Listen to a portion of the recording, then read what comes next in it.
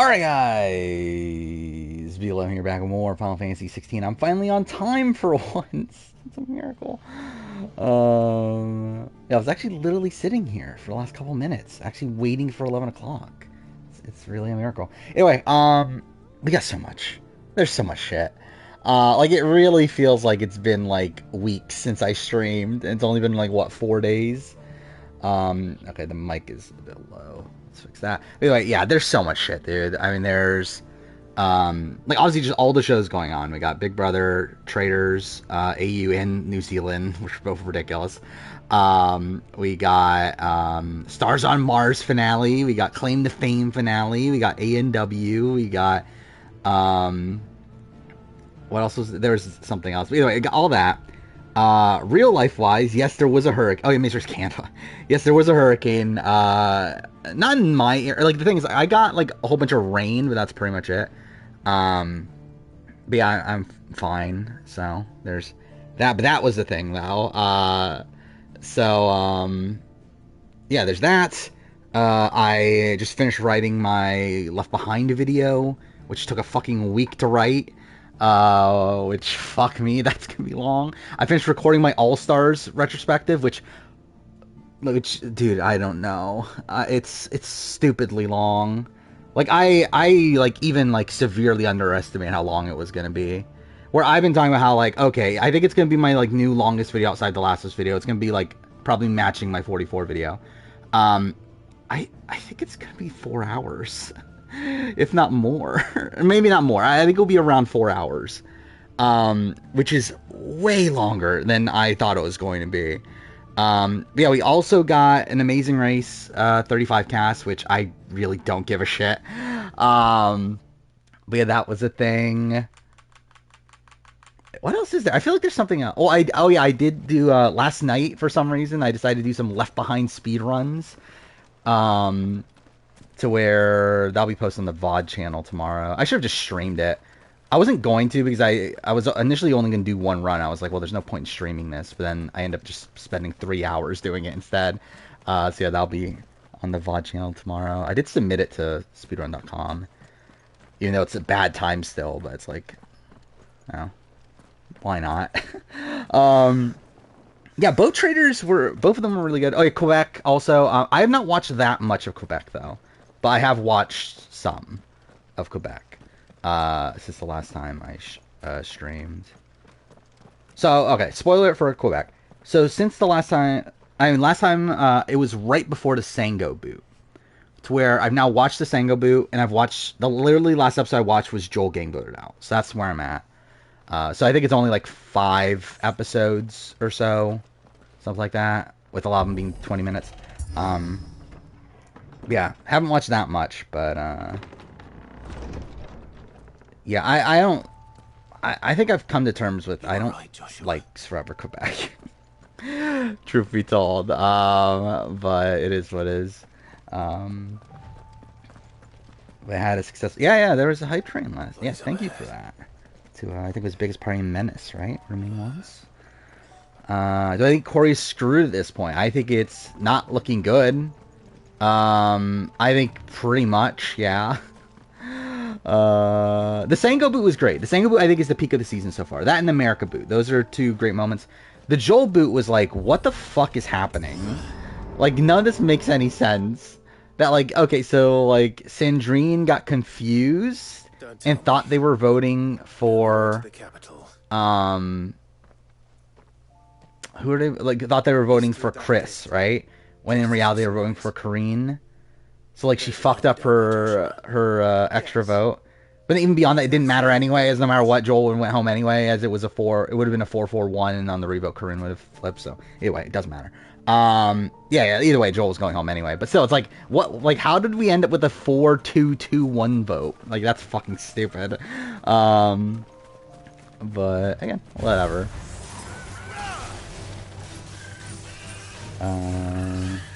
Looks like a lot of people are getting really low on the Traders AU Thursday. I thought this was some of the best TV I've watched in a while. So yeah, I love the Traders. It was like frustrating as shit. Like, it was idiotic, like what they were doing. But it's like, this is incredible TV.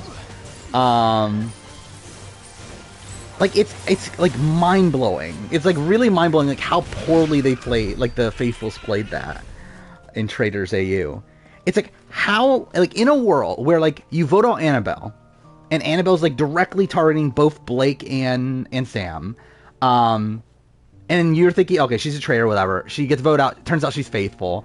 And then Luke is literally saying, okay, they're gonna murder me tonight, and if I get murdered, you know it is Sam and Blake. He gets murdered. They're like, you know what? We don't think it's Sam and Blake. We're gonna vote for other people. It's like, what the fuck are you doing? It's like mind blowing how idiotic they're playing. And like I think I put that in the stream title, that there's a lot of terrible gameplay, because like I've watched so much terrible gameplay since the last time I streamed. It's really ridiculous. Like from Traitors AU, Big Brother is like, what the fuck is like most people doing at this point? You have Survivor Quebec, where I also don't know why the fuck people are doing what they're doing there. I don't know, I've just watched like a lot of shit gameplay since the last time I've streamed. Yeah, it's like, who's playing well this week on Big Brother? Like, is anyone actively playing well? Like, maybe, like, debatably Matt? Debatably Mimi, maybe? That's pretty much it, right? Like, Cerise's obviously still in the best position, but she's not, like, actively playing well. She's not playing terribly either, to be fair. But, like, she's not, like... I think she is trying to do a move that's not in her best interest, but now, like, Blue... They're not voting out Blue anymore, right? So it's, like, that is in her best interest. So it's, like, she kind of, like, fell backwards into her ideal move. But, yeah, you have, like, Red and Cameron both playing terribly. Jag played terribly. Blue is playing terribly. Corey and America are both playing terribly. Yeah, it's like, what are most of these people doing at this point?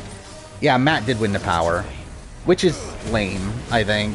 I mean, it's just gonna be, it's giving Suri more power. Which, yeah, I mean, it's just gonna keep the status quo. Maybe they'll save Jack tomorrow. Oh yeah, Jared too. Yeah, Jared's playing terrible too. Yeah, just no one's playing well. Thoughts on Mayor Corey? I really like America and Corey. This is something I did. What night was that? Was that Sunday? The night when they were in the hammock. Actually, the night when the condom gate happened. I was watching that on feeds. And, yeah, I genuinely really like America and Corey. And I hope it works out for him. But also, it's like, it is, like, sinking Corey's game, though. Which is a shame. Bowie Jane is there. And that is also a thing.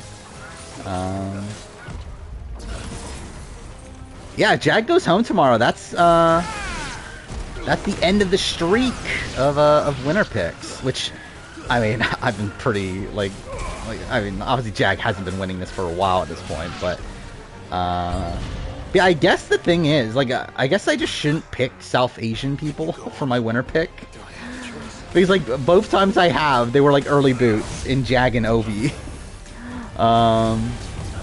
So I guess maybe that's I don't know. Maybe not a good sign if I'm liking a South Asian person in the preseason as a winner pick, I should clarify. Yeah, Bojane, she's not on the show, at least. Actually, too far, she's barely on the feeds, too, right? Yeah, so she is, like, barely there.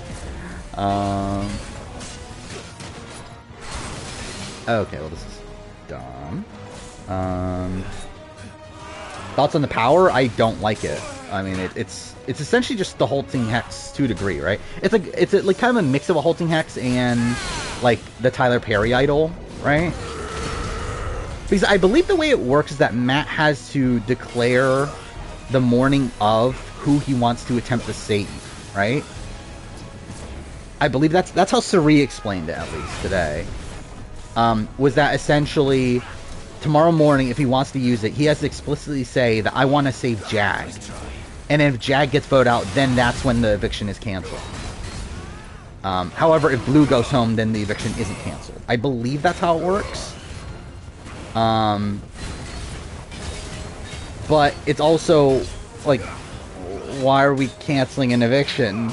Like obviously like schedule is the big reason, but like yeah, I obviously would prefer if we didn't cancel an eviction. That'd be cool. Yeah, I mean, yeah, if Jag goes home, you did pick the second, third, and fourth boots. So, good on you.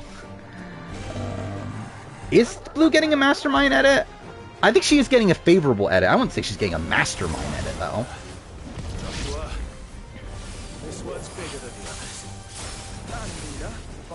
Advantage has to be in response to the dude going home first week. Who are you talking about? Oh, you mean Luke? I don't think so. Because either way, they needed... Because I said this before. My assumption of what happened is that I think the plan was to have 16 people from the beginning. And then they probably recognized relatively late in the process that they could get Suri. To where they decided to just, like, add Suri in. And, like, when Luke got ejected, they kind of just went back to their original plan. Because why would they go through with that eviction then? Oh, yeah, I have no high potions.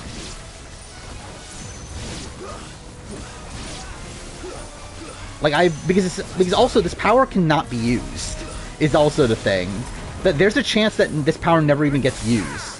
Which means that they're essentially putting in the player's hands. God damn it. Which, again, if production really needed that badly to add another week, they wouldn't do that. So I don't think this has anything to do with the Luke ejection. I know that that's, like, technically the response, right? Because, like, every time they have canceled the eviction before, it was when the person that went home was a potential boot for the week. But also, I don't care. Like, I think they should have canceled it anyway. Because it makes for better TV to cancel the eviction in that situation. As it would have been a lot more interesting to keep Kristen in the game. Or Kirsten. I love how I say Kristen the time that it actually is Kirsten. But yeah, I think it would have been a lot more interesting to keep Kirsten in the game in that position than to get rid of her. But it is what it is. Matt should blow up the game so he could use the power on himself. No. Like, why?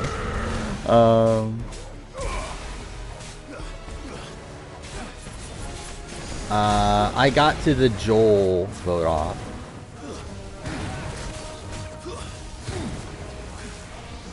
Yeah, I would have preferred him. Oh, okay, I'm gonna die. Cool, well, that's great. But yeah, I definitely would have preferred it if Corey got it a lot more. I think that would have been a lot more interesting. To be fair, at that point, that means they'll more than likely be used. Actually, I don't know. I guess next week, like, the target is Cameron, right? Next week over Corey, but there's still, like, a chance Corey could go home. Because, again, like, the power also is gone next week. It's only available for 2 weeks, which makes you question why. Like, I don't get why that's the case. That it's only good for 2 weeks. Like, I assume, does that mean that, like, the third, like, 3 weeks from now is going to be, like, a split house or something to that nature? Like, a position where you can't really use the power? Is that why it's only 2 weeks? Like, it feels weird that it's limited to only 2 weeks. Which, I mean, to be fair, again, they had, like, powers in the past that were limited in that way. I just realized this sent me really far back, didn't it? But again, you would think that they put this in because they needed, like, an extra week at some point. So it's like, you would think that they would want the power to be used?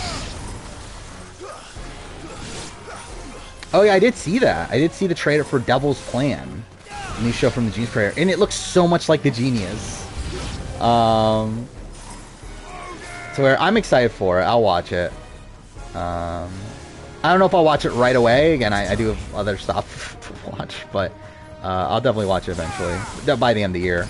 Comes out, what, September 26th? Speaking of that, One Piece comes out tomorrow. Technically in, what, like 4 hours?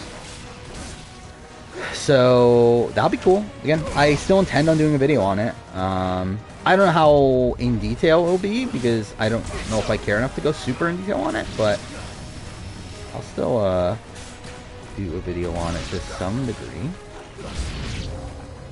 Which, yeah, I'm just interested in seeing how it goes. Because it seems like it's getting good reception from, like, critics and stuff. And, like, the clips I've seen are, like, really interesting. Like, I mean, it's like, it's just gonna be like really bizarre seeing this like brought to life, like in a live action show. But again, I'm still really interested in it. Watch the first episode before I go to bed. I could do that. Too bad I've gotten like no sleep in the last couple days, to where I don't know.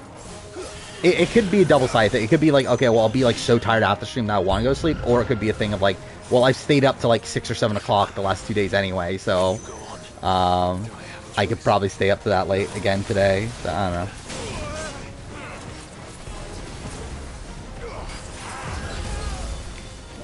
Thoughts on Nicholas Fu? It was whatever. I mean, it was like obviously tribal immediately after. Obviously, he gets taken out due to a split vote, so it's like, I don't know, it's whatever. Yeah, I literally stayed up to 7 a.m. last night. Well, too fair, that was the hurricane played a factor into that. But even like the night before that, I stayed up to like almost 6, right? Something like that. Yeah, my sleep schedule is like completely fucked again. I need to fix it. Oh, I remember. Actually, no. I remember why though. The reason I stayed up till 6 is because I recorded the fucking All Stars video. Like I kept on like getting to like the end of an episode. And I was like, I really should go sleep. But also, I want to get this out of the way. So I kept on like doing one more episode, then one more episode, and like just somehow it got to like 5. And I was like, fuck, I need to go to sleep, and I just like couldn't actually fall asleep for a little bit more. But yeah, dude, the All-Star retrospective is gonna be so long. Like, it's disturbing how long that video is gonna be. Wait, I just realized they restocked my potions for some reason.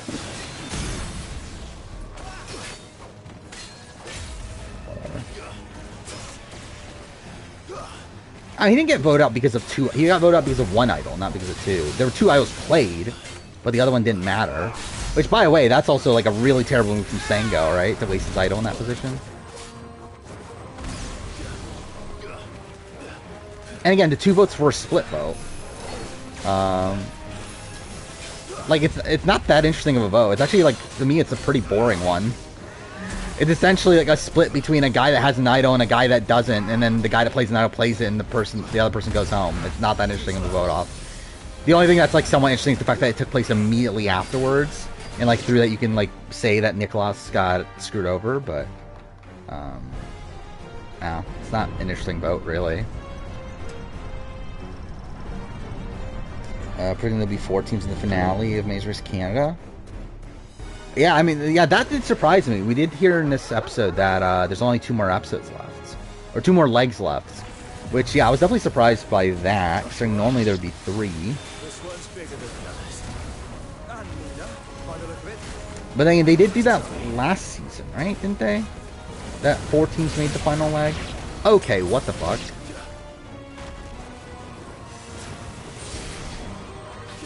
For the Maze vs. Asia video? I did rewatch it, actually. Because I was like, you know what, I should refresh myself on Maze vs. Asia. And I rewatched it and I realized, wow, I have like no memory of any of this. Like, the video was made like almost exactly a year ago. I believe it was September of last year.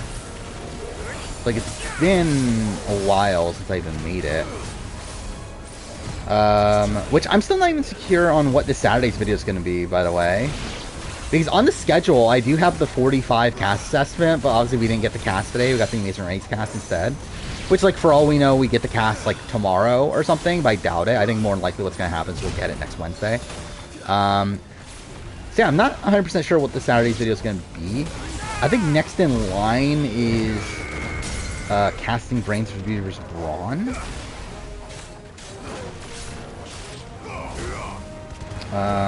So that might be the Saturday's video, but it's not an exciting video at all.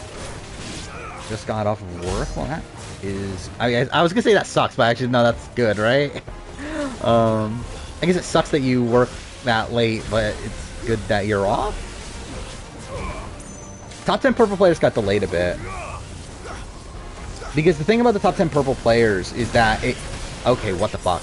Is that, I don't think it'll get outdated. Because I I think it's like almost like impossible for someone to get that fit into my rules of what makes a purple player on 45. So I believe that video got delayed till like January to fit in these videos that like need to come out this year. Actually, I believe that got kicked out for the what if medevac players return the following season or whatever that video is, which will be coming out the Saturday before the premiere, I think.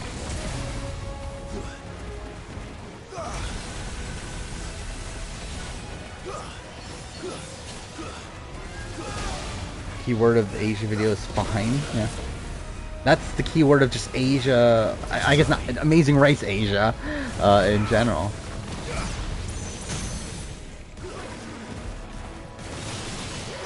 I've never watched the Mad Rose thing.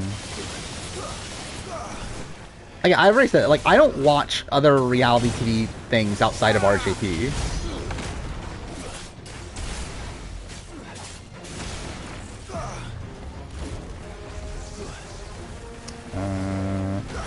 I barely remember the co-host for Alan at this point. Like, I know what she looks like and everything because like, she's on the thumbnail. Like, I've seen her image. But, like, I don't even remember how she was as a host.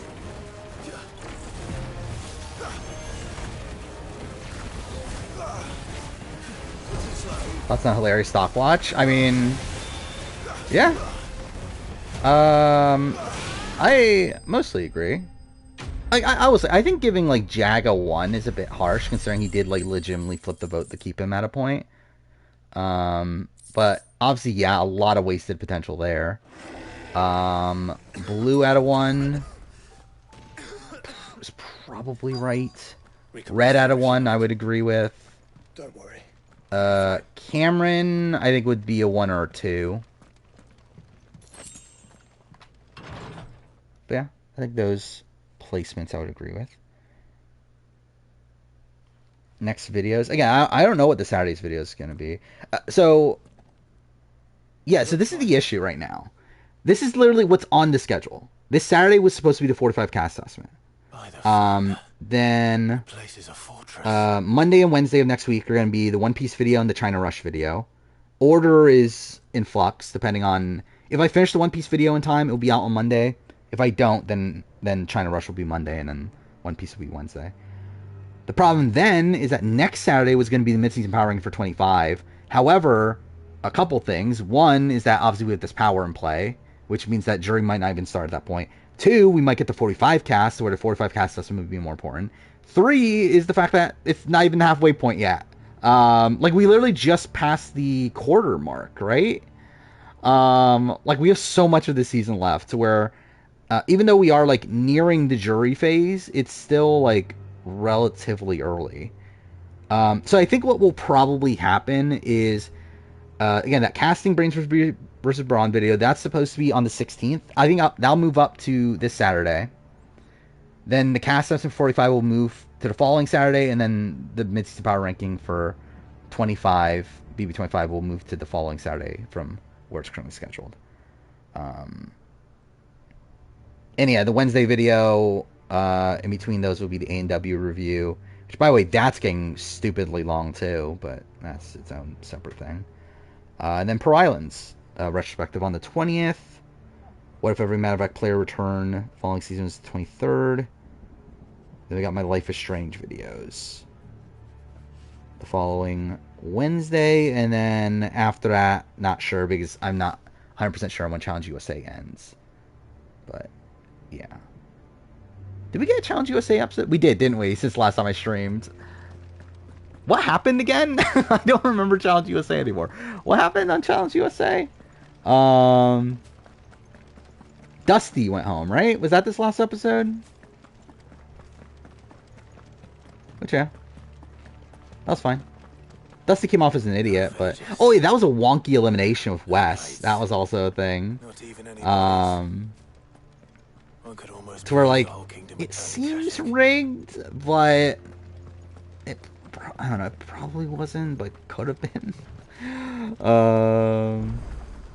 By the way, I believe that's the last Saturday or Saturday, so last Sunday challenge episode, right? I believe from this point on, it's only once a week. So,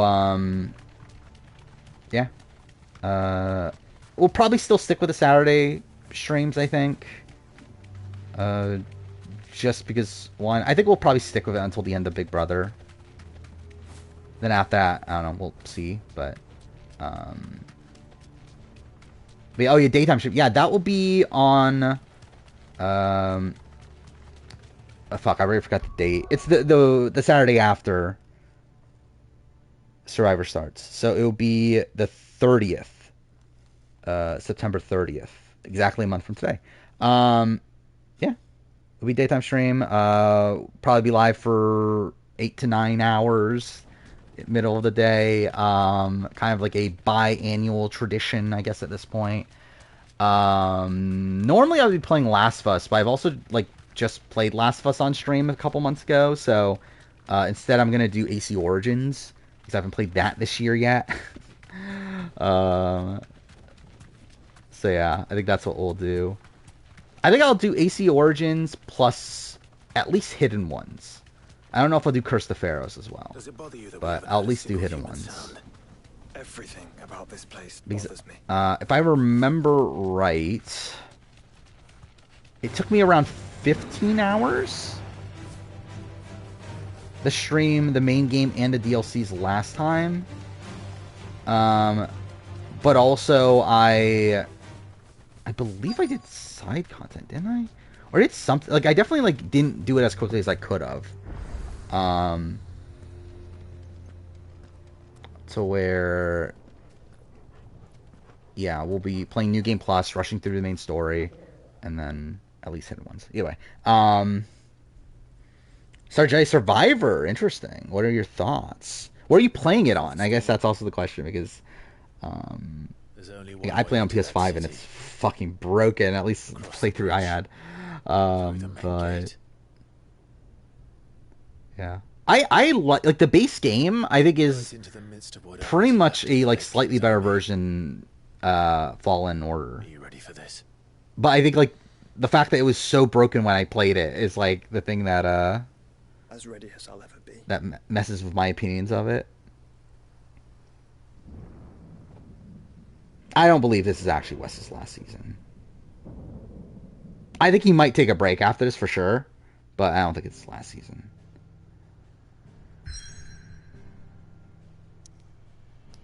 Play One Piece Odyssey. I don't even own One Piece Odyssey yet. I'll probably play at some point. I really don't care about Maze Race 35, to be honest. It's like those changes that they're making do seem like good changes. Well, yeah, we are getting U-turn back. Express Bus, I really don't care. Like, that's, like, such a nothing thing to me. If they brought back the Fast Forward, I think that would be cool. But they're never going to do that because that costs more money. But yeah, U-turn's good. No non-limbs, good, but also it's not actually going to be, is it? It's just going to be the continue racing thing, which is, like, it's pretty much the same thing. PS5, it's fine. Not really gripping me as much narratively. Get lost a lot. Yeah, I always have done that in the Jedi games, but I think by the end I was pretty, like, content with it narratively. Like, I thought it was So do I. A bit more coherent than the original game to a degree, where it felt like there's more of a purpose is maybe the why I should, because, like, I feel like my complaint of Jedi Fallen Order is that by the end of it, it's like, yes, I get, like, the Arc de Cal, like I get it, but it's like also, like, it feels like there's not really much progress that happens throughout that story. Where I feel like Jedi Survivor at least does a lot to, like, expand on, like, Cal's character.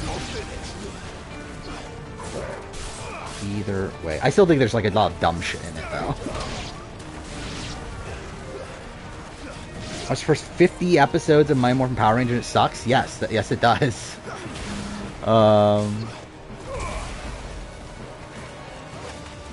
Like, Mighty Morphin has never been that good. And even then, if you're, like, looking at it from not a Power Ranger perspective, then it's like almost all Power Rangers is shit anyway.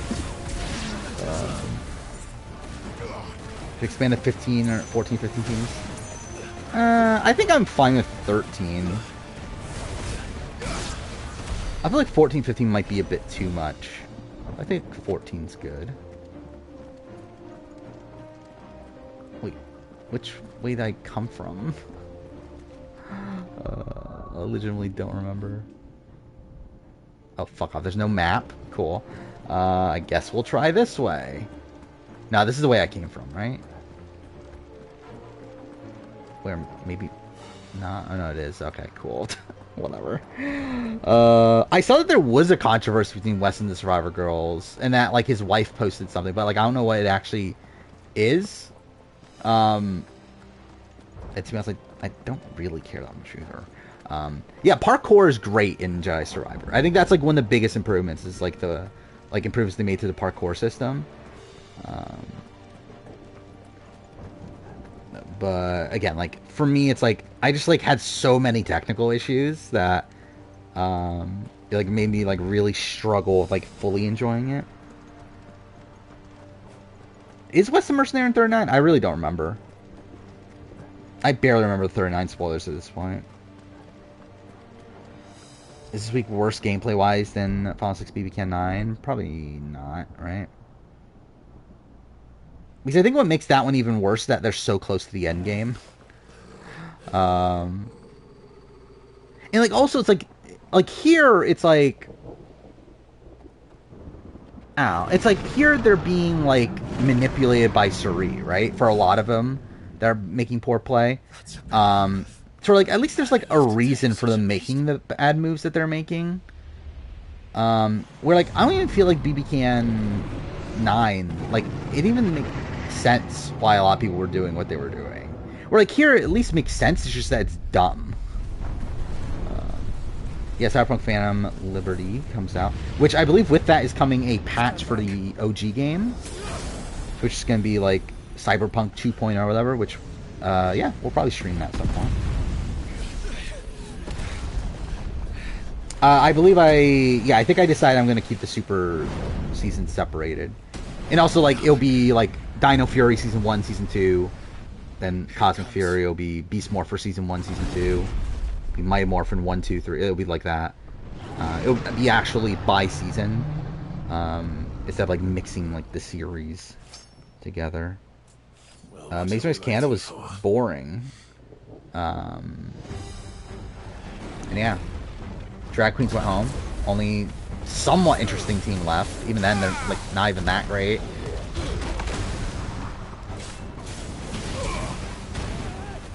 Yeah, I did see that too. That yeah, supposedly production recommended BB Can 6 again.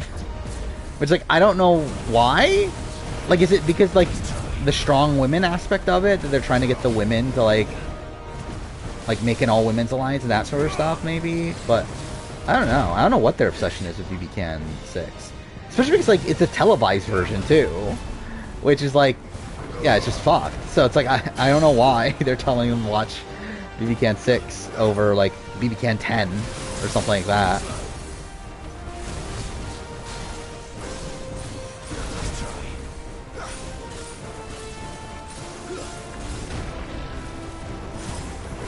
Yeah, Samurai and Super Samurai are going to be separated. Mega Force and all the others.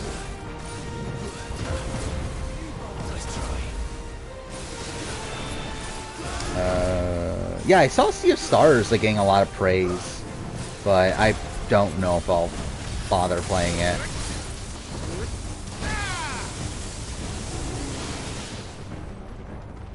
BB Can 4, I think if you want full chaos, like again, like BB Can 10, I think is the definitive one to show, right?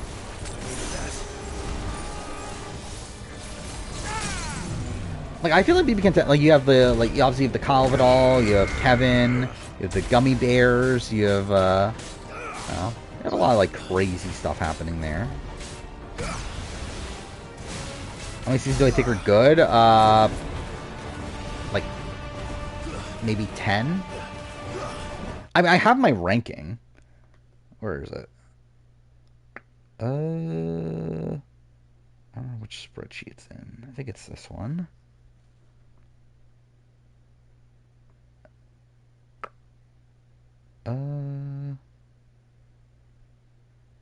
Is this my actual ranking? I don't even think this is my actual ranking. Why do I have this saved here? um. Okay, well, where's my actual ranking? Either way, like, I mean, I think, like, yeah, it's probably around 10 seasons that are good for Power Rangers. Maybe you could branch it out to, like, 13 or so. But I think it's less than half. Because by Cosmic Fury, there'll be 30. I mean, like, I guess it's like good is like also like kind of a weird word, right? Like I think the ones that I like think are legitimately good, like Lost Galaxy, Time Force, In Space, SPD, RPM, Ninja Storm, Lightspeed Rescue, Dino Thunder, Jungle Fury. Wild Force, I think, is the point where we're getting to okay, this is like kind of good, but kind of questionable. And I have that like Turbo, Mighty Morphin 3, Dino Fury 2, even Beast Morphers 1 and 2, I think is fine. So that's like half the seasons. I think half the seasons are like at least like good.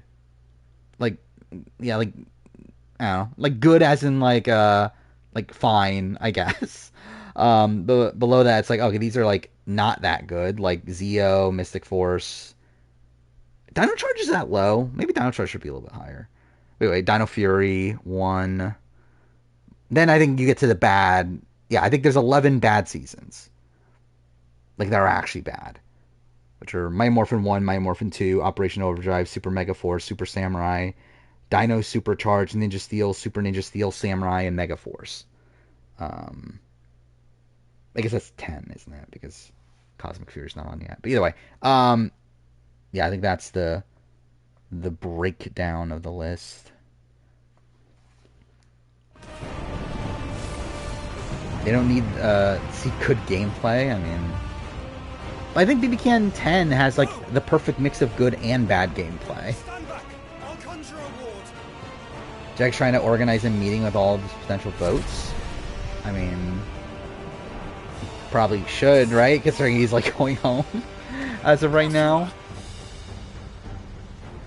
Gumball's power ranking: Suri, Matt, Felicia, Izzy, Nicole, Jared. See, I think this is so. Where are you ranking? Are you ranking off of gameplay, or are you ranking on like positioning? Because if we're ranking on positioning, I think Jared's number one at this point, which I think people don't want to hear. But like, Jared is by far the most likely winner of this season, and I don't even think it's close. Now, is he playing well? No. But I think Jared is like by far the best position player at this point. And then Suri too, obviously, and then after that, it's like I think Matt actually probably is 3, isn't he? Felicia, I think I would have Nicole above Izzy actually, and then I would have Corey lower. Yeah, I would have like probably Bowie, America, then Corey, then Red, Cameron, then Blue and Jag. I think it would be my current ranking. As in, I literally made this like a few hours ago, and I think that's what I did.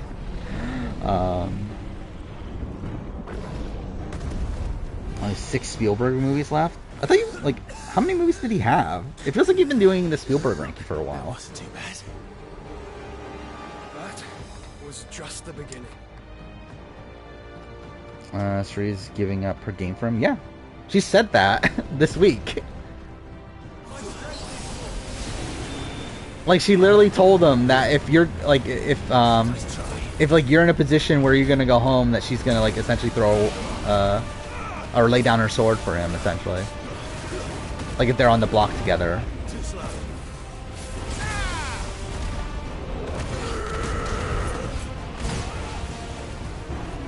But yeah, it would be a travesty. But it also is probably going to happen now. 36 movies. That's quite a bit. How many movies does he make a year then? Like, does he have one like... like every like year and a half or something then? Like how do you make that many movies? Oh, I thought that was super funny. The Jared not knowing it was golden. And like he'd even like look at the prompt. It's like, how are you solving this riddle but not even bothering to look at what the riddle is? No, that won't happen. Again, like I've said this before, like at the end of the day, it's like they're playing as a duo. Like the goal isn't to get like one specific person to win necessarily, especially when there's the chance that they could both get to the end together. I think the thing is that, okay, if Suri or if Jared is going home, that's when Suri is going to be like, well, I would rather I go home than Jared. But it's not like she's going to just intentionally lay down her sword for Jared to win. Because obviously the ideal is that they both get the final two together.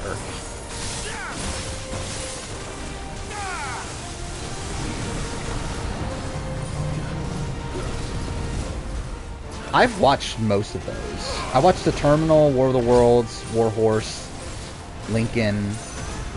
Did I watch The Post? I don't even remember if I watched The Post. I feel like I did, but I might not have.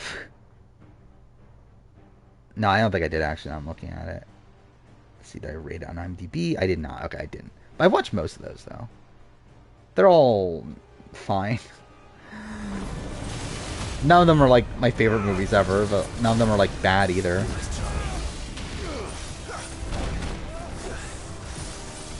Do they get Suri Felicia battle could happen? I mean, down the road, potentially. Not soon. I think maybe, like, final, like, 7. And by a Suri Felicia battle, it's essentially just Suri getting Felicia out. I think more so than an actual battle. Now, Parasite still hasn't arrived yet. I forgot when it's supposed... like, even when I ordered it, it wasn't going to arrive for, like, 2 weeks or something dumb like that. But I believe it got bumped up to where it might be on Monday? I believe? Yeah. Tuesday, actually. So, yeah. Again, don't even know if I'm going to be able to watch it right away. But, again, I'll watch it eventually. I need to finish Quebec. I need to finish Survivor Quebec. And then, and like the thing is, like the One Piece series comes out tomorrow, so that'll be like what I'm watching pretty much until I'm done with that. Then yeah, finish Survivor Quebec. Then, at that point, I debate: do I start watching things for videos again? Because I still need to watch Total Drama Action and BB5 and Mighty Morphin Season 2. So, yeah, we'll see if I do that right away or later. We could do drops eventually. And don't have any, like, set up right now.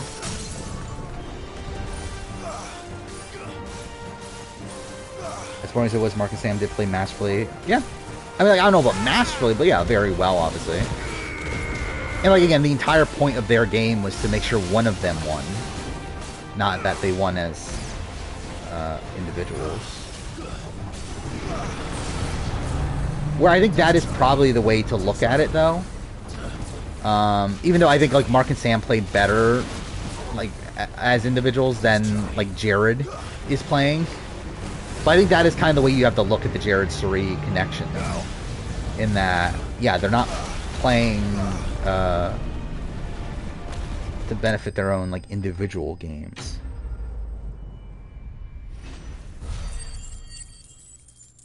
What makes Mighty Morphin 2 bad? It's a lot of filler, and like nothing happens, and like the stuff that does happen was like because production fucked up essentially. Where like yeah, they like bring in new Rangers after Jason, Zach, and Trini leave, but like that's because they didn't want to pay them. So they fucking quit the show, and they were forced to bring them in. And even then, they like dubbed over their voices for a few episodes and pretended like they were still there. It's bad, dude. Mighty Morphin 2 is bad.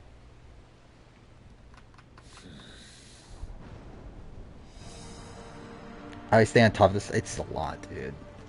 There's way too much stuff going on. Again, that's why I haven't watched a lot of Quebec, is because like there's just been so much like to watch. we're essentially now, my Mondays are just watching new shows. Like, that's essentially my Monday at this point, where it's watching the Sunday night episode of Big Brother, then the Sunday night episode of Survivor of The Challenge, then watching Traders AU, then watching Traders NZ, then A&W, then yeah, yesterday on Tuesday I watched the Claim to Fame finale. I watched the Stars on Mars finale. I feel like there was something else I watched. Anyway, today was Amazing Race Canada.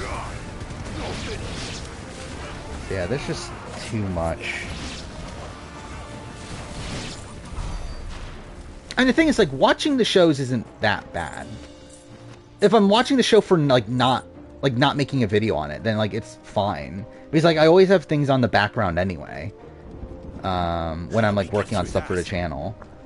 It's just like with this situation, it's like, okay, it's like a new show that's on instead of like a live stream or like something old that I'm watching. So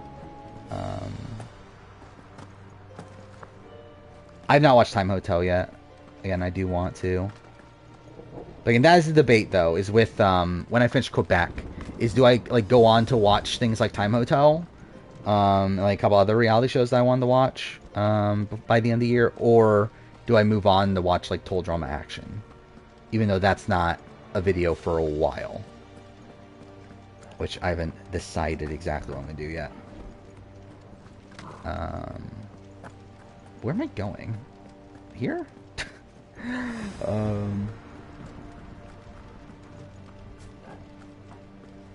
But yeah, we haven't talked about Claim to Fame yet. Went pretty much as expected. I would say for a little bit, I actually thought, is Monet gonna win this? Which I feel like we haven't talked a lot about Monet on stream. Because like, I feel like a lot of the talk on stream has been like Chris or Gabriel. But actually, like, for the last few episodes, I've been higher on Monet than Chris. But I actually thought for like during the first half of the finale, I was actually thinking like, wow, is there actually a way that Monet's gonna win this? And then, no, she doesn't. But yeah, it was a good finale. So I did add it to my list of reality shows, and it's currently number 3. It's very, very good. I thought it was a good season. I thought it was a better, like, I thought it improved upon season 1 in like pretty much every way. Like, I have it above Survivor 44. I have it above BB Can 11. So, yeah, I really liked it. And I think, like, Traders NZ, Traders AU, I think they're also going to be above Survivor 44. Like, I think they're going to be alongside Claim to Fame. I did put Stars on Mars also on the list, which is at the very bottom. Which is about right. Something Evil is the worst. I never even heard of that. I didn't even know that was a Spielberg film.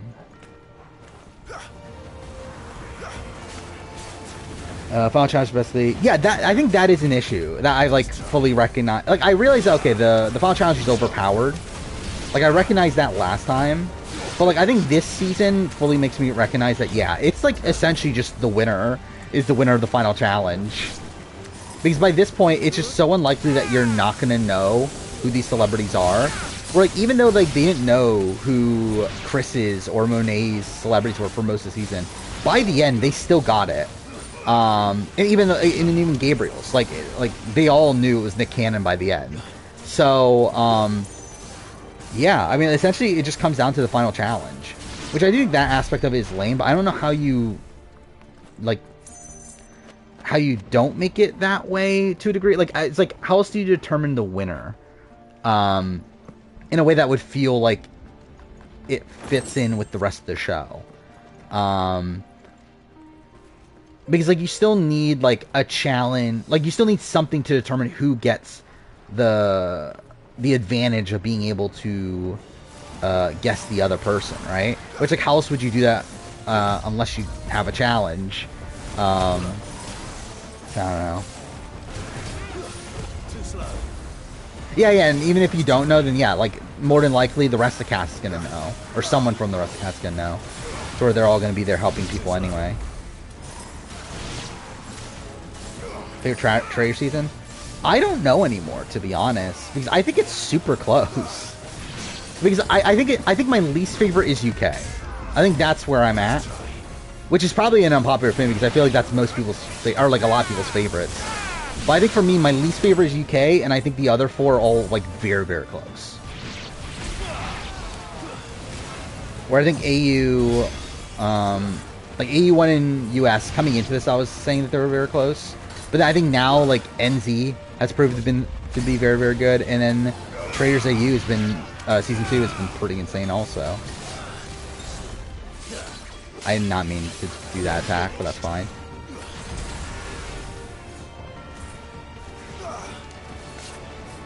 I think, like, AU2 is more explosive than AU1. I think I enjoyed the storytelling of AU1, especially by the end of it, a bit more. But obviously, like, we're not at the end of AU2 yet. So, like, maybe... Like, if Sam ends up winning this season or something like that, then that's ridiculous. And, like, that might be enough to keep it at... Like, to make it new #1. But I think, like, more than likely what's going to happen here is that, like, if anyone wins, it's probably... Like, if any of the traders win, it's probably Blake. Which, like, that's not super interesting. And then beyond that, it's like, okay, well, the Faithfuls can win. That's also not interesting. So, like, I'm kind of, like... I don't know. Well, I'm interested in seeing how the season concludes to, like, fully decide if this is better or not. But I just think the conclusion to AU1 is, like, probably the best, like, moment in all of Traders so far. Yeah, and NZ's been, like, a consistently great series. Where it's, like, it's like kind of the first time that we see, like, the meta of the show kind of be tested, which is weird considering it's season 1 of a series, but, like, it very much feels like, yeah, these people have watched AU and UK and whatnot and have learned from it. Okay, cool.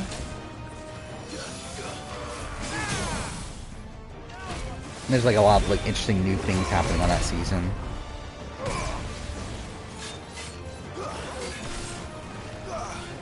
Annabelle was a queen until she was a Luke stan. Yeah. I think Annabelle's still a queen, but... Yeah, probably would have been ideal if she wasn't a Luke stan, though.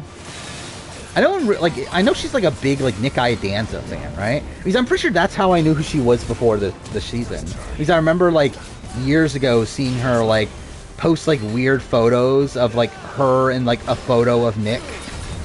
Like, as if they were, like, dating or something. I'm pretty sure that's her. Nick, Nick, the from Australian Survivor, from the first season of the reboot, and from All Stars.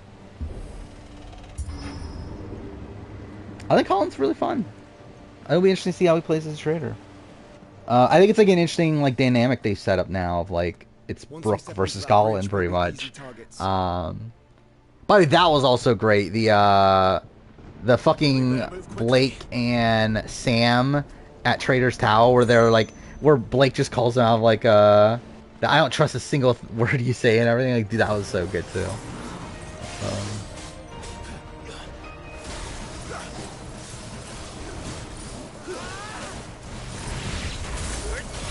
Oh, you've only watched Here's Villain? We should watch other seasons.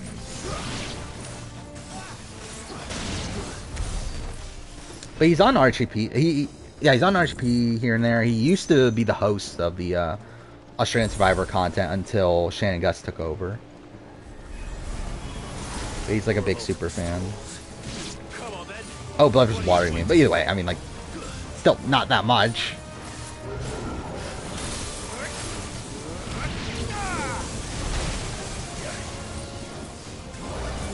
Yeah, that was a funny moment. Like, I think Sam's just such a great villain. It's like, yes, he's hamming it up, and, like, yeah, people can see him as unlikable, but I think he's, like, really, really great TV. And again, it's like, I think it's the best of both worlds, where, like, if he wins, like, that's a ridiculous storyline of Sam winning this season. But if he loses, it's still pretty glorious downfall as well. I've never played KOTOR. Well, I've played KOTOR, but like not more than like an hour. So I don't have any input on a KOTOR party member ranking. I do regret not doing a Red Dead, or I guess Red Dead gang member ranking. I should have done that.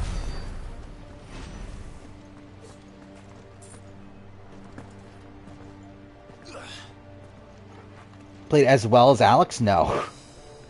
It's pretty much, yeah, it's like what's making these trader seasons so great is that everyone's playing terribly.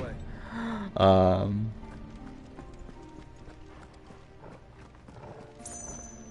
reminds you of Fair Play. I can kind of see. I think Fair Play's a bit more like into the personal attacks, though, right?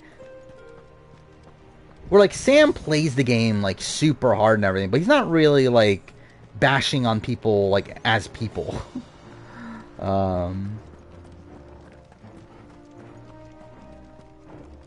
I could see it in the sense that, yeah, they're obviously like hamming up a villain character. What is this? BD updates.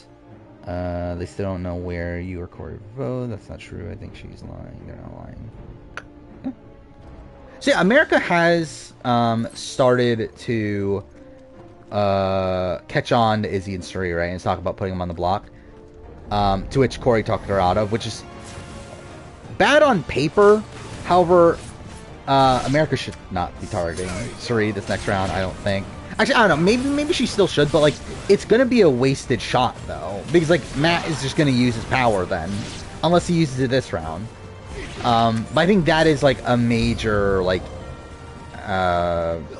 worry right now for like America and Corey, is that even if they were to want to go against Suri at this point, because of this power, they can't really.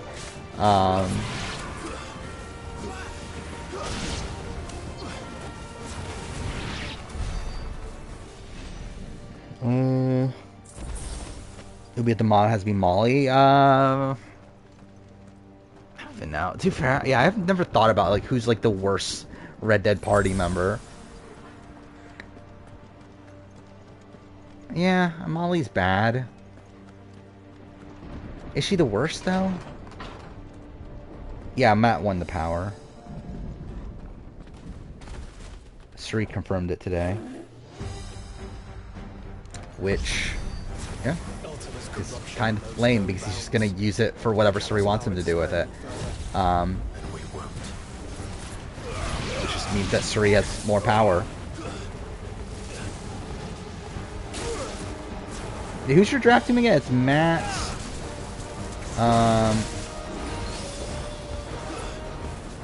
Who else is it? Because I remember the other, like, Lion Mountain's team is Corey, America, and Bowie Jane. So then you have the three other people that I'm like not thinking of. Because I remember like everyone's team but your team, and like your team's like the leftover. Okay, Cameron and Felicia, that's what it was. Yeah, I mean like Cameron's obviously like pretty much a goner, but like, yeah, Felicia and Matt, it's pretty good.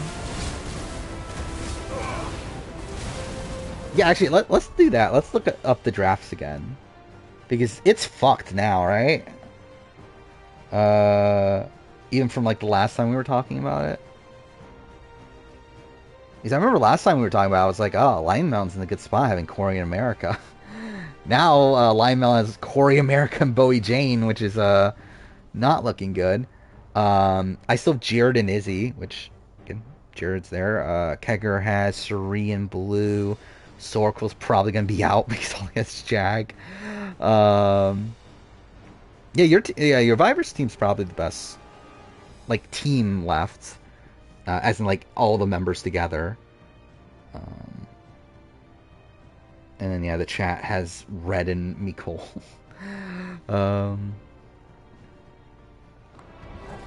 Yeah, that's what I was saying. Like, you had a pretty good team, like, a week ago. And then that went to shit. Oh, yeah, I got both of Suri's kids. Thank God. See, I went I almost went all in on the Fields family. Only I could get Suri herself, and then I would pretty much have the draft won.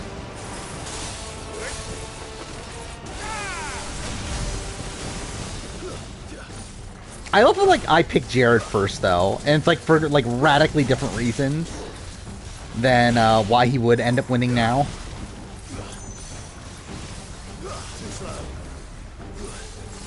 I'll say Suri is Felicia the best older woman to play the game, probably, right? I don't remember who the other ones are, but I would I'll definitely argue it. I have Sheila at number 100. I remember all my players of all time list. I think Felicia's gonna be above Sheila. I mean, I guess it depends on like how the rest of the game goes, because like at the end of the day, Sheila did make it to Final 3. But if like Felicia's like a big jury, like more than likely Felicia will be a big jury threat. I think people do respect Felicia in the game. And like she's already thinking about like that Suri is not as trustworthy as she believed and everything.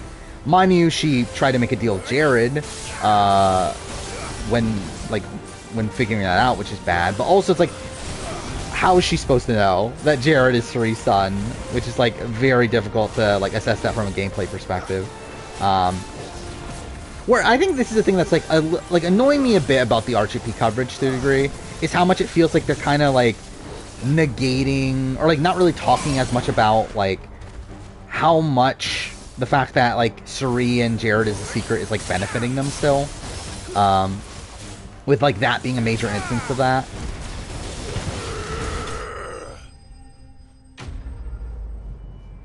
Core America is probably one of the most wholesome showmances. Well, yeah. Again, I genuinely enjoyed watching them on the feeds that one night when like they were in the have-not room or whatever.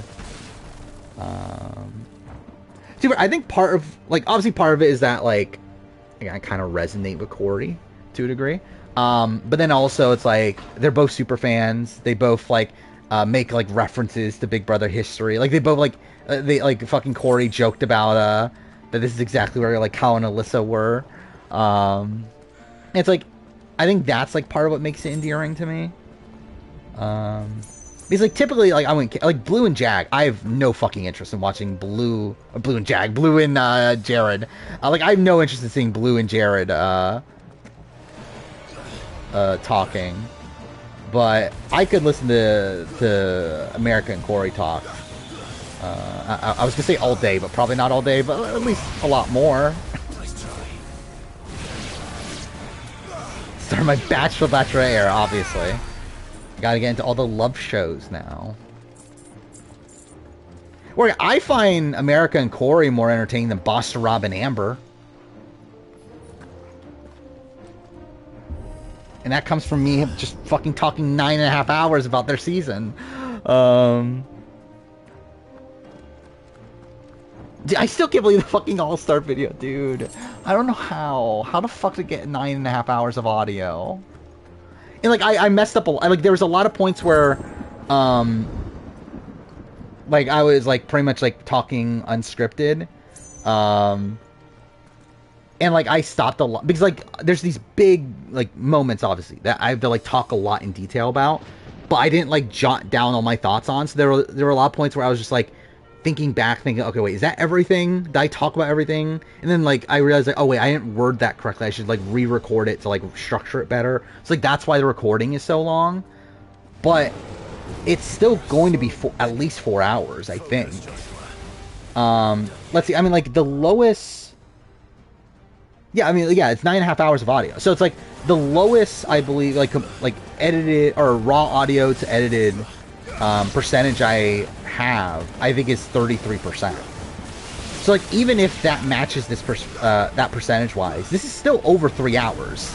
Like the video's still gonna be over 3 hours. So it's like I feel like this is gonna be a 4-hour video.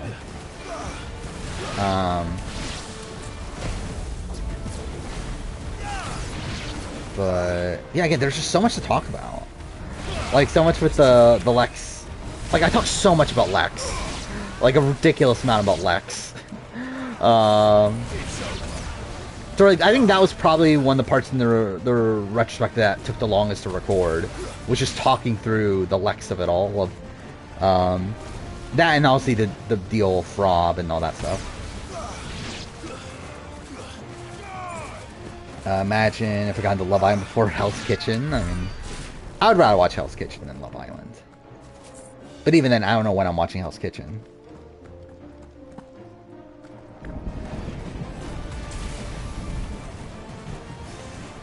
I was looking for the 45 review. I mean, we'll see. I think it will, like, it'll be long. Especially because, like, we're getting 90-minute episodes. Which will mean that there's obviously going to be more content to talk about. Again, we'll see how much new there is to talk about, though. But then, I thought the same thing of 44. I was surprised 44 ended up being as long as it was. So more than likely, yeah, it'll probably be long. I don't really have a limit. It's just that I'm going to talk about everything I want to talk about. And then it just ends up being what it is. Which, by the way, also, Left Behind, where I mentioned that I finished writing that right before stream. And that's stupidly long, too. I have 16 pages of notes, essentially, for Left Behind. I think it was 16. Actually, let's look this up again. Which, to give context, the Survivor All-Stars script was 22. This is also a big distinction, though. All-Stars was not a script. It was bullet points. In comparison to Left Behind, which that's actually more of a script. I actually wrote a lot of it out instead of just putting bullet points, just because I feel like it's gonna be tougher to do that one if I don't fully write things out. But I believe it is 17 pages, right? How long is it? Or 16? 16, yeah, 16 pages, I mean. Yeah. So, we'll see how that goes. I mean, I'm worried it's gonna be too long. Because I really don't want it to be, like, well over an hour. I think it will be over an hour at this point. I think that's solid. I don't want it to be, like, 2 hours, though. I think that's stupid. I would make a 2-hour Left Behind video. But we'll see. Actually, I want to look this up real quick. How long was my Life is Strange video? Or my Life is Strange script? Because I think that's maybe a good one to compare it with. There we go. Life is Strange 2. That was only 13 pages. Shit. And that was over an hour. That was an hour and 3 minutes, I think. Yeah, so this is going to be like an hour and a half. I guess that's fine. For Left Behind. 20-hour Persona 5 retrospective. I can't do a Persona 5 retrospective. It's too much. I know Lasers is going to do it. He already mentioned that he's going to do that next year. Of like a fully in-depth, like talk about every little thing in the game. So I'll let him do it. Because he'll do it better than I would anyway. I wouldn't be opposed to redoing my Persona 5 video at some point though, but I'm not going to make it that long. I am probably going to redo my Last of Us 2 video though, which I'm so worried about that. I have it on the schedule for 2025. And like I'm thinking of splitting it up into 2. Just because like I feel like it's going to be so ridiculously long if I don't. And, like, even if I do, I mean, even, like, because, like, obviously the original Last of Us video was 6 hours. And, like, Left Behind is, like, an hour and a half or so, probably.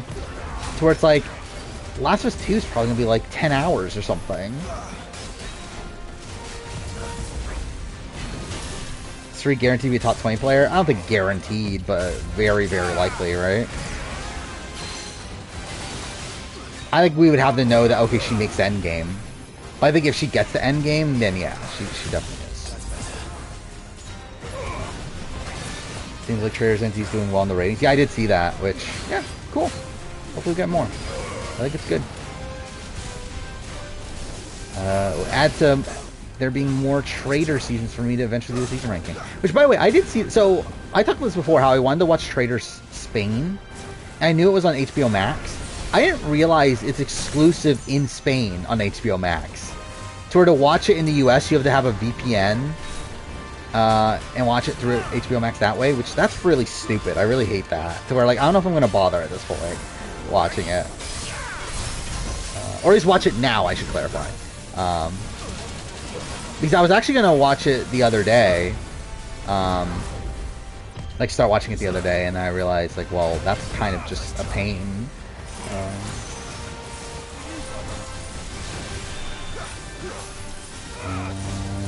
Watch a little bit of the Jordan Fringe video. Talk about challenge more than anything. Yeah. Like, it's such a... Wow. Like, it's such a nothing video, really. It's essentially just a, like, full-on, like, series recap. More so than, like, an actual, like, retrospective. And even then, he recaps, like, all the shit things about Survivor. And, like, doesn't actually talk about, like, the things that are, like, interesting about Survivor. I would say Endgame is top 7. That's usually what I look at as Endgame. Or I should say, probably, yeah, top 6. I think after Final 7 is what I look at as Endgame.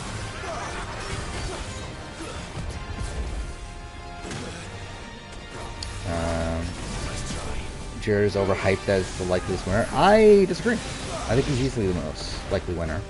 I think him and Suri. I think considering the fact that Suri's willing to lay down her sword for Jared. That and also Suri also has a much bigger target to where by the end of the game I think they will be looking at her as a threat. In the same way that they do on most other seasons that she's ever been on.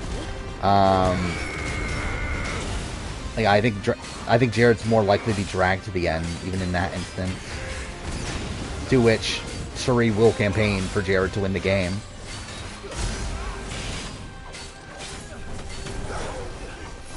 How bad is Corey for telling Izzy that America will not? Did he tell her? I thought he told her that she wasn't going to. But did he tell her that? Because if he didn't, that's fucking stupid. But I thought he was defending America earlier today.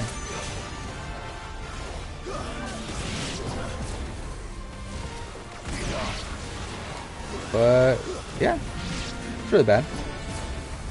Yeah, Corey trusts Izzy way too much. And, like, I don't fully get why. I mean, like, the thing is, like, Corey's looking at Izzy as, like, an actual rational player, right? And he's not recognizing that Izzy doesn't care about winning the game and just wants to go to the end with Suri. Because, like, if Izzy was actually trying to win the game, then, yeah. Like, she should be working with Corey, and that she would have no reason to go against Corey and everything. But, like, he doesn't recognize that she isn't trying to win the game.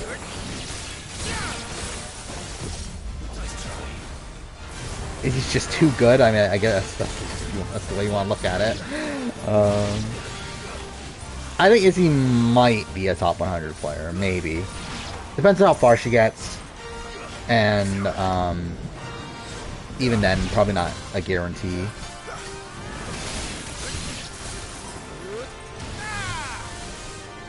Like, I think at this point, the people I'm looking at are, like, Suri's definitely top 100. Felicia is very likely.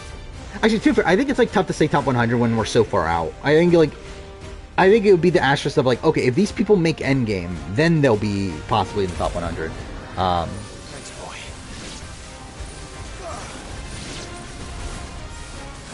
But, yeah, I think Suri, Felicia,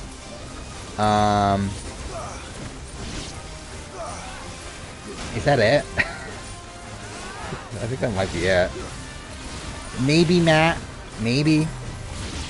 Probably not even then. As of right now, I think he needs to step up his game a bit. I would not clarify Jared as top 100 player right now.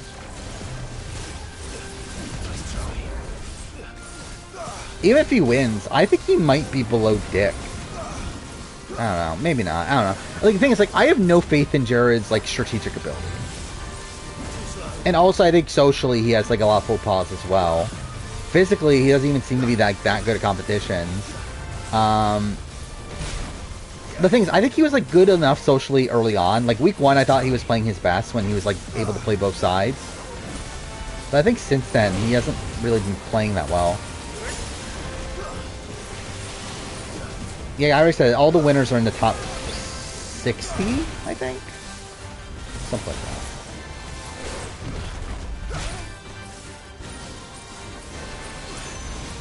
Okay, this I'm getting damage.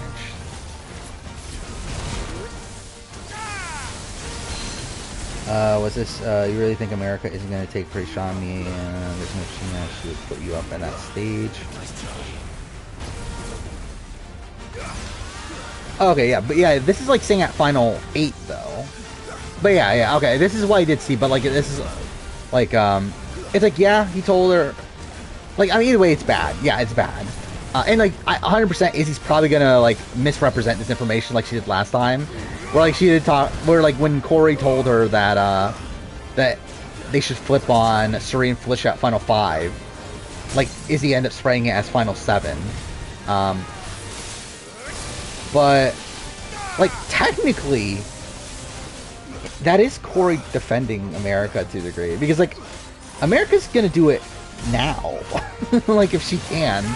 Like, he's technically, like, in a way, he is technically lying to Izzy. It's just that he should be lying to her more. Okay, what the fuck? That almost killed me.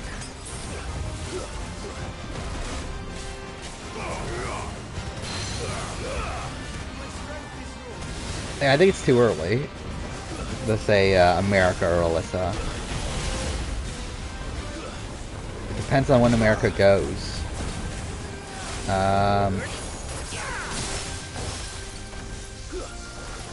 But no, probably the answers are going to end up being Alyssa, though.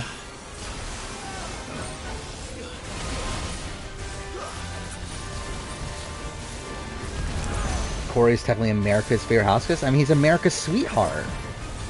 You hear him say that?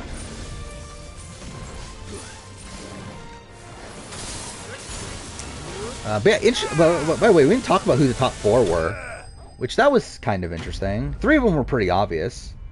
I don't think I've leveled up at all in this playthrough. Have I? What level am I at? I don't think I have. But yeah, 3 of them were pretty obvious. Like Suri, Matt, and Corey. Those were kind of obvious. Those are who I was expecting. I'm surprised Jack was in there. Like, he's the one that surprised me. To where I was expecting Felicia or even America over Jag. Stand back, Joshua. So, yeah. Interesting that Jag got in there. Shame he didn't win. As we could at least get that twist out of the way now. Then you'd rather die? If you want to shake things up, potentially. Jack has been pretty present on the show, right? Definitely more so than America. So that might be why. Because like America definitely like got a lot of the like the online community, right? Like a lot of like the Twitter people and all that stuff.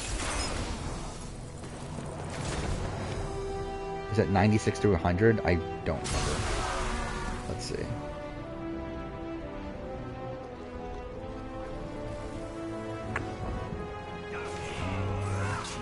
Yeah, I believe it was Sheila that was at 100. 99 is Michelle Noonan. 98 is Nicole Anthony. 97 is Jessica Eubanks. And 96 is Judd. That might be too high for Judd. But is that too high for Judd? I feel like it probably maybe is. I don't know. I think Judd's just kind of a tough one to assess. Yeah. He told us exactly where that was a hurricane. I only got rain. Like I was pretty much like right on the outside of everything. It's where I really just got rain and like wind for a little bit, but nothing too bad. Like I didn't see any damage outside or anything. What do we owe this honor? A debt I will see repaid. Prince Dion. I feel like this season's lacking a big moment so far. I would agree. Right? Like I thought last week was great, like the heist and backdoor and everything. Like I thought those were like 2 of the best. Like the episode of the backdoor and then the eviction. I think those are 2 of the best episodes. A Big Brother in a while. That is all. But yeah, I would agree it is missing like a massive moment. For everything. Your Highness. Dion, please. They were originally going to keep Jag over Blue, but I believe now they're solidified in keeping Blue. Because, one, Jared kept on fighting for it. And then, I do see a lot of updates right now, though. What's going on now? Work to do. Oh, it's just... Okay, American Blue. Talking a bit. Anyway, yeah, it was going to happen for a while. Really, it was going to happen for most of the week, and then it seemed to just turn after the twist got announced. So where... Because Jared was fighting back on it, and then now the twist is in play, they're like, well, then why shake things up when there's a twist in play? Especially after letting us carry all this stuff all the way to Ash. And we wouldn't want to anger old Nan. You mean you'll buy some off us? So I'm responding to the text real quick.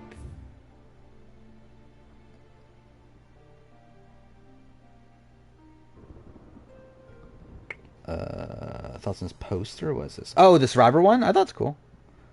Yeah. It's like obviously the people. So who are the four? Is it just the final four of last season? Like obviously it's the Tika 3. You can tell that. Who's the other person? Is that Heidi? The person that's like the furthest back? But yeah. And Survivor usually doesn't like bother making posters like this, so or at least good like well made ones. But again, this looks cool. Weird that it's like, why is it the final four of Survivor 44 on it? If this is a poster for Survivor 45? But either way. Here you go. Sean Edwards follows me. I think it's Bryce, isn't it? Like Bryce has like a fucking Sean Edwards fan page or whatever, and he followed me with that, I believe. You see, Clive, we're not alone. If we are to win the day, we must. Yeah, it's very challengey. And ours, Which yeah, ours lies beyond those I like that. doors. I'd not ban Bryce. I banned Hairboy, so I banned Long and hard for this moment. one of Bryce's accounts. I did not ban Bryce. We need only endure this. I don't know why he chose Sean Edwards. That is the question mark for me. I'm like, of all people, why Sean Edwards? Why is that the one person you're obsessed with? I think 44 is super low for me now. I haven't done like a redo of my season ranking yet, but I think it's gonna be pretty low. I think 44 is my least favorite New Era season now, which is funny considering I literally said it's my favorite at the time of the review. I'm pretty sure that was a joke we were doing, like that he was a porn star, right? He's like a teacher, right? Well, last I watched was Sango went out, which I was a surprise. I was surprised to see Sango losing the first redemption battle.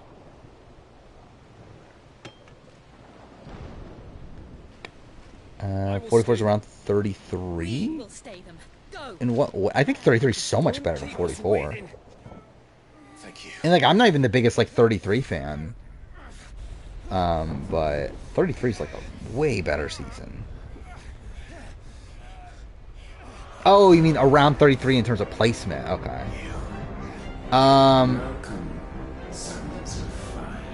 Maybe. I might argue lower, but maybe. Like I would say, yeah, like mid 30s is kind of what I'm looking at. I didn't have PlayStation Plus, but they did like increase the price by like a ridiculous amount, right? But yeah, I don't play things online, so I don't waste my money on that.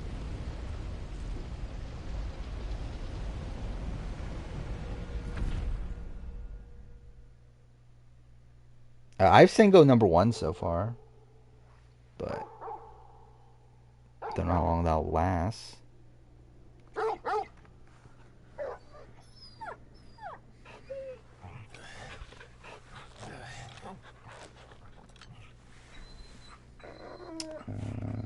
Did I say mid-40s? I'm in mid-30s if I said mid-40s. Joshua! Joshua! Wake up! But yeah, like 44, that's my issue with 44, is that, like, it's just, Clive, like, is it's that you? just not that notable of a season. Where, like, outside of the Tika 3, it's like there's really nothing, like, there's no big moments on the season. Which, by the way, also, my cast ranking, based on gameplay, video that's coming up, I'm starting to regret putting 44 so high on that. I think in retrospect it should be like at least like I think 43 should be above 44 in retrospect. Or I think 43 should be above 44. And maybe 41. I'll probably still stand by 42 being lower. But yeah, I probably shouldn't have put it as high as I did, but it is what it is. I mean, I'm not going to redo the video, but it is going to seem super funny when that video comes out and like 44 is ridiculously high on that list. It would seem we are trapped. And the only way out is through. I don't even remember what I did in terms of New Era seasons on that. I think I did have 41 above 43. But I think now I'm kind of thinking, like, should it be 44? Or 43, I mean. Because, like, 43 did have, like a lot of these, like, big names going out towards the end. And even then, the, like, big names made big moves. But it still had, like, I think the thing is, like, typically seasons that would be high on, like, a cast ranking based on gameplay, especially when it comes from a newbie perspective, are like seasons where like the big players take each other out.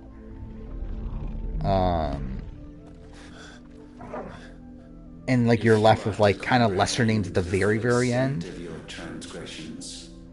We must go back to the beginning. I'm pretty sure you asked this exact same question last stream. That yes, PI was in a good position. When the world was still young, we visited upon it. Josh is golden worthy, I guess so. Magic.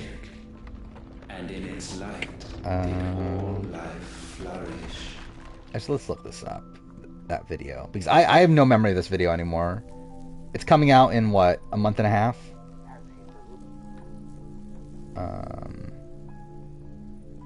Yet the price for this boon... Yeah, 44 is way too high on this list. Like, it's ridiculous how high for 44. But it is what it is. David's Goliath is pretty high. Why did I put 44 so high? Like, I get it. Like, I get my argument. Like, I know the argument I made at the time, and, like, I get it. But, yeah, it probably should be, like, 5 spots lower. Oh, yeah, New Era, it is 44, then 41. Then 43. Then 42. What of the mother crystals? I'm not going to say the placement, but it is too high. Yeah, we talked about Claim Fame earlier. It's a lot of fun. Again, I was right from the very beginning. Really, both seasons. Literally both seasons. Actually, this season, I don't think I got in the Gabriel bandwagon until, like, episode 3, right? I think I was Chris episodes 1, 2, and then Gabriel from that point on. But, like, both seasons, I've called out the winner from pretty much the beginning. To where, I think they need to fix their editing game a bit. But, again, still, great season. I think LC was better than Gabriel. Well, I think LC pretty much had, like, the game on lock for, like, a lot of it. So even by the end, they still didn't know her relative, too, right? Salvation where, yeah, Gabriel was not, like, in as much of a, like, controlling position for as much of it. And it's so asinine. Well, that's not good. Holy shit, we're an hour and a half in the stream already. I didn't realize we were that late. I don't think I care enough to put it in the description. Because I don't think it's that big of a deal. Because at least it's not the very top. but I would definitely have it lower. Valisthea. What's at the bottom again? I'm sure it's like Thailand. Would the true Yeah, it is. work begin. For the I forgot I had Gabon so low. That's really funny too. And soon did we arrive. What's at the middle? Solution. The illness having spread to every organ. Philippines. There That's was boring. but one escape. Oh no, it's not from Philippines. this Ghost fate. Island. To start afresh. Probably about right. With a new world. The one for which Barnabas labored. I don't care enough to do a Free player from the ranking for blight Claim where to his Fame. God awaits. I don't think Claim to Fame's even that interesting to do a player ranking of. And where?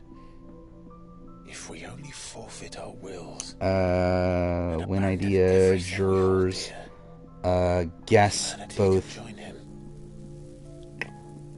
That could be interesting. I think the issue with that would be, I think it leans a bit too much into the social strategy aspects, to where, We shall. like, at that point, it's essentially just kind of a jury vote thing, right? Where, like, essentially it's like, okay, they're guessing them on paper, but, like, they're not actually. They're instead really essentially just casting a jury vote. Because, like, most of them will already know who the relatives are anyway. So at that point, they'll be more so making a decision on, do I actually want this person to win or not? Because if I don't want them to win, then I'm going to guess them correctly, while otherwise I won't. But it's an interesting idea, though, for sure. I think maybe, like, tweaking that format a little bit might be the best way to do it. But also, it's like, I kind of like the raw format as is. It's just that it's like, it is broken, though. But I kind of like it conceptually, though. Where, like, I kind of like that it is still, like it's functions similarly to the entirety of the game. Where, like, the thing about Survivor that I think, like, makes the social strategy, like the aspect of a jury vote and everything so interesting is that but once you get to a final two, you can't vote someone else out. Obviously, now they've ruined it where they have a final three at Final Tribal, which is, like, why I hate the final three format, just even conceptually. Is because, like, it kind of nullifies the entire, like, purpose of the jury to begin with. But that's kind of why I like that there, is because, like, you can't even follow the original format at that point to declare a winner, as, like, you can't vote off someone between a final two. So, like, through that, who are you going to make decide from that point? Like, the people that were closest to getting to that point. I think that's, like, this interesting, like, turnaround in that format, while, like, Claim Fame doesn't even, like, have that format. It doesn't need that format. It has a format that already is one that allows for there to be one winner. He awoke. Alone in There's a military coup in, like, right now in Gabon? He stumbled blindly, desperate for guidance. Is 42 my favorite New Era season? No, it's my least favorite, actually. Or it's not my least favorite. It's my third least favorite. And from that single errand, I think right now, if I were to rank them, I would go 41. No, actually, no. Yeah, it would be 41, 42, 43, 4. Would it just be in order? I think it might be in order. I think, yeah, it's 41, 42, 43, 44. and found he desired evermore. Like, that's the issue of 41, where, like, I recognize things about 41 are bad, but I still really enjoy it anyway. So I think I've been, like, holding out, like, when I've been talking about it, like, as, like 44 was going on, especially, where, like, I had 41 at the bottom, and, like, I think a lot of that came from, like, me being, like, upset with the new era, and, like, 41 is, like, a lot of it is focused around this new era. But I think, like, when I rewatched, like, part of 41 not too long ago, I was like, this is just so much fun still, though. Like, there's so much, like, fun stuff going on in the pre-merge. And, like, I do think, like, the back, like, couple episodes are pretty blah. But even, like, the Erica win, I think it's, like, a fascinating way to tell your winner's story. And yeah, I think 43 I need to rewatch. I think I'm probably going to end up rewatching it before I do my season ranking again. Because I want to get solidified opinion on it. I feel like 42 I'm pretty solidified in my opinion of. But yeah, I feel like 43 is probably the one that's, like, the most in flux.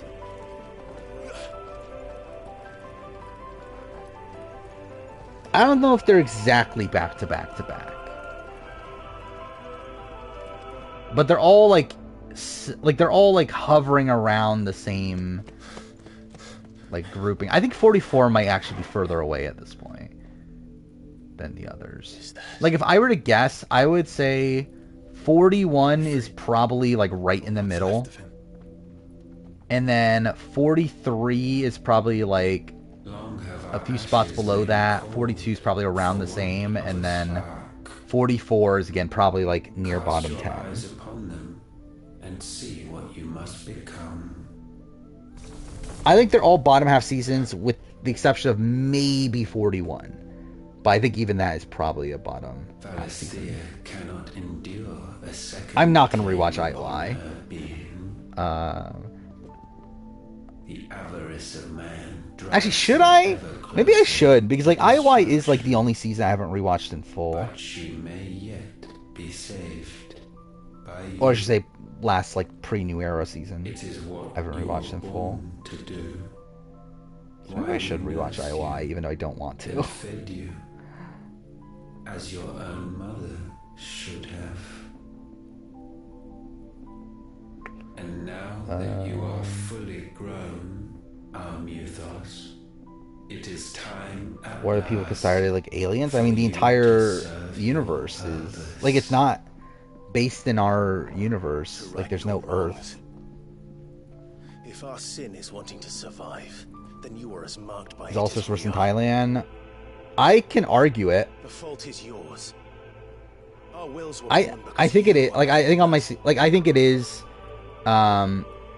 I think Australian Outback's still the worst, I think. And then it's Thailand, then it's All Stars. I think that's why I'm currently landing on. But I think I could certainly make an argument that All Stars is the worst season of all time. Mankind has no place in our world. Which is like again funny considering I just talked about for 9.5 hours. But I think I could legitimately make that argument. We only ever require you, Mythos. When the time comes, Is Gabriel the best player of the season? Wretched realm, farewell. I think maybe, I don't know. This is the thing that I didn't love about the finale is I do feel like they hit a lot, right? Where like I don't feel like they properly explained like how Gabriel like figured out it was JB Smooth. Where it feels like he actually like knew it was JB Smooth for a while. But they just like didn't show it, and like a lot of the footage that we were shown was like him like more so confirming it after he had already known it. But like we don't know how exactly he knew to begin with. I think there's like a certain like presentation issues that I have with this season Claim of Fame in that light. So I feel like there are definitely like a lot of things that weren't like properly explained. Things that like felt like they like didn't show it because they wanted to add the shock factor of it. Rewatch All Stars. Only thing fun was the reunion. Pretty much. Like the reunion's probably the best episode of the season. Fuck, I should have said that in the retrospect. I don't think I did, but I think that probably is the case. Is that the reunion is the best episode of the season? Now you must learn. Has Edric Extinction on rewatch? I think it's interesting to look out for Chris on the rewatch because he's there. Because a lot of people talk about it as if like he's not even on the show until like the finale, which that's not the case at all. Like they do spend time like setting up his storyline. Mind you, obviously he's not like that present, but he is there though. Suffered. Or fought to survive. But there's like fun stuff going on. I think like there is the issue of like it makes it feel like a lot of the post-merge game in particular like doesn't really matter that much. Despite the stuff that like there's like a lot of crazy stuff happening, a lot of flips back and forth. Like one, the editing doesn't feel like it can like hold up to it. Like it doesn't feel like it has enough time to really display everything. But then also, yeah, it's like like the fact that Chris comes back at the very end and wins at that point, like kind of makes like a lot of the mid-merge boots kind of feel kind of pointless to a degree. It's us. And like kind of lessens like the impact of them. But I think it's a middle tier season. Like, really, I think Edge of Extinction 41 are probably around the same for me in terms of season ranking. Well, like, Edge of Extinction's gone down for me since my last season ranking, since my global one, but it's still higher than what it was on my first ever season ranking.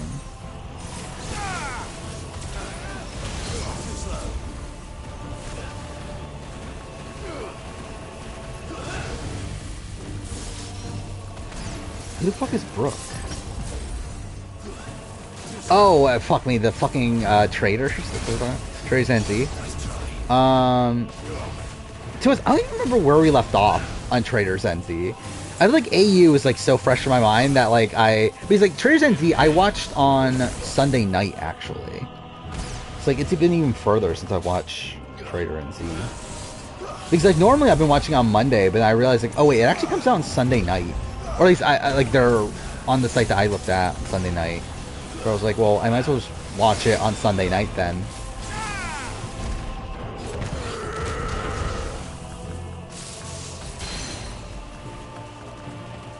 Gabriel Monet duo came out of nowhere. Yeah. I mean, the thing is, I think it's because they weren't really as much of a duo, right? It's like they were working like with like JR and someone else, right? Well, I mean, Shane, that's her name, right? Before she left. Like, I feel like that was a group. And like they did show like that he was close to like Shane and Monet early on. But yeah, they didn't really do that great of a job of like showing their relationship like towards the end game though.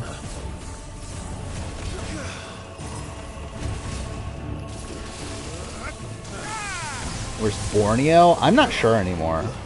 If I were to guess, I would guess some. Okay, cool. How'd I die there? I would guess somewhere like 27 or so.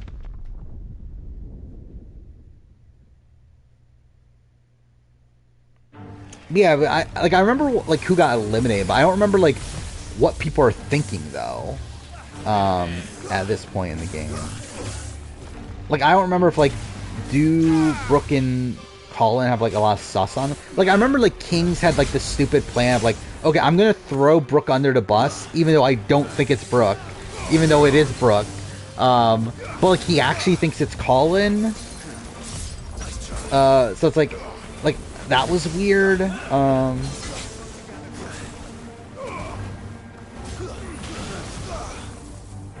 Another heat wave. I mean, that wouldn't surprise me.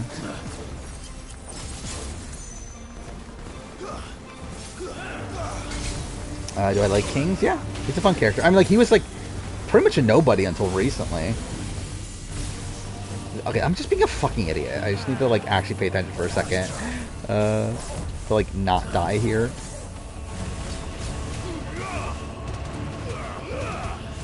Even when Marquez is all the way up to 41. I think I would have Marquez around there too, personally. But like Marquez has always been around there for me.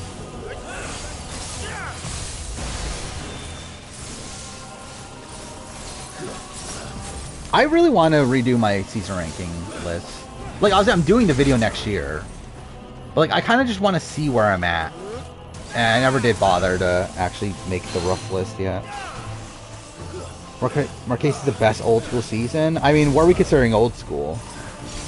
Of the first four, I would agree. If we're talking about like pre-All-Stars, I would obviously say Pro Islands. But I think I like Marquesas more than Amazon at this point, to be honest. Or at least they're very, very close. I think they're like in a similar tier.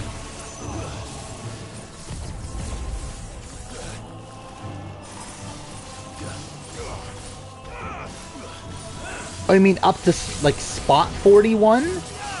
Oh, yeah, I forgot. You hated Marquesas, didn't you? I forgot about that. Which, that's ridiculous.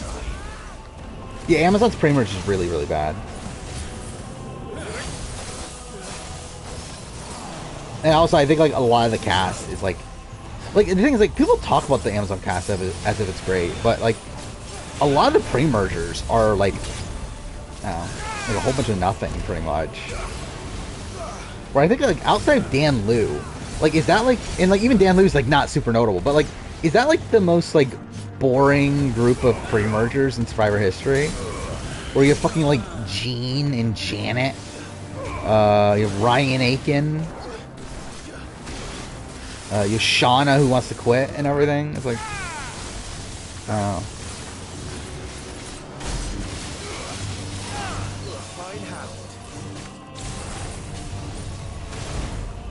Such foul intent may be sublime. I'm surprised there's only like Sam Smith is like a super generic name.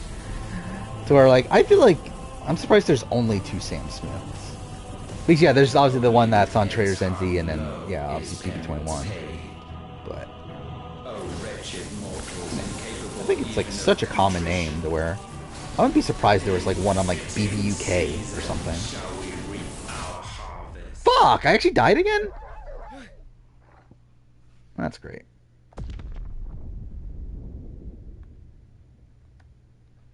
Champions of Contenders 2 syndrome? Pretty much. Right?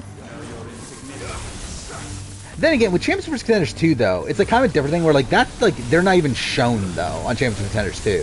Where on Amazon, they're shown, they're just boring.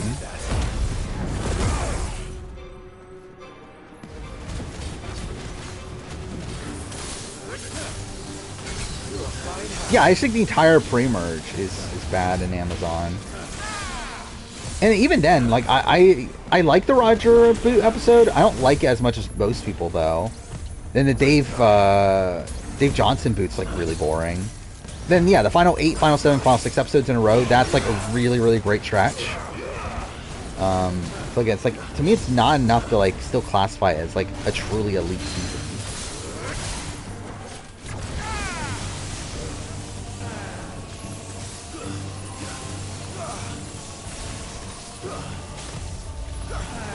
Like, Joanna actually is the one that, like, isn't even shown that much, right? Where, like, I believe she gets, like, only, like, a couple confessionals on that season. Like, I think, like, 5 or 6 or something. Like, she has, like, a ridiculously low confessional count.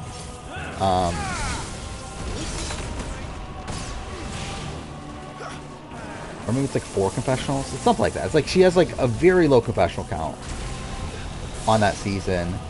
And, like, it's most of her content is, like, people talking negatively, like, about her.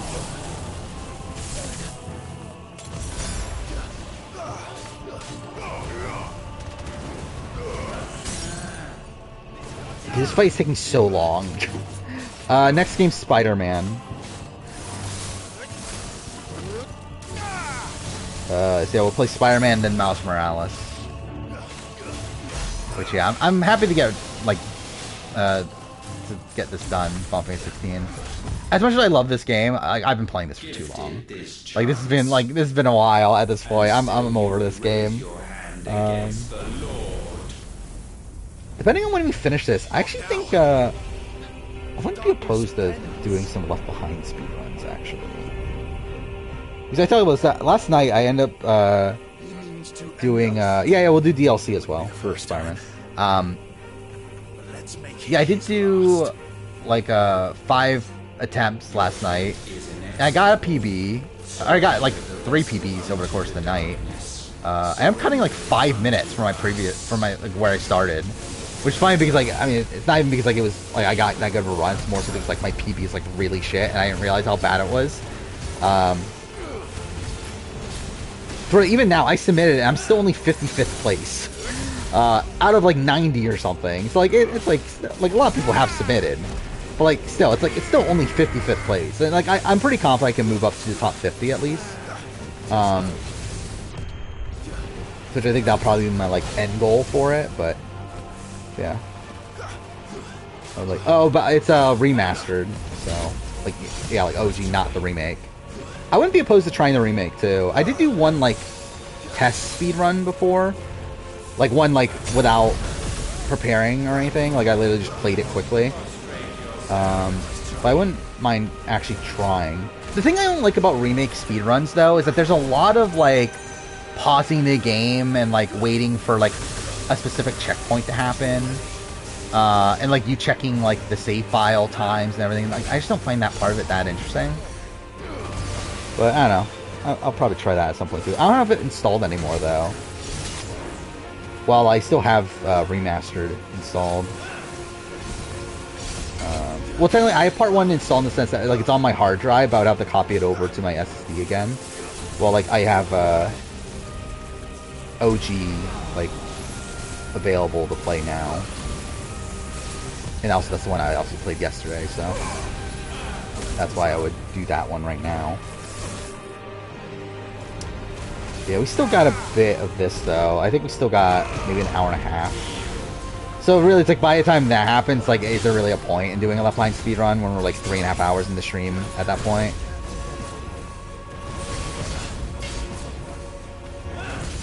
I think at that point, I'll probably just end up doing like some side quests in this game. But I don't know, we'll see. I think America will end up being like Dina or Becky, fail to make a move, vote up next week. I could definitely see that. Well, yeah, I could see her taking a shot at like the Shuri side of things. Potentially gets rid of like someone like an Izzy. And then, yeah, it's just the next target immediately after that.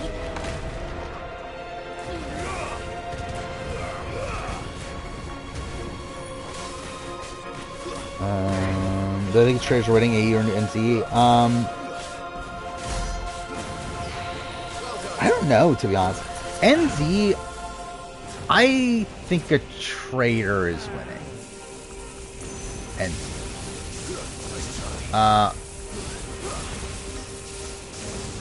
like I could see it being Colin. Or even I guess or Brooke even. I doubt they'll share them. I think they're gonna come after each other by the end.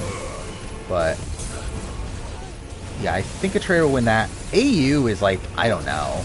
Like there's like so much sus on both of them already to where like I'm not sure. I would say I think Blake is more likely to win, obviously.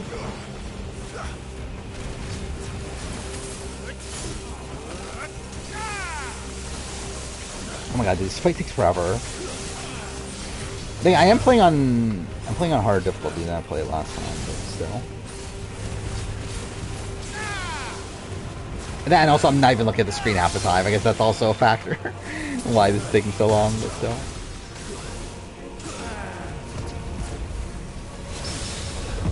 It is funny, like, that I could, like, literally not be looking at screen for, like, half the time and still, like, only die a couple times.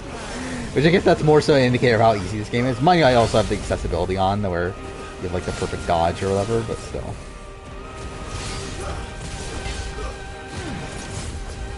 It would be funny if someone like Gloria won.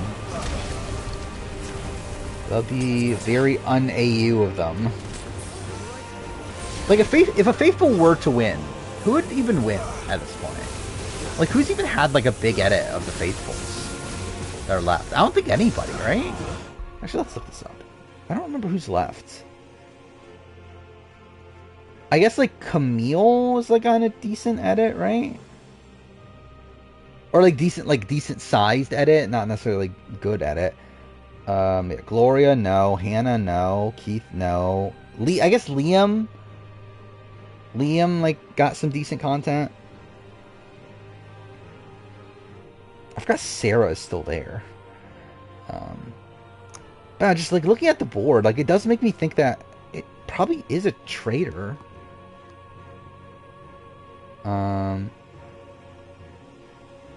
Oh, I forgot. Did they... Wait, no. Did they have to recruit or not? See, I think this is the issue of watching NZ and AU back-to-back in the way that I am. Is that I feel like I keep on getting the two mixed up. On, like, what exactly happened on each one.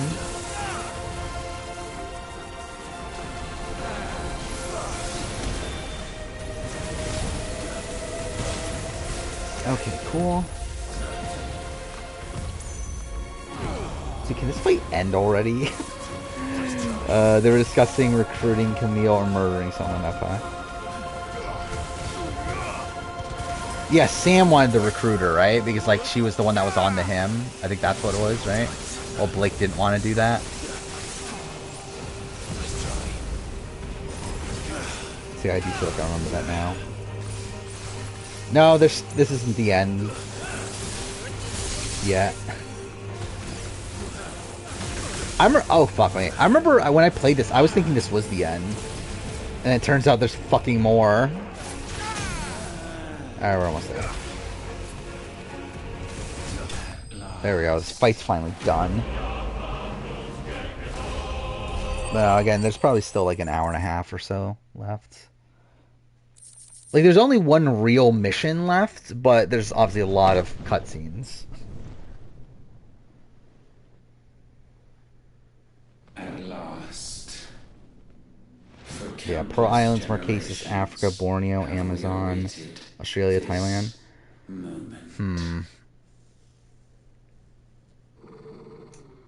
So yeah, Pearl Islands is for sure number one. I think I would go Marquesas than Amazon. Like, I don't think I have Amazon that low. But to be fair, I think Amazon in Africa is like a tough one. I think that one I could debate. But yeah, I think Africa, then Borneo, and then... Your struggles have made you strong. I'll be honest, like, the more time goes on, I feel like the higher I get on Australia again. So like, it makes me not want to put it as the worst season. Absolution is nigh.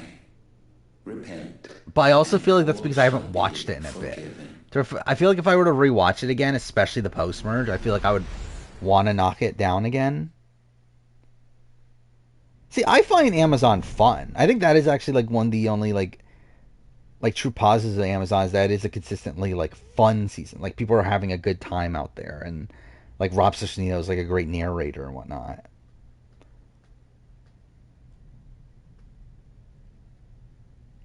Yeah, Stars on Mars is whatever. It's like Stars on Mars is just such a weird show. Where like I still don't understand, like, what is the point of all this? Like, why did any of this happen? Like, well, yeah, I don't know. It's like, because like typically with like reality shows, there's like a point to it. Where like, okay, they're at least like they're winning a whole bunch of money, or they're trying to prove that they're the best at this like specific thing. Whereas like this show, I guess, is like them proving that they're the most likely to survive on Mars, I guess. Wherever we go, we leave a sea of I tears guess in our wake. that's what the show's about. Because like there's no prize money from what we know. I'm sure there's like an increased stipend or whatever, but like they never talk about, okay, there's like prize money for the winner. When all they ever bring, all they will ever bring. But yeah, I don't know. It's just a weird There's show. no atoning, Clive. No matter how hard you try. The finale format was fucked, by the way. Yeah, essentially it was so they start at Final Five, and essentially they play a round of the circle, where they each rank the other players, and then the bottom two get automatically eliminated. Which this was a season where like people came in late, and literally by the end it was like 2 people that came in late and then 3 OGs. So obviously the 2 people that came in late get automatically eliminated. So that was stupid. And then after that, they did a trivia competition to determine who gets eliminated first of the top 3, like on Mars trivia, which is like, I guess that's a thing. I guess this is the thing you need to know for the show, is like random trivia about Mars. And then yeah, the final, like at the point of the final 2 is just a random challenge to determine the winner. It's dumb. It's such a stupid show. McLovin could not survive on Mars. I mean, he was the first out. He couldn't handle it. No one's having fun all stars. Pretty much. I mean, like, I think the thing is, I think there's like people that are having fun to degrees. The people that are having fun are people that are like bringing negative energy to the season. Like Buster Rob, I think is having fun for like a lot of the season. Like, I think like once the Lex stuff happens, no, but like I think like up until that point, I think he is having fun, but he's having fun at like other people's expense. Like, he's having fun because like his entire like goal coming into the season is essentially to like show why everyone else sucks and why I'm the best, essentially. Like, he comes in there like being very like ego driven and wanting to like prove that he's better than like Ethan and Colby, and like continuously like tries to knock them down. And I think like and I can talk about this in the rest of it, but like as much as like I do like Boss Rob as a character and whatnot, I think he is a major reason why All Stars sucks as much as it does. Not just in like the fact that he obviously plays this very domineering game and takes like he's not even really part of the reason why the big threats go home early, but still, like obviously he keeps the game very stagnant. But it's not even that. It's just the fact that he's like yeah, he's essentially like a BB-19 Paul to a degree. To a degree. I mean, like I would say Paul's worse, in the fact that he actually got his minions to like bully other people. But I think it is like a similar like vibe, I guess. Need to make a gimmick to make celebrity show different from others. I guess but like is it like that they were like, hey, we want to do like a celebrity like Big Brother style show, but then we'll add like a gimmick to it, and then not actually make it Big Brother, like not even make it a game really, and it's just random things happening. Once more, lest you forget. Adam Rippon outside winner. Not, I mean, he's fine. It's like I don't really care who wins Stars on Mars. I don't even think they cared that much about who won Stars on Mars. We get Winter Big Brother season. I mean, we were supposed to, right? The claim was that we were gonna get Celebrity season. We'll see. Haven't heard anything about that since preseason. But there were multiple sources saying that, not just Spoiler Girl. So we'll see. I just didn't Deadline or like an actual reputable source say that. I think it was Deadline, right? Trespass should not have been possible. Not possible unless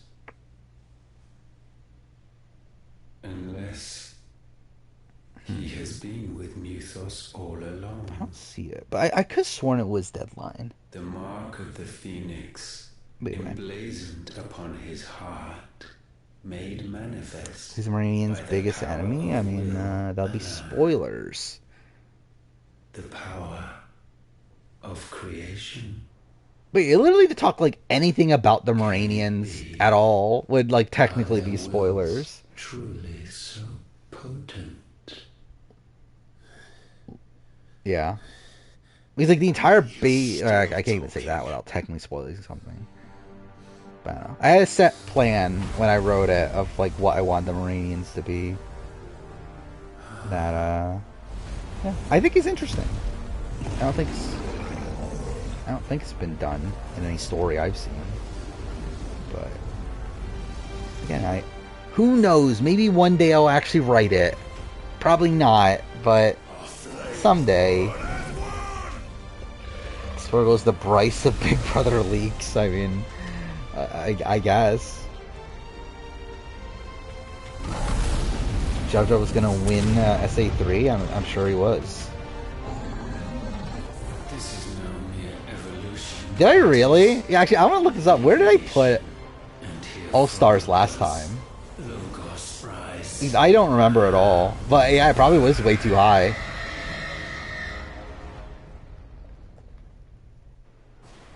I don't remember my OG ranking really at all. Let's see what my OG ranking is. Australia not back. Thailand. One World. Redemption Island. Cook Islands. Ghost Island. Borneo. Also just... It was still pretty low. But yeah, obviously I would have it much lower now.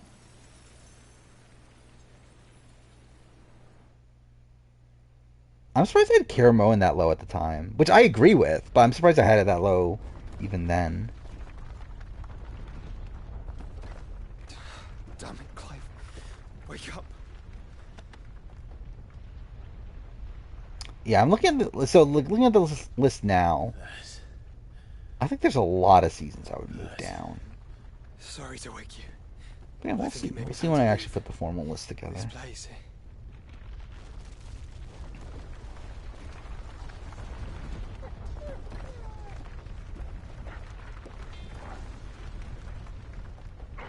Yeah, things aren't as they seem with the Moranians, or really and once again, anything. From the path laid before it.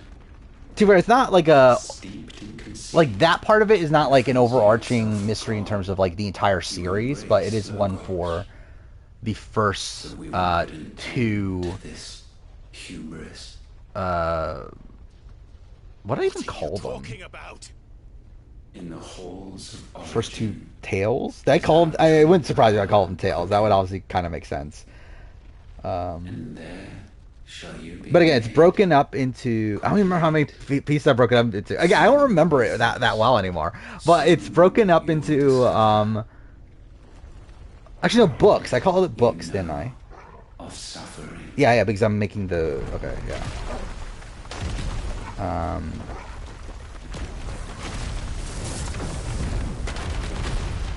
Wait, so there are 6 books, right? 6 plus... I think there's 8 total books, is what it would be. And the reveal would happen the second one. And so the crystals are no more. Yeah. Yet in their silence... I stand by Kokon's placement probably. I mean, like I'd probably obviously I would move All Stars below it and whatnot. I would actually probably have Karamoan below Kokon's maybe. Its final movement, But I don't know, Kokon's would still be low. stirring those long aslumber. I'd probably stand by Motion X being where it is. They're not robots. To their origin. It's I don't know if it's something you could even predict, really. At least it'd be very, very difficult to. At least it's not necessarily about... I mean, it is about who they are to a degree, but like that's not really the big mystery. And again, like I can't really even properly talk about it without spoiling like a lot of it. I've never seen a story attempt to do something like that, like what I did with it, but obviously I never wrote it anyway. Like I didn't care enough about Maze Race 35 to even look into it, to be honest. Let's do this real quick. Let's look at the Maze Race 35 cast. I'll pick a winner pick.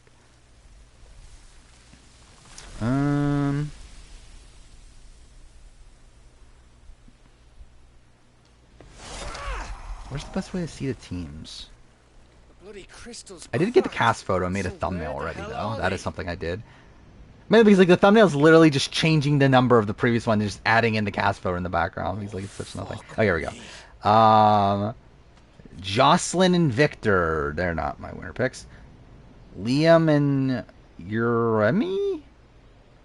Is that... Maybe. Melania and Andrea? Or Andrea? Probably not. Joe and Ian? This is wrong. I feel like they could do well. They kind of seem like a Riken and Chip style couple.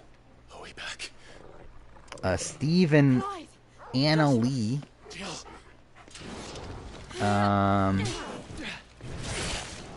Probably not. I can see them being the We're fine.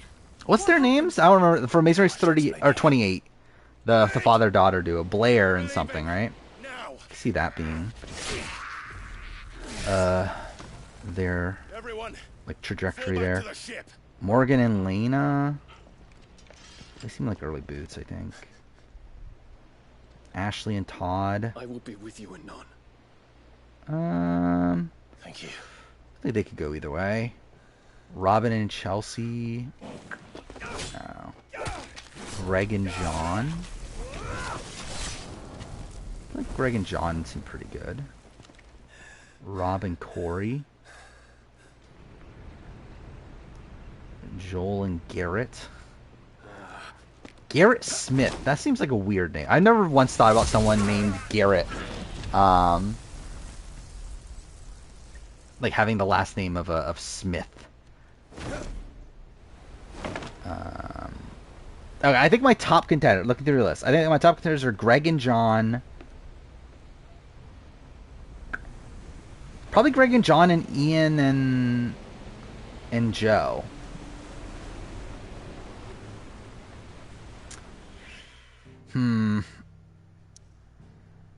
Like Ian and Joe give me these like they like feel very like similar to like a lot of other like Amazing Race winners.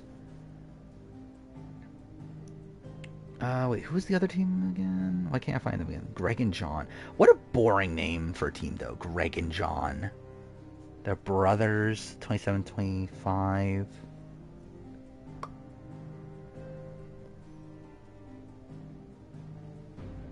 Fine.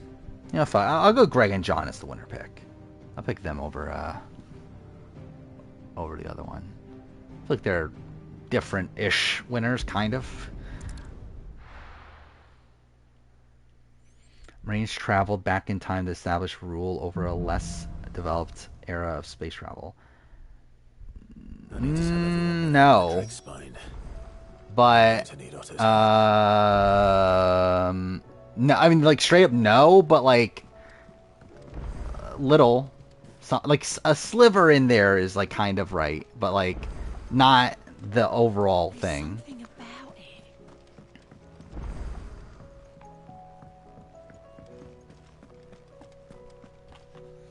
Still alive. Something tells me that eyesore on the horizon is your doing. How'd you manage? The time travel's the part that's wrong.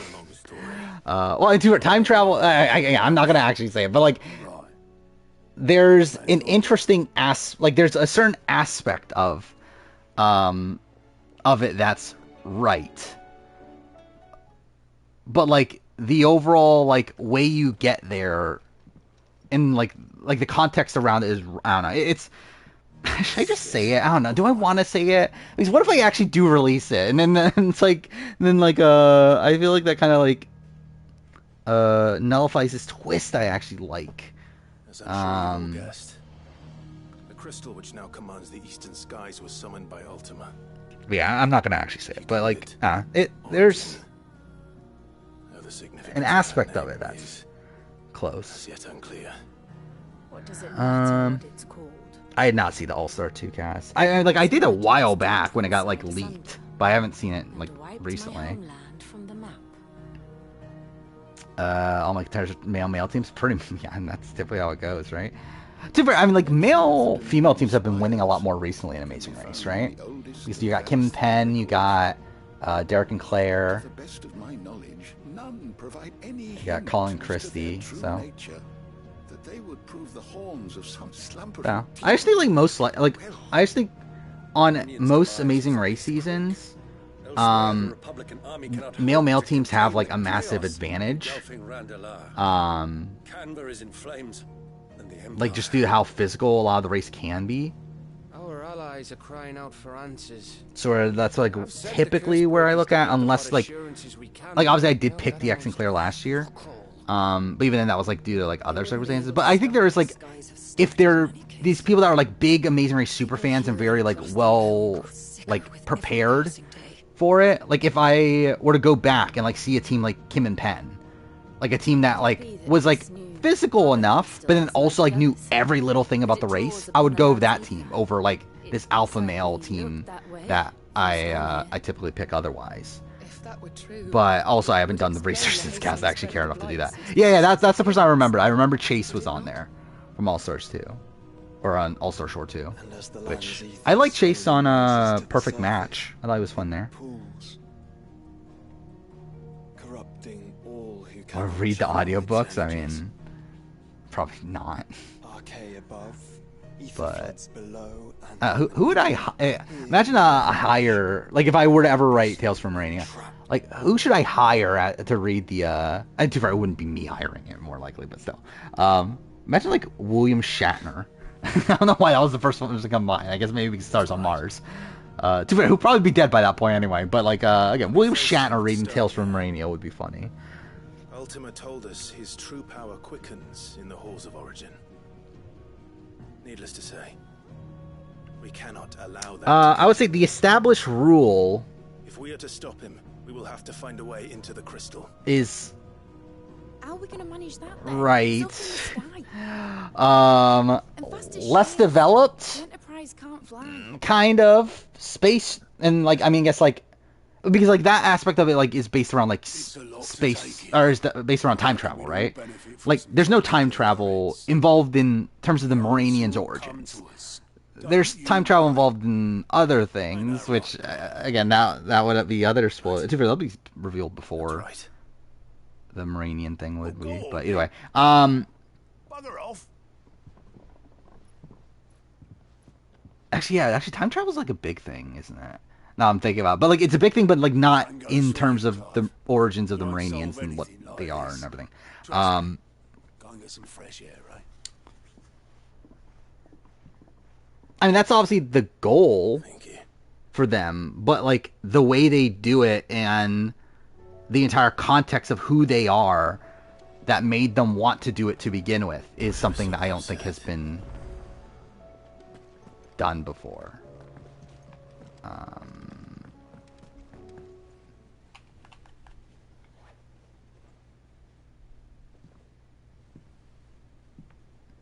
It's from my story that I forgot pretty much.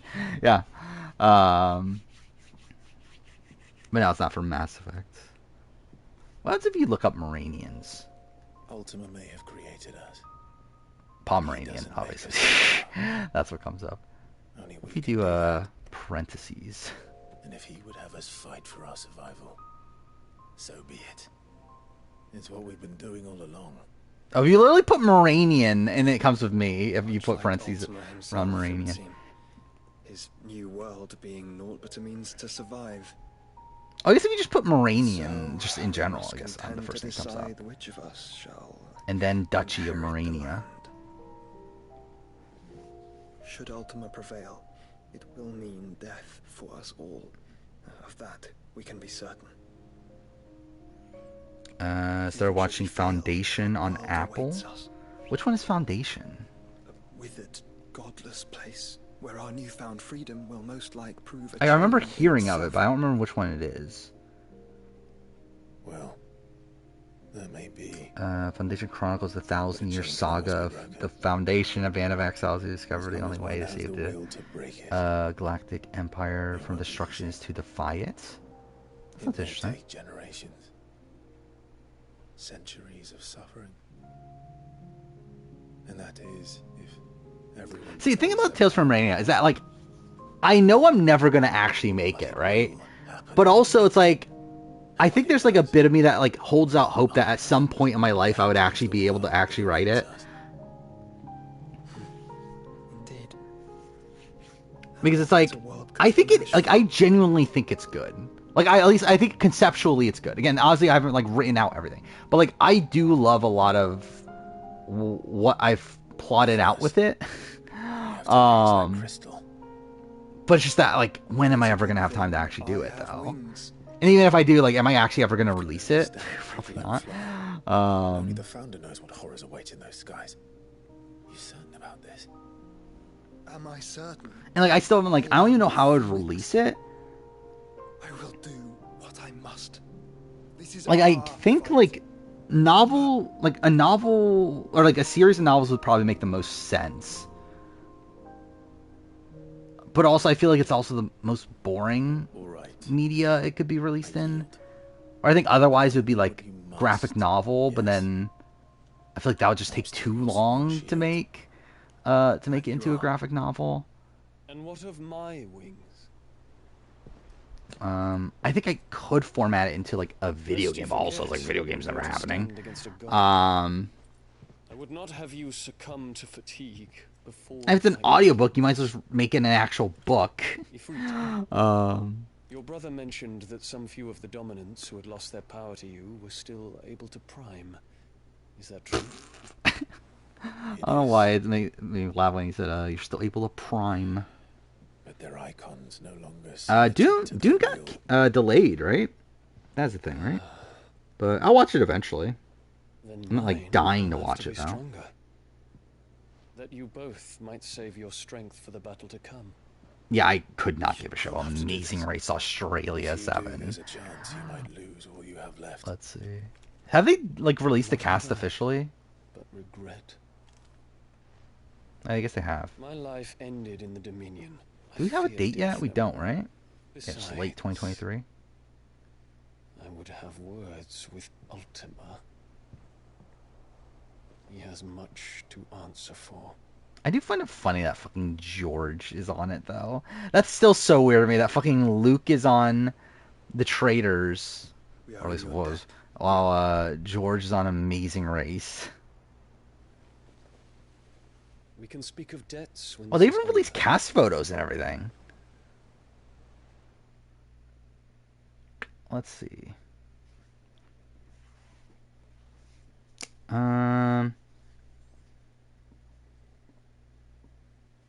He speaks like a man who knows he's not coming back. I feel like I'm looking at these photos from like pretty far back. Like these are like not very like zoomed in images. But like I feel like I would have never guessed that was George from looking at his image in the way I'm looking at it right now. Or like that does not look like George at all. But I don't know who any of these people are, right? Like I know of Harry. It's like he's from Too Hot to Handle, right? He's the one that was like dating Francesca, is that her name?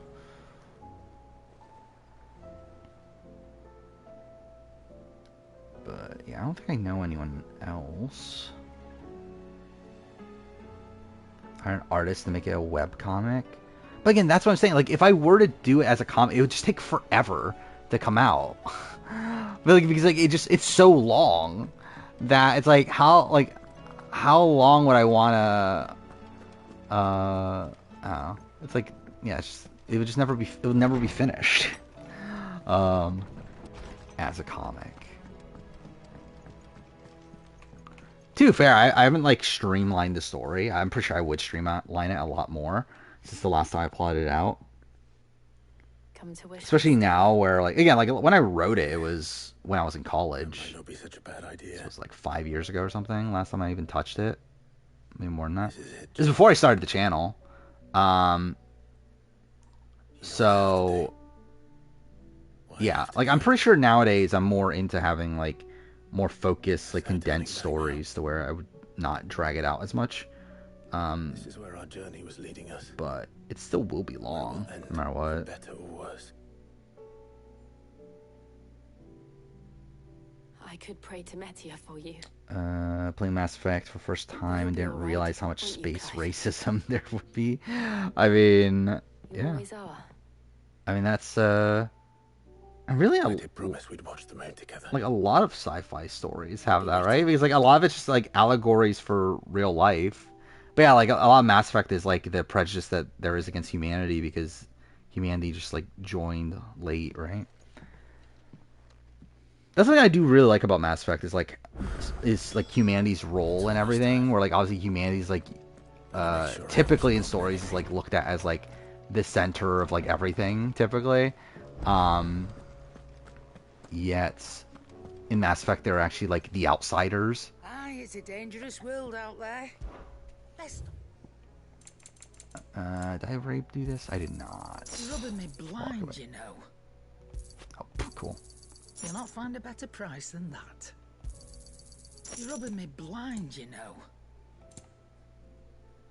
So I doubt I can get better or anything, right? Oh, wait. Wait, what? Why are these so much better? Wait, why do I have a shit belt equipped? Wait, let's see. Is there anything I can do here? Because we're about to get to the final boss battle. I don't even care. Like, I generally don't even... Like, I'm looking at, like, the teams, and I'm like, I don't even care about any of these people. I guess, like, maybe the Too Hot to Handle guy, but, like, I really don't care. To even, like, bother picking one to pick. Oh, I do have better ones I could just equip. Wait, why do I have such a bad belt equipped, then? Why didn't I ever get a better one? No scratches, right?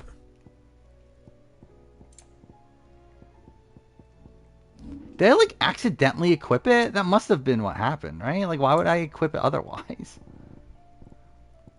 If it's, like, so much worse than everything else. Fine. Whatever.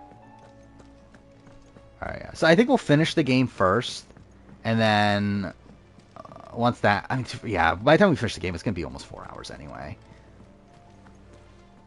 Oh, I mean, I have the special. So yeah, I'll probably just end up doing like a side quest or something.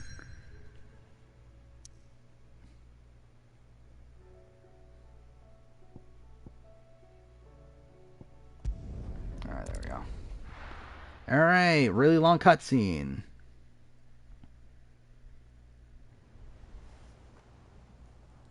Brave New World? What's Brave New World? Oh, you're talking about like the old book? No, I haven't. I didn't read that much when I was a kid. I've read 1984. Like, there's like random books here and there I've read, but like, yeah, I haven't read. Like, I haven't read a lot. Whenever I read it was like for school. Clive, George and Pamela are not my winner pick because I know George. That's why they're not my winner pick. Marines want to conquer all world to get enough super resources to build a laser gun to destroy the world. No. He'll be in the front row. I assume that's a reference to something. What's that reference to? Miss this. But no. Well, behave yourself, mate.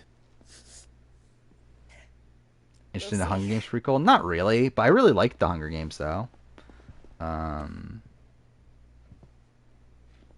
Like I really enjoyed the first two movies. Not as much Mockingjay. Parts 1 and 2, for whatever reason. Because obviously need to drag that out. I did not read Twilight. So, you're in charge now, Gav.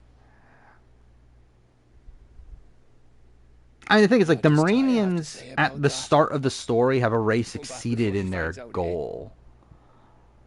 Though their goal eventually gets unraveled because of other stuff. But, like, at the start of the story, like, they're not, like, actively seeking out to, like, take control of things. Like, they're already in control. It's more so about how they got that control to begin with. I shall pray for your safe return. That I think kind is of you, but you at least the interesting part of their to give backstory. I didn't spend all night grinding herbs for his lordship to. Is that really what they're doing? They're making a prequel movie about the president's teenage years? Why? Who asked for that? See that your brother comes back in one piece. I'm looking this up real quick. At most two. The Ballad of Songbirds and Snakes. So that was a book first, I'm assuming? Keep that in mind. Or is that the... Yeah, okay, yeah, so that is the one being made into a movie. So yeah, it was a book first. Well, there's nothing to say that hasn't already been said. Is it from the original creator? It is, right? Suzanne Collins? Yeah, okay. So at least there's that. At least it's like, it's not like, like, just a random book made by a nobody and then they decided like, that was just like attached to their property. So at least it was made by someone that cares about it. Not quite. But still, it's like, who asked for this? Jill. Peter Dinklage is in the movie? That's kind of random. Isn't it? I forgot Jason Schwartzman is a person.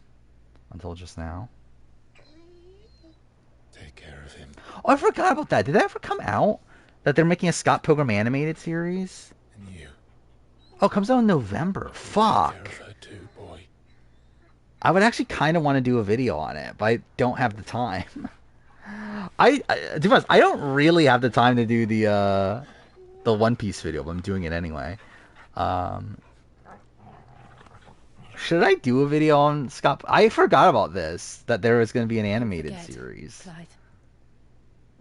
Like, I kind of do want to do a video on it. Believe in yours. I do. They really got a lot of the OG cast back. Chris Evans is even in it? That's a pretty big get. Yeah, did they get the entire OG cast back? I'll be back. That's pretty impressive. I promise. I love you, Jill. No, they're not chosen ones. I don't know. I don't know. Yeah, I could say something about that, but I think that would like kind of spoil things. I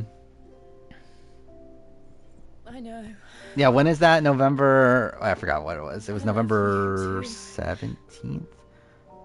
Yeah, what's the schedule looking like on November 17th? The thing is, I'm doing so many extra videos in fucking October. I have so many extra videos coming up. Look at it. Like, I have the One Piece video. End of next month, I have the Captain Spirit video, which is an extra video. But I love how I'm talking over to fucking Farewell to Jill. October, I have the Survivor Castaway Island. I have AC Mirage. I have Spider-Man 2. Probably Survivor UK cast assessment if we get a Survivor UK, if we ever get it, Survivor UK. I think that's it actually, but I guess it's feasible to be honest, but I don't know. I'll think about it. I could do it, but I'm also like, that's a lot of work, or at least it's work, I guess.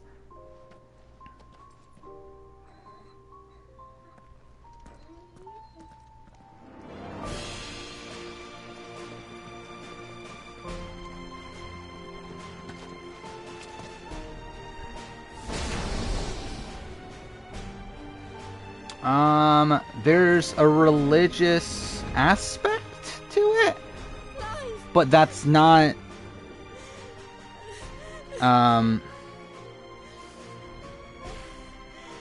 dude, I can't even say, because it's like,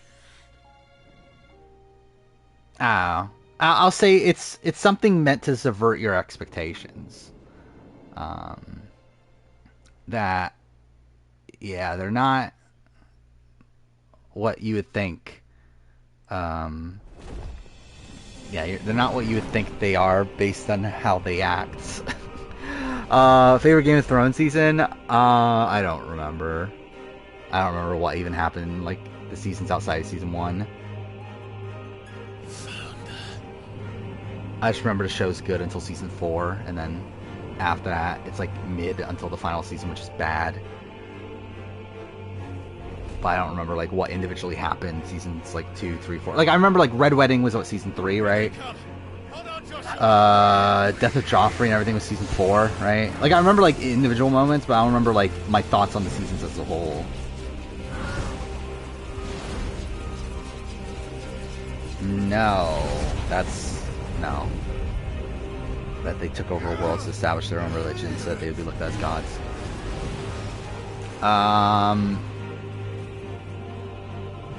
Yeah, it's just a no all around.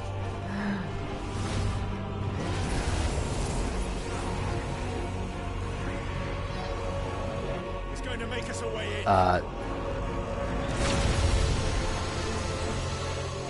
To be fair, that is kind of an aspect of the story, but not from the Moranians, though. But they I kind of like, I do want to say it, but I'm like, what if I do make it?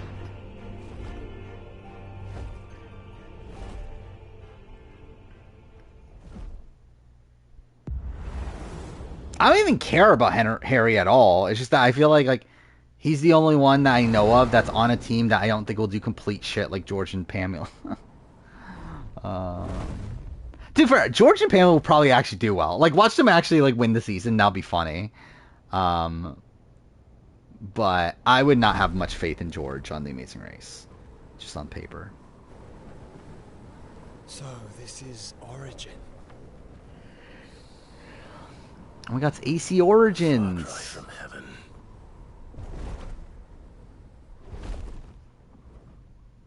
Where it all began. George is a reality TV attention whore. I mean, I think that's most people on reality TV.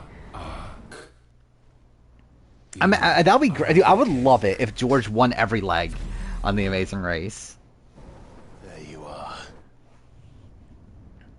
Like, imagine they're the, like, Mark and Revealson. They're the new Mark and Revealson. They get, like, first every leg and then third in the final leg. For centuries. Or maybe they just win every leg. Yeah, they never even get third. They're just winning every time. For fear that we might have need of it once again. But you have come. There's a 16-year-old in the cast? Why? Taylor's not an attention whore? I mean, now we shall be truly complete. I don't know about attention whore. I don't know why I emphasize like, but I wouldn't like say fully, but I think there's definitely things she does for attention. But I wouldn't say like her entire like personality is based around wanting attention.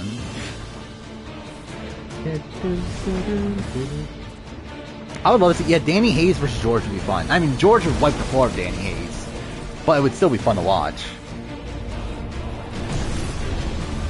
From what I remember, I felt like they were both very, very good, but I don't remember Asia 2 well enough at this point. Dominance. We will show you what it means to suffer.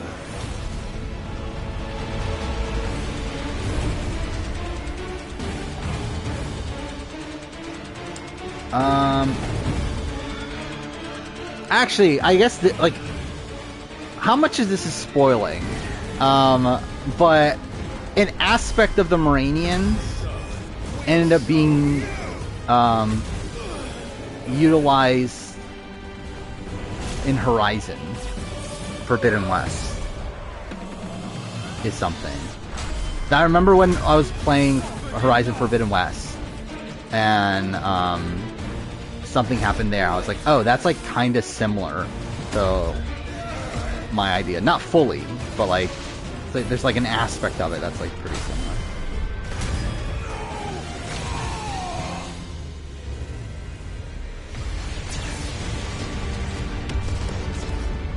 That's been Luke Valentine's response to be shit. I mean, did he have a new one, or are we talking about like the one that he did like a few days after he got kicked off? If that was the last one he had, then yes, it's really shit. Yeah, I think George probably has the best runner-up game. It is. I think it is actually kind of close. I think he for sure has the best Final Juror game. Yeah, I think his Final Juror game is a better game than any runner-up game. I think his runner-up game versus Sean's runner-up game in 3, I think it's a kind of close.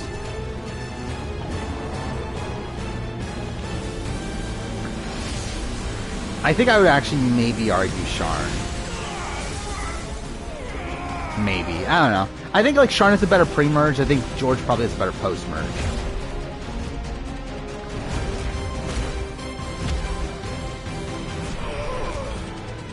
And like even then, like Sharn almost won while like George was never really winning on that season. So like I'd probably go Sharn.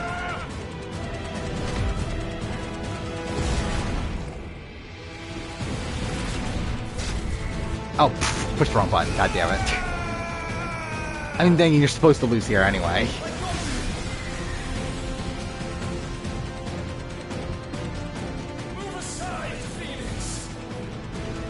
Especially if you really want to improve the universe you made.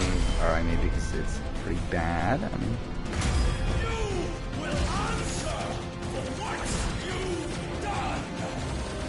what did you end up making?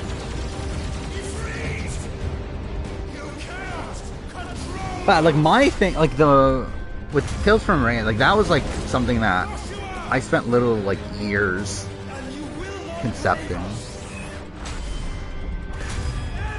Where I pretty much like obviously like not straight through, or like it wasn't like I was working on it. Like it's not like this channel, so like this is pretty much all my free time at this point. But like it was something that I worked on and off on pretty much throughout all my college college. What do you call it? It's not college career, right? While I was in college.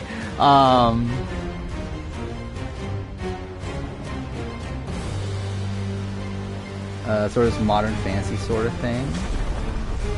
I had a coworker I remember talking to that, like, he, like, also was, like, this, like, wanted to be a fantasy writer or whatever, and was, like, making this, like, big,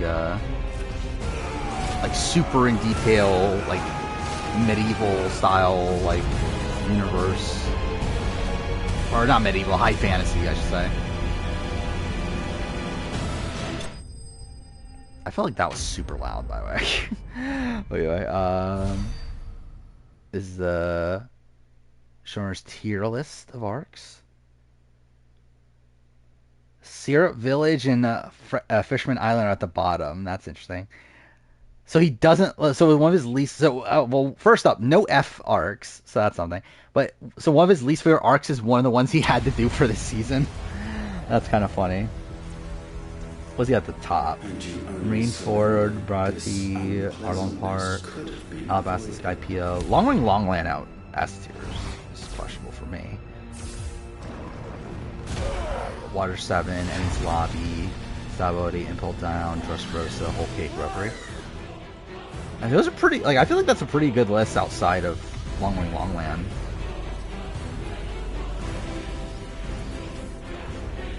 I should do a One Piece arc ranking. I really should just do One Piece videos at some point. We have you. Skypea is overrated. I'm kind of like lukewarm on Skypea. I think I think Skypea. I don't know why I think Luke. I think Skypea is probably my least favorite of the other tiers that are in S tier outside of Longwing Longland. But I don't dislike Skypea. But yeah, I never like really clicked with it. He has Wano and B. That's interesting. Like I never read Wano. But, like, I just assumed everyone loved Wano.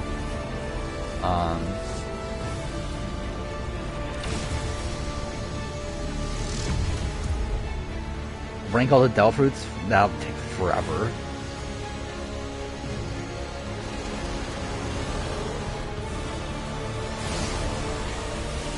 Yeah, I don't think with any of the Amazing Race Australia winner picks that I made, I don't think I cared about any of them, right? Actually, have I only done one? Now I think about it. I think I've only done one. It was that Tony. And didn't I get it right, too? I picked Tony and Heath.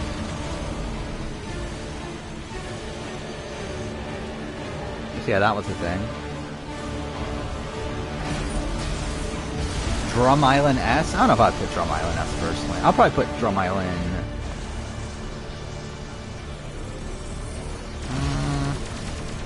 A or B. Builder Barcup probably have C.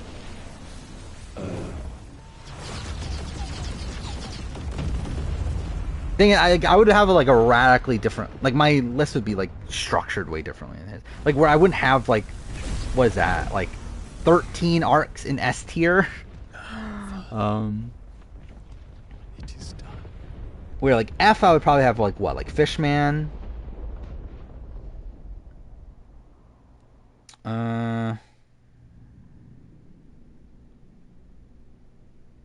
Probably Long Ring Longland. Like, the thing is, I think there's, like, fun things to be had in it, and, like, I assume it's going to play a role later down the road. But I don't, like it that much. Yeah, Whiskey Peak's also really bad. Clive! I think those are, like, I think that's my F tier. Maybe Little Garden. I never really click Little Garden, but, like, I don't hate it, though. It's probably D tier.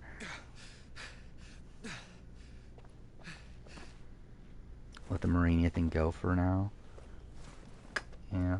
I want to talk about it. It's just that I like don't also like I actually want to talk about it, but like I just feel like if I were to actually say it, then like it kind of ruins it if I were to ever actually make it. Let's pick Jake and Hallie, and they were the first boots, right? So yeah. I thought they were pretty good. Like, they weren't even that bad, like, a first boots. Like, they seemed like a pretty decent team. They just got, like, unlucky, right?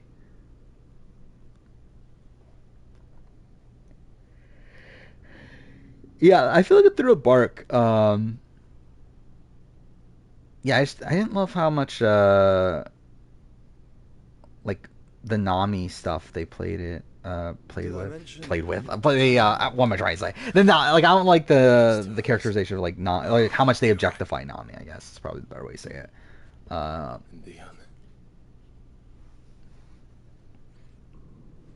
Fishman I think is overhated. Yeah, see, I never liked Hody Jones. I just think he's boring.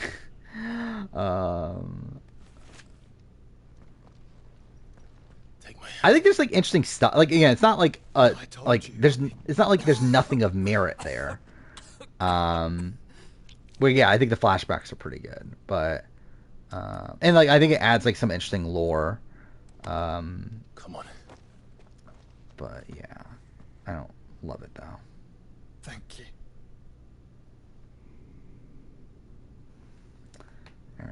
This always reminds me of Mass Effect 3. Press on. Always. This like slow walk to the final boss battle. To which in Mass Effect 3 you don't even get a final boss battle. Imagine if there was a final boss battle against the elusive man. That would have been fucked. Wasn't that the plan? And then they took it out or whatever. Don't be. That would have been fucked though. He did what he had to do. And it's time we did the same.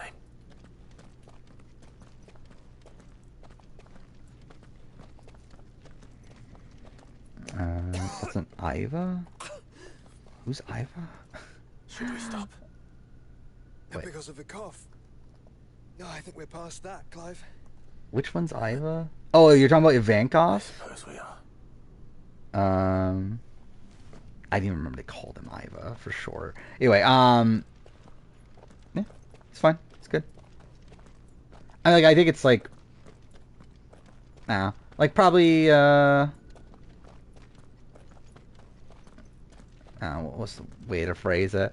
I think like the humor that they use with the character is not like my thing, but it's still fine. Close, aren't we? It feels very Oda. Seems that way. But I don't want to think what could be waiting for us. Need data for a list? Can you type? Wait, can you or chat name every Survivor player to be voted out and come back? I have the list. Did I record that video? I think I did, right? Yeah, I recorded that one. Oh no, I've edited that one. Yeah, that one's already edited too. I don't think it's coming out until like early next year. And here it is. Ranking the players that re-entered the game. Clive. Yeah, you got what? Burton and Lil. You got Chris Underwood, Rick Devins, Andrea, Matt Elrod, Tina Wesson, Laura Moret, Tyson, Natalie Anderson, Ozzy, and that's it. Right? Yeah, that's it. Yours and ours. As we watch the world.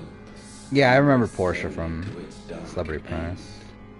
It was here we pledged a new beginning. That was the shot that I used for a thumbnail of this VOD. Or I will use it. In BB21 feeds, as the live feeders knew that the vote was flipping. Yeah. That happened like way before. Like that was like days before the eviction, right?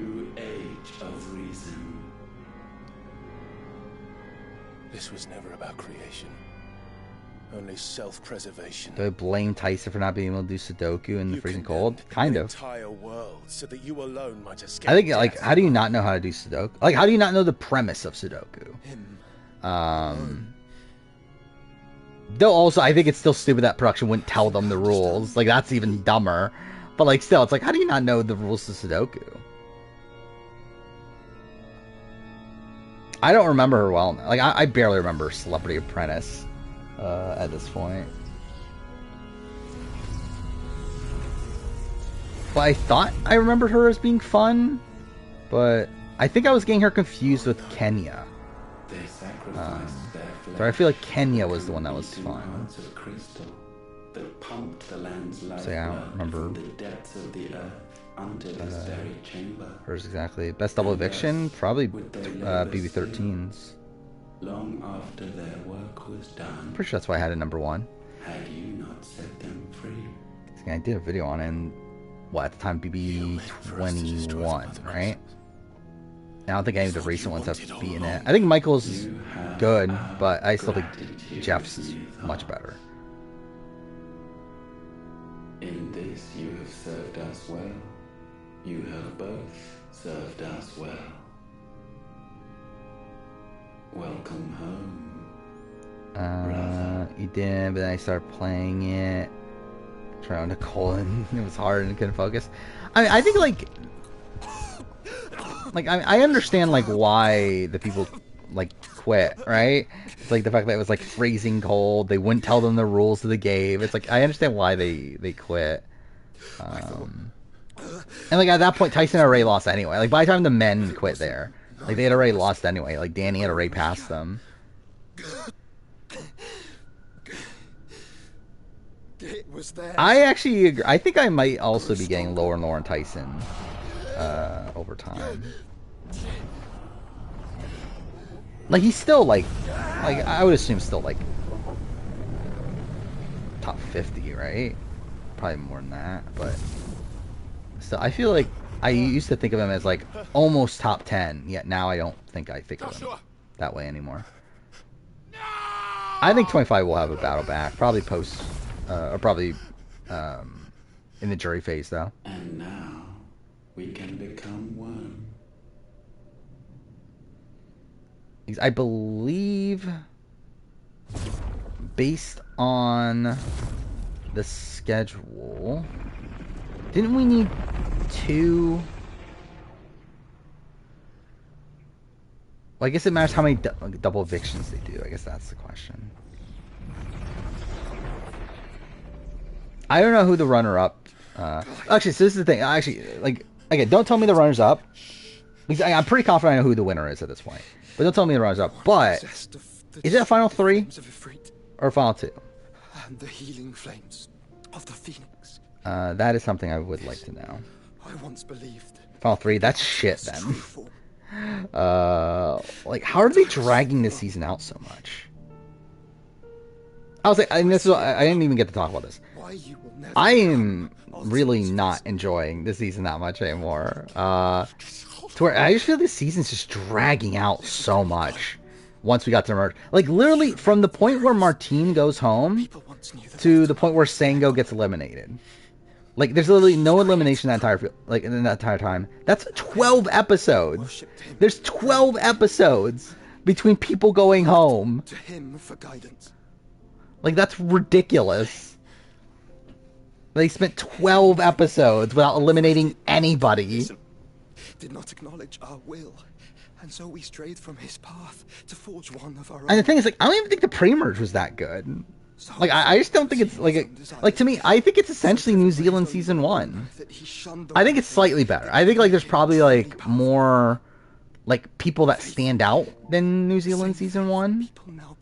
But like it's pretty much New Zealand Season 1. That does not include. Actually, that doesn't even include the talk show because I don't include that in my confessional counts or anything. So technically, we're including the talk shows. It's like what, 14, 15 episodes. Faith that you will answer Jill's plea. But yeah, see you later, biggest party. The difference is, Clive. And the fact that many people, it went that long without someone getting eliminated, yeah, obviously that's because of Redemption Island. I think I'm pretty confident the winner's Nicholas. I'm pretty confident that's the case. If he isn't, I feel like the things that I remember about the season then are like might be wrong. Because again, I feel like so again, I know someone that gets voted out and comes back. So essentially, the person that comes back from Redemption Island wins the game. That I'm like 100% on, based on things I was told. I also feel like I remember hearing that person got screwed over. And I feel like Nicholas is someone that you can argue got screwed over. I don't think necessarily. But I think you can at least argue it. And I guess to be fair, like if he did stay in the game, would Sango have flipped earlier, one round earlier, Nicholas could have been saved, they could have gotten the vote through, blah, blah, blah, yeah. I think you can argue he got screwed over. And like he did get out of the game, either way. So, yeah, I think he's the winner. And like taking that out, like, even before that stuff, like before we got to the merge, where like that stuff really solidified, I was already very high on him from an edit perspective. And even now, he's getting like so much content on Redemption Island, to where and really just in general, the people on Redemption Island are getting a lot of content. It is the world that needs you. To where Thank you, Clive. yeah, I feel like Nicholas is the winner there. My brother. the runners-up, I think, is the interesting thing. Because I don't know. If I were to guess right now, I would say Justine is one of those. Because I think Justine's gotten a decent... By the way, I love how I'm talking over Joshua's death while this is happening. But... Open your eyes. Yeah, I think... Why would I never consider Joel? Because I think Joel's gotten too big of an edit. Where Joel's edit is like so in your face and so out there. I feel like it's like too obvious. Like he's a bit too overexposed. And maybe this is like me putting too much Survivor US into it. But even then, even like AU, like they don't overexpose their winners this much. Where like Joel is like by far the biggest like confessional getter on the season. Until like around the time he goes home to where JJ ends up getting close. But like again, typically the winner is not that overexposed. To where I feel like Nicholas has the same like personal content and like stuff like that, but then like not overexposed, and also his content feels a lot less necessary. Where like Joel's content feels a lot more necessary to tell the story they're trying to tell. Where like Nicholas is like doesn't even feel necessary, yet he's being thrown in there for like no reason, or like seemingly no reason, which I think that reason is because he's the winner, which is something I called out from like much earlier on in the season. But yeah, in terms of the runners up, like I don't think it's Chris or JJ, because I'll be surprised if they get to the end and don't win. To be fair though, I guess against Nicholas, who's someone that seems to be a very affable person, someone that probably got to spend time with them on Redemption, maybe that could still be the case that he beats someone like. Either way, I don't think he gets to the end with both Chris and JJ. It'll probably be one of the two. Maybe like Chris is more likely to get to the end than JJ. Maybe, I don't know. But I could see it being like Corrine and Justine. I could see that being the final three. I could see Justine and Kimberly to a degree. I feel like Kimberly, though, is probably a bit too under the radar. The inevitable. To be a finalist, where I feel like a show like this is probably going to want to at least show their runner-up like somewhat positively, like not be someone that's like completely purple. So I feel like Kimberly like screams out more so than me as like a final 5, final 6-ish boot, like a boot towards like the very end of the game. I think we have Redemption Island, so I guess I don't know how that messes with things, but anyway, like I don't think it's Maurice. I don't think Maurice gets there. And really, I think Maurice is like I think like Nicholas probably wins at the end with the votes of like Sylvain, Joel, Maurice, like that sort of contingent. Oh god damn it! That was a waste. Sandrine also.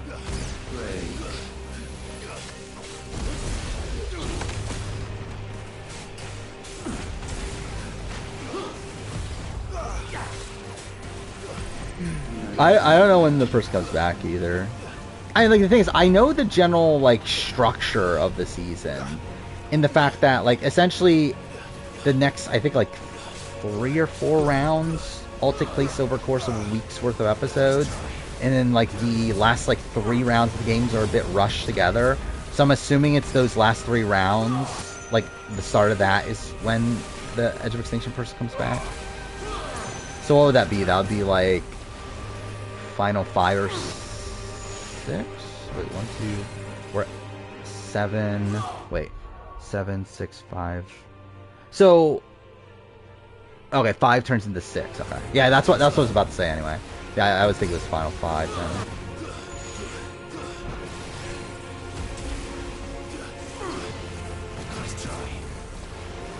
But yeah, so I feel pretty good at the fact that it's Nicholas that wins, which means that essentially everyone else that's at Edge of Extinction or Redemption doesn't come back then. If it's only one person that comes back. Because I did think, like, is there a chance of it being 2 people that come back?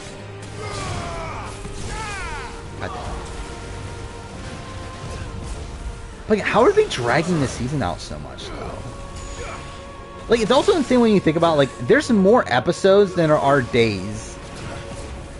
Like, it's literally a 44-day game, and there's 67 episodes. And to be fair, like, what is it? Like, 13 to 15, somewhere in that range of those episodes are the live shows. But that still means that there's, like, 50-plus genuine episodes. So it's like, how are there more episodes than days? Like, that's just stupid. Countless centuries have I waited for this moment. This moment in which I might revel. Yeah, I assume it's just, like, the way TV is presented in Quebec, but it's just still bad, though.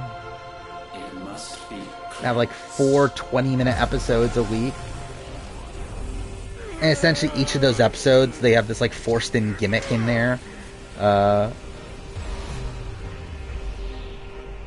To where it's like, of the 20 minutes, it's like 12 of those minutes are camp life, and then 8 minutes of them are like a specific thing that they add to the episode to have something happen in that episode. Whether it be like a reward challenge, or the reward, or like some random visit from some random person, or obviously the immunity challenge. Like, it is funny, like the way that the season's structured. BBAUs, or BB Quebec, the same way. Was this just everyone that came back to the game at some point? How many people is this? 29 people. I thought there'd be more, to be honest. Talk about adding BBAU, but fuck BBAU. Who from BBAU even comes back? There's a lot of people, right, from BBAU that comes back. That's like half the cast, pretty much, of BBAU.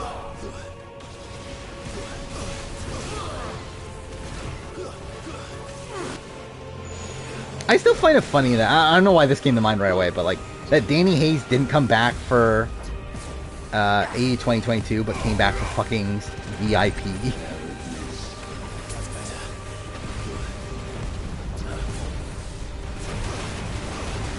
Oh, fuck off.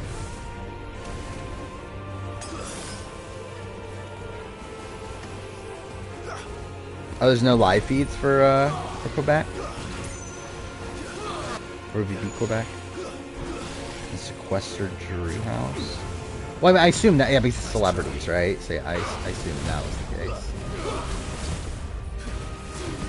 It is like an actual, like, long season, though, right? It's not like Celebrity Big Brother US, where it's only like a month. Like, it's actually, like, long there.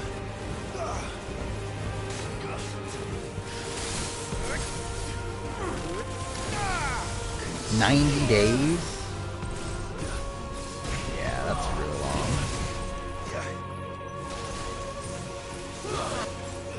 It's funny how, like, that's longer than, like, some of the more recent... Like, that's longer than BB's 23 and 24, right? Because, like, both of those were in, like, the... And I believe 22 as well. Like, those were both in the... Or all of them were in the 80-day range, right?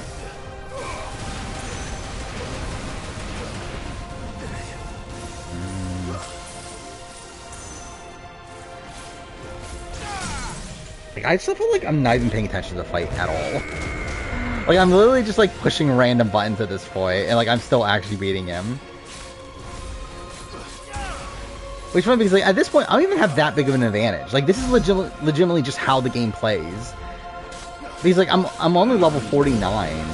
Oh, I guess I did level up at one point then. Because I was 48 at one point, wasn't I? So, yeah, I guess I did level up. But still, it's like, a lot of people play this game on level 50.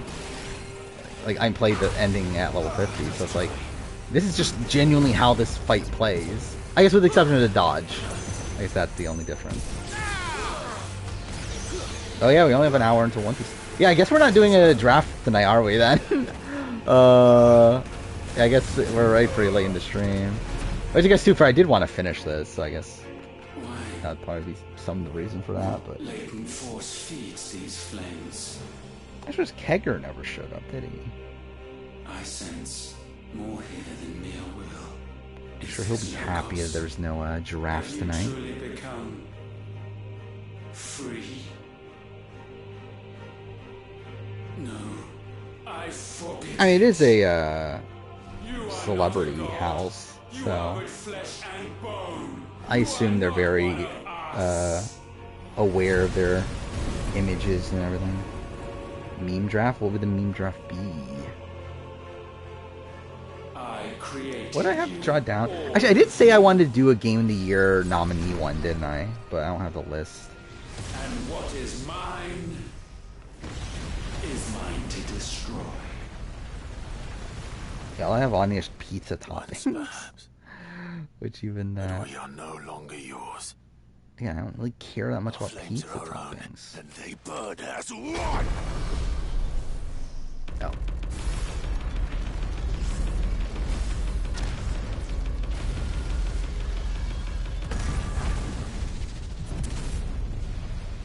Chat member draft. I don't know. I'd rather not do that one. What's this one? Well, these are all the ones that won Game of the Year, right? Like, we already did this one. I'm talking, like, I want to do, like, all the ones that were, like, nominated for Game of the Year.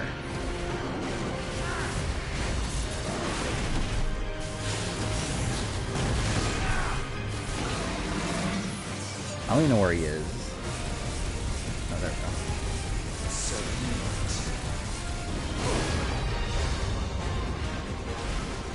Dude, my footage of this, like, I don't know how this is coming off in stream. It's probably really bad on stream too.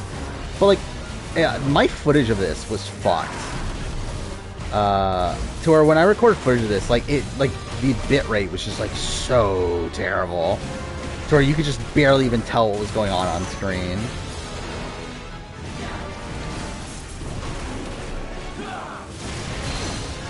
And like, it looks nice when playing it. But yeah, like I'm looking at it even back on stream, it's still like super blurry. But too far, I mean, like I'm streaming at 720 anyway. Yeah, it would take too long at this point. It's like that's like a good like 60 something games, right? It's like what, 5 or 6 a year for the last like 10 years. Okay, cool.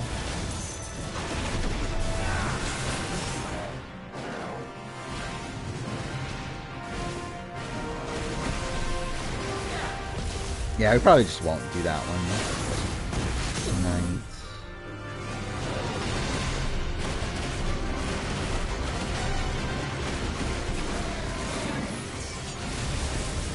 Okay. Try to add Santa Carolina.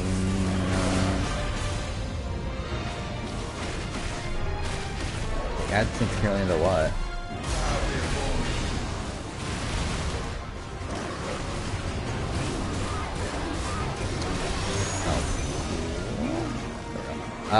Do co-workers watch my YouTube channel? No. I mean, like, I've told some about it, but, like, I don't think they actually watch.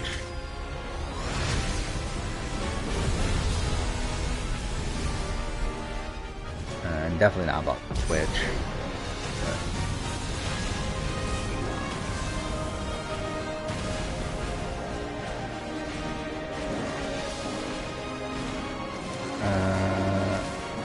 Should we do a One Piece arc draft? How many arcs are there?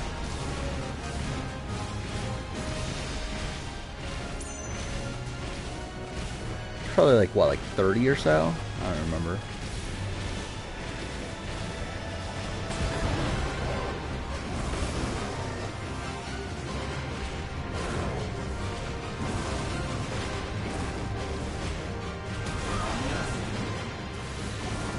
Wait, why is this doing like no damage?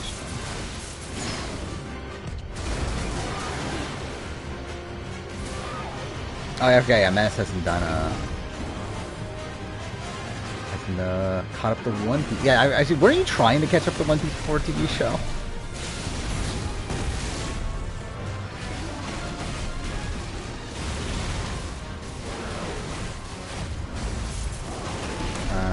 So you mean like you're just gonna?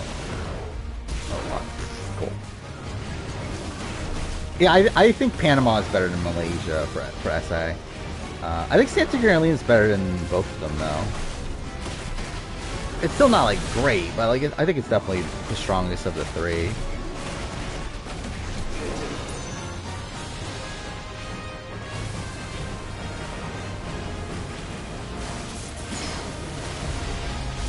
God damn it.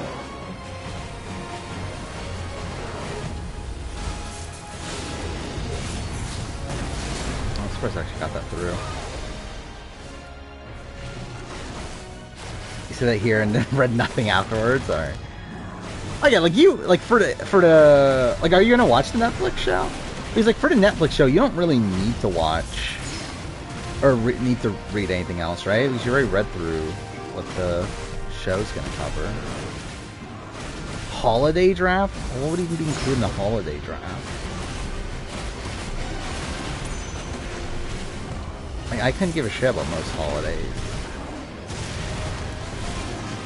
Like, I don't like most holidays because I'd rather just not celebrate. I am your god. I legitimately don't think there's a single holiday that I actually do like. Is there a holiday that I like? If it is fire you I don't seek, think so. then fire you shall have. Oh, fuck. What? That was really instant kill. By the way, I did see stream buffer there for a second. I wonder if it was because the PS5 was having a seizure from that. Enough! With fire shall fire be repaid. The high and the like Crystality. I could see that, kind of.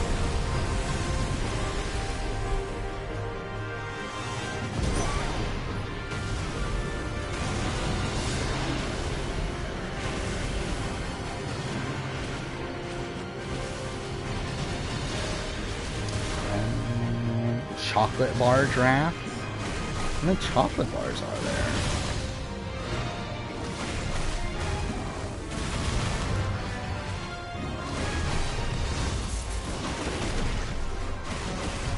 I can't even think of the last time I actually had a candy bar. It's probably been like 2 or 3 years or something, probably.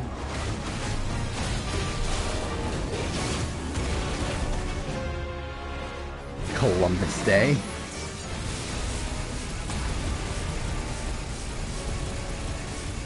Think, how many holidays are there actually?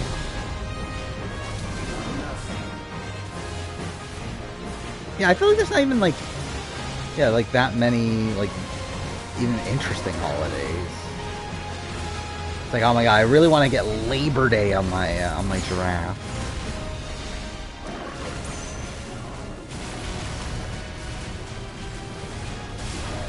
That's right, Labor Day's this week, isn't it?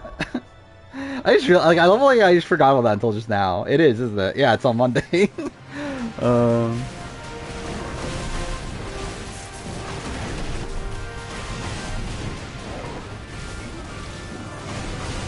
Yeah, is Columbus Day the Michael Scoopin of drafts? Or of holiday drafts? Yes, I definitely know who those people from Star Quebec are. Or from Big Brother Quebec. So, again, I wouldn't be opposed to watching Big Brother Quebec. There's like a fully subtitled copy of it. But at the same time, I'm not going to watch it anytime soon, even if I were to watch it. They wouldn't be until probably at minimum end of the year.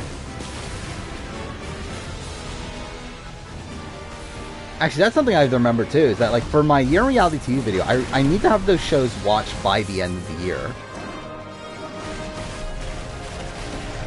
Because like with the, it's not like the Year in Gaming thing where like the schedule for when I release that's like just kind of loose and it's just whenever it's finished. I forgot that like with the Year in Reality TV stuff, it's like I actually have to watch it by the end of the year because I actually like have it set as the final video of the year. And like this is the first year that I'm actually like bothering to try to watch like well beyond what I would normally watch. Oh, okay. I almost died there again.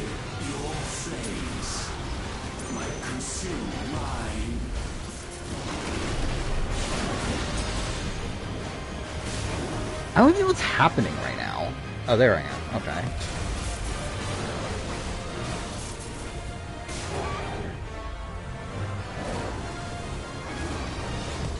Like, I legitimately can't even tell what's happening half the time in this fight.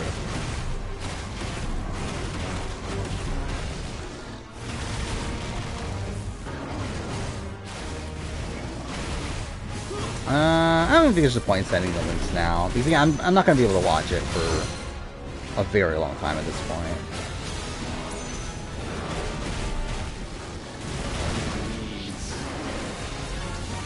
Because right now the focus is... Okay, cool.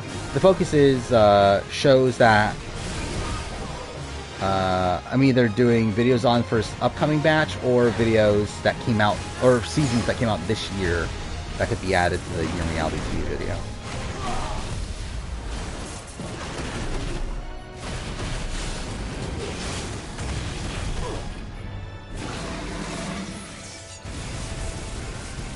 Okay. I hope for Sorry UK being good. I can see a world where it's good. I don't know if it'll be this like super cutthroat strategic season or anything. But I think it can be good in the same way that like Traders UK was good.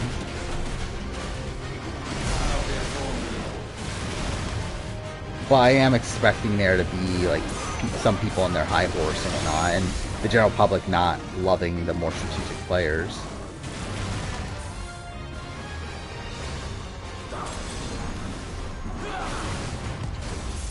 I'm just on this fight. Oh, did I waste it? God damn, I wasted it. I'm an idiot.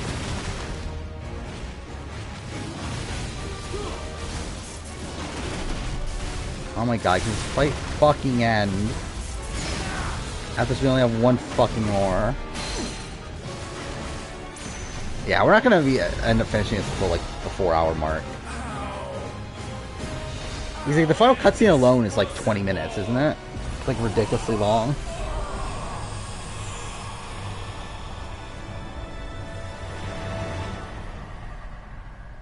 Alright, one more fight. No. My will is inviolable. Something is wrong. You're afraid. Oh, I did add something else to the Always have been. reality The moment TV the blight list, didn't I? exposed what you were. Weak. You conceived us to prove otherwise. Oh, I'm an idiot. It's just the Devil's Plan. But the results shook you to the core. Because I didn't realize that was coming out so soon. And Or that's the show from the Genius Creator, where like you could ever be. I was assuming that would be like if this year and like at the very end of this year. I thought it would be like probably like next year, but yeah, it turns out it's coming out in less than a month. That's kind of insane.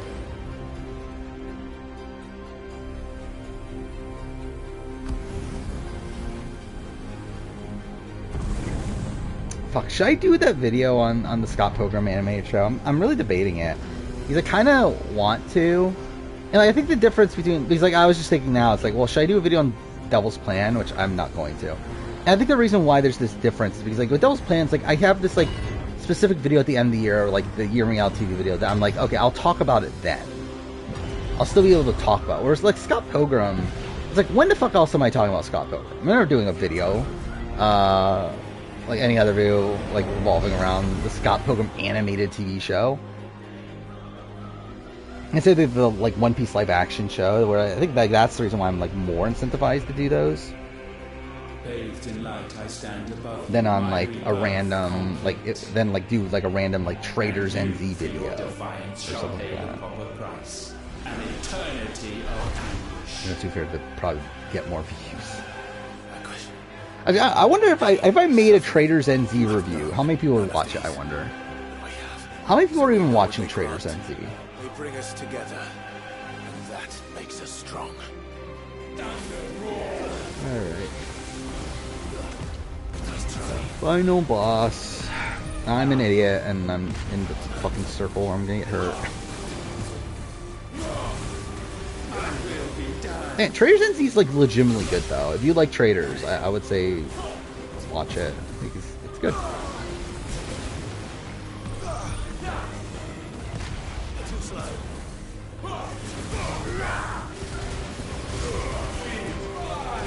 God, that barely did anything.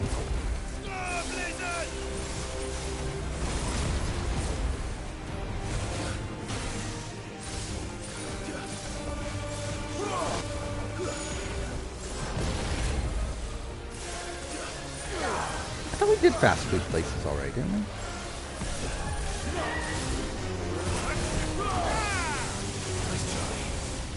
I mean, you can find it. I found links to Traders NZ just on Reddit and stuff.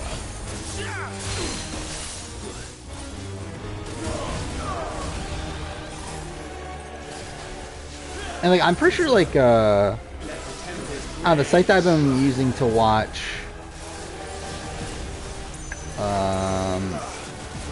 what was it, like Claim to Fame and stuff like that. I'm pretty sure that site had Traders NZ too. So I don't think it's that hard to find Traders NZ. I couldn't find Trader Spain though. I was trying to find Trader Spain and I couldn't see it on any of the like normal sites I checked. So I was like, okay, whatever. Oh well. Don't care enough to go this far on my way to watch a fucking international Traders season.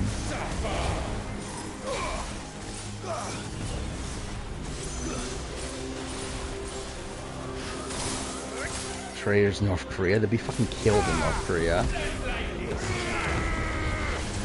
That was a waste.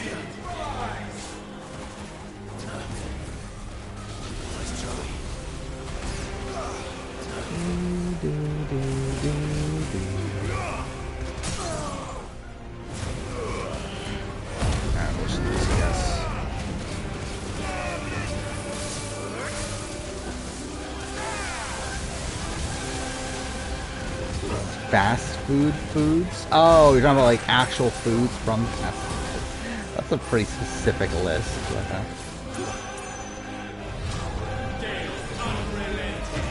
Only Kim Jong-un wins, pretty much.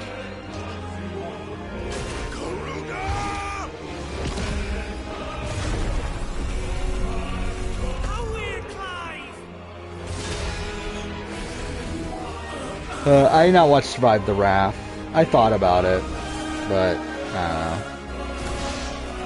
I already have so much I'm already watching. The thing is, though, I'm probably going to cancel HBO Max soon, to where I'm like, if I do want to watch something on HBO Max, I probably should watch it now. Which is why I thought about watching Trader Spain recently.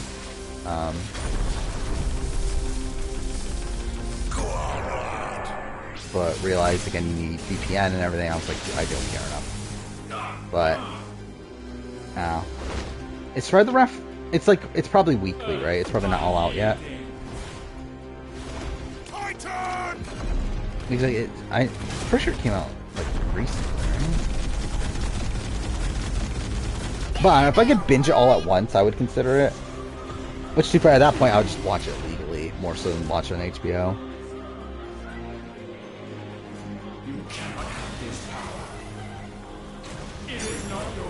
Yeah, it does come out weekly. Yeah. It might be one of these things where, like, at the end of the year, I just, like, binge it all in a row or whatever. Do I have that on my list of shows? I don't know if that's even on my list of shows. I don't think it is. Let's add it. I forgot, am I actually going to watch Tough as Nails by the end of this year? Probably not, right? But I guess we'll see. I don't know why I even use that attack. Like, it's such a pointless attack to use in this fight. The ground one. He's never on the fucking ground anyway. And that was a waste. God damn it.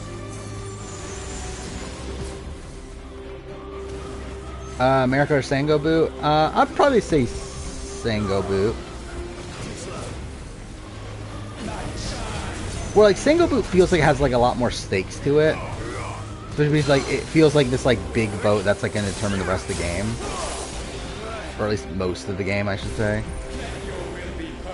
Because I'm assuming, like, this majority is just going to stick together. Like, it doesn't really feel like this majority is, like, set up to split anytime soon. Hopefully I'm wrong, but I'm assuming not. No, I never thought Chris was going home in that boat. I would have preferred Chris to go home, personally, but, like, I was feeling pretty confident with Sango.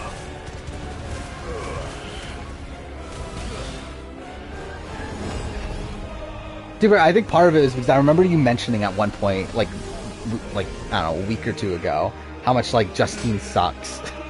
I think that played a factor into it, where I was like, oh, they're mentioning that Justine's gonna flip. Okay, she'll probably actually yeah, flip and vote out Sango, because that would be a sucky thing to do.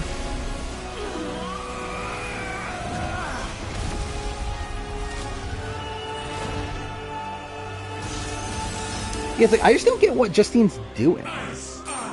Like, it makes no sense. Like, it's essentially, she's like she's essentially a Cass, right? Together. Like, she's essentially being this, like, the blatant person that causes, that, like, makes a move that most people look at as a bad move, but then also ends up, like, costing, like, half the people in the games, like, their games, which will just make them bitter at you for making a move that they don't even look at as in your own best interest. Like, it's just a ridiculously dumb move to vote out,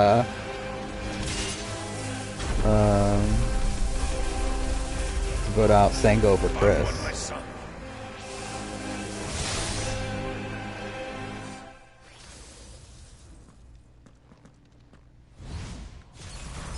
No, mine is the altar at which you pray. Yeah.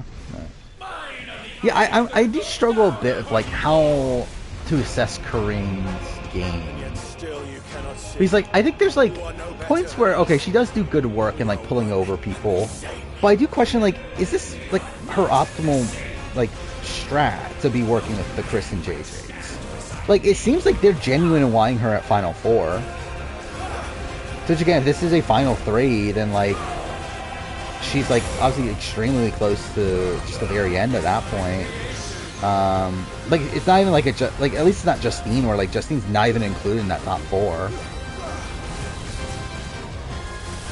But also, it's like, I do feel like her optimal play would not work with Chris and JJ for a long term.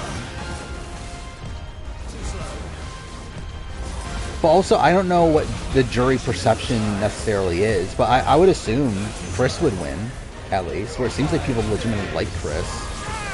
And I kind of see Chris as, like, kind of like a Cody style player, one that, like, if he got to the end, people would, like, really respect him as this, like, domineering player, even if that isn't, like, necessarily the case. Okay, I'm going to almost die. JJ I'm a bit more up in the air on, where, like, I think there's, like, based on what we've been shown so far, I'm probably more impressed with, like, JJ's game ability than Chris's.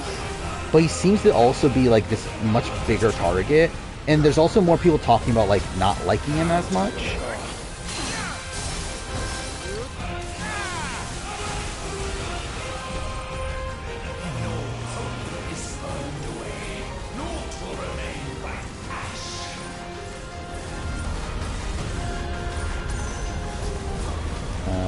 She gives up power to get a friendship. Like, is it over? Yeah, like, that's something I don't, like, fully understand. Like, why is she working with JJ and Chris? Is it just because, like, she does get along with them and would rather work with them than the others? Or is there, like, is she, like, actively using them as shields? Like, what is, like, the like, purpose, I guess, to it?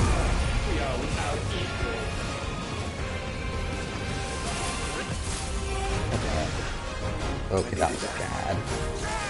Okay, that was also bad. Fuck me.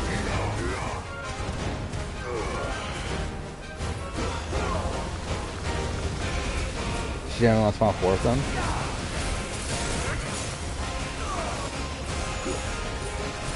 So yeah, like, that's misguided, right?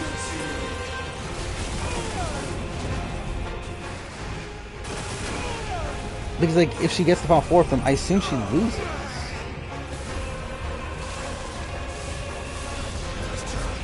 Or if she gets the final 3 of them, I should say.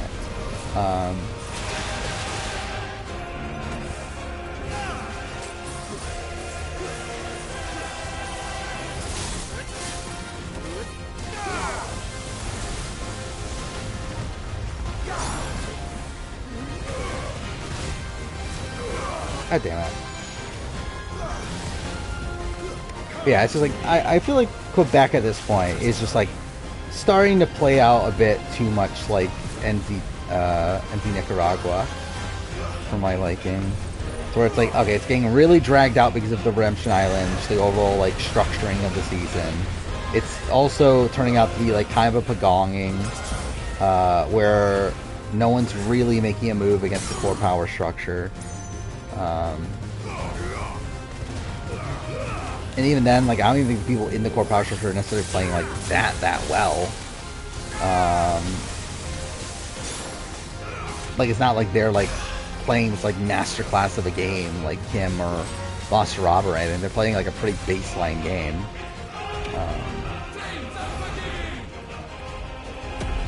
Got the 20 what?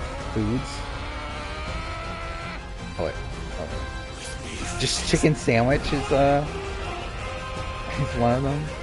Is it just like any chicken sandwich?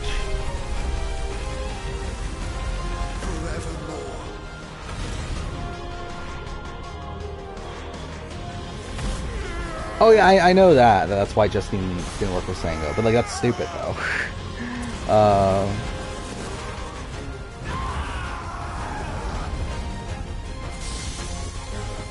Like, that's fully showing you as an emotional player. So sure of your place atop the world. That's Chick-fil-A. Those below. You chose to remain Because she should have been, like, she should have recognized that, well, if I want to get to the end against people that I could possibly beat, I need to take a shot against Chris and JJ. Because one, I'm not part of their power structure, to where I'm going to be clearly on the bottom, which she seems to be of that group. Well, also, even if she gets to the end with them, she loses. Like, she needed to take the game into her own hands. Which, I guess, too fair, she is taking the game into her own hands, but she's doing it, like poorly, right? I guess, like, it's more so, like, you should, like,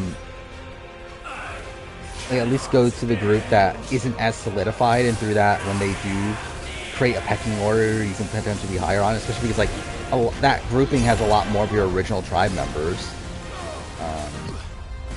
So you would assume you would have like more inroads there to end up being in the majority.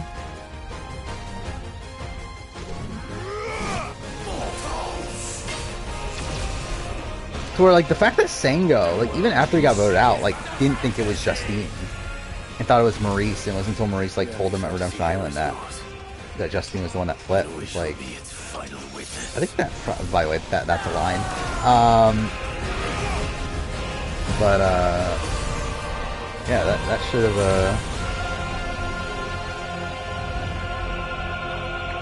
by the way, I just got confused. What was I even saying?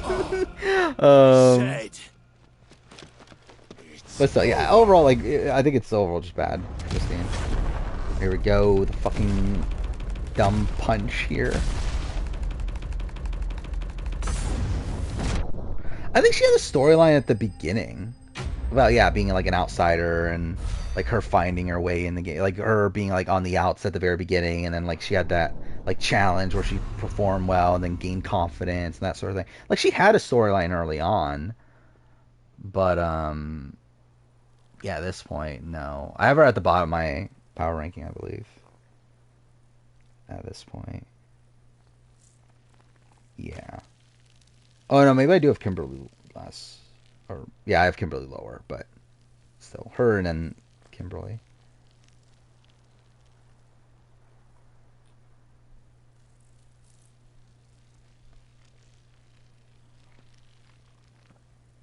Yeah, I don't really even know what to do with my power ranking. Like, look, I feel like it's just kind of irrelevant because like I'm just like kind of like pretty confident Nicholas wins. So to me, it's like his placement's the only one that really matters. It's like outside that, it's like, okay, I guess JJ's number 2. I guess Korean's number 3. But it's like I don't know. I don't think they're winning. A sorry tale of sin and suffering. Do you have every game I played on stream? I do have a list of them. Well, actually, it's not a list, but I have a folder of all the covers. How many games are 67 games? I played 67 games. I didn't realize it was that many. We survive. At least 68 next stream too. Adding Spider-Man. Perfect creatures. When we stumble. By the way, we did finish the game. We just got like 20 minutes of cutscenes left. Drift country flags. I've never once thought about like my actual opinions on country flags before. Ever out of reach, and still we march on. certain the answers lie just beyond it. Because that is our way. Yeah, I didn't realize I played 67 games on stream. That's kind of a lot.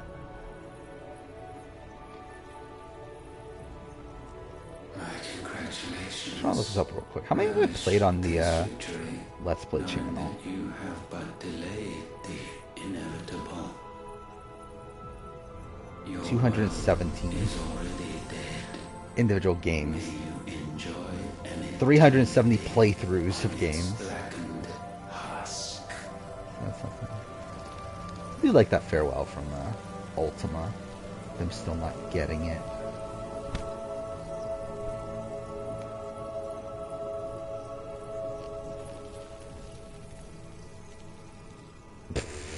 Drafting games I played after people actually started showing. What would you consider that point to be, though? Because, like, really, it's like most games that I played early on, I've played again, right?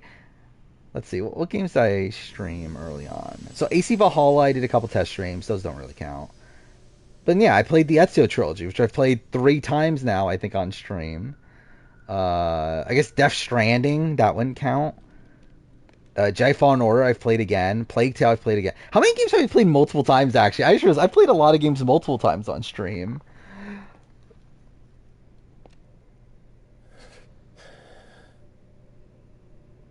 Let's see. I've played AC2 Brotherhood of Revelations more than once.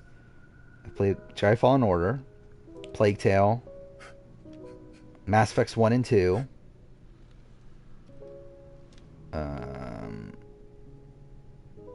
AC Origins, Last of Us 2, Last of Us 1. I guess Life is Strange True Colors. Like, technically those are speedruns, but like a speedrun Life is Strange True Colors is like just playing the game. So I guess that still counts. AC3, Walking Dead Season 1, Walking Dead Season 2. Life is Strange, right? I played it twice. Before the Storm. I think it's 15 games. Is that right? Oh, Last of Us Part 1.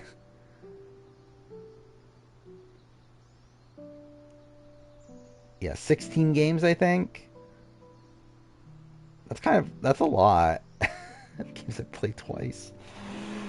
Well, whatever. So yeah, next stream we'll be starting Spider-Man. That should be fun. I haven't played it in a while, I believe. I don't even remember last time I played Spider-Man. Like the OG. Well, not OG, the 2018 game. Because I know I've streamed Miles Morales before.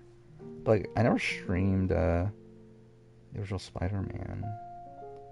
So I can't even remember the last time I played it. It was probably 2020 now I think about it when I made that short video I did on it.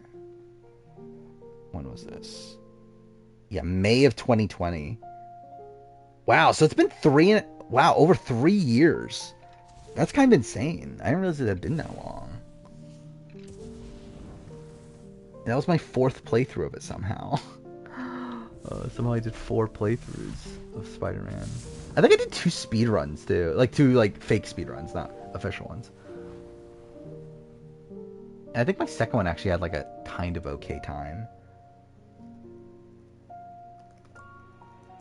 Try to look up the speedrun.com.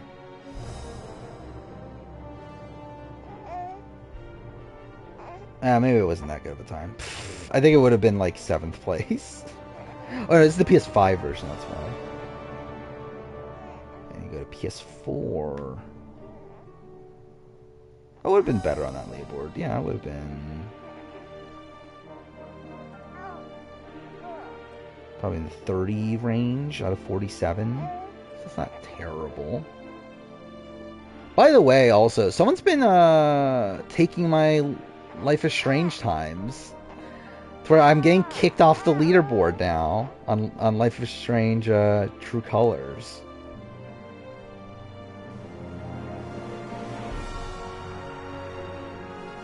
Yeah, like my I've been knocked to 3rd place in any percent and 100%.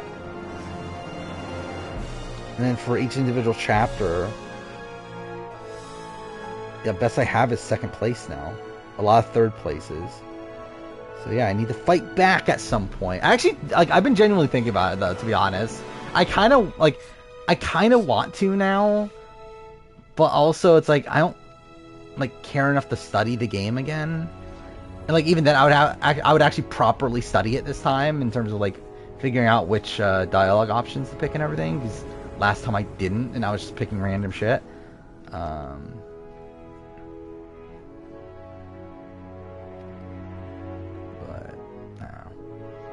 Because like, I'm pretty confident I can. Actually, I don't know what the current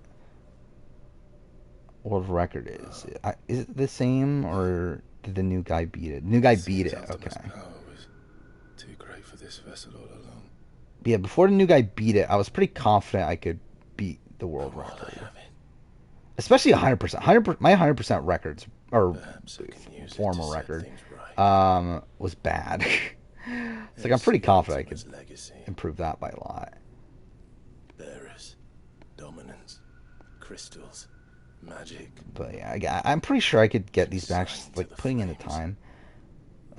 Auction, it was okay. It was alright.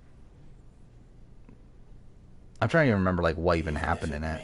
I don't feel like anything like that notable happened.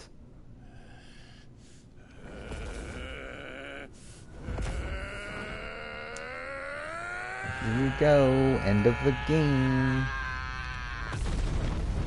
I do love them. I talked over that moment of him being given the Phoenix powers, right?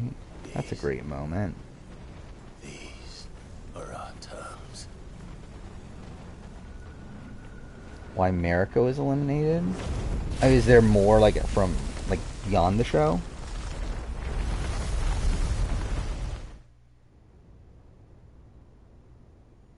Now we haven't done a best picture draft.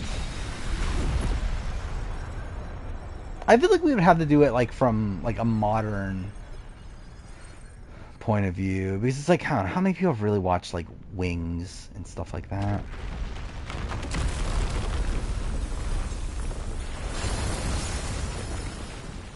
Oh, was she just like indecisive to both? That's really terrible.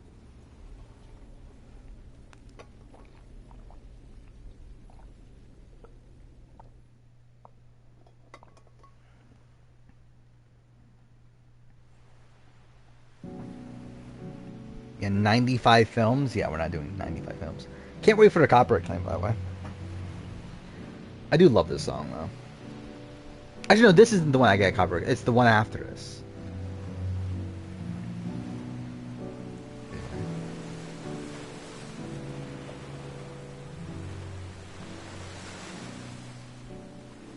Yeah, I got that. Yeah, she was like essentially the swing vote that blew up her game. But her being indecisive is not really Sarah Lucina. That's more so like Christy Smith.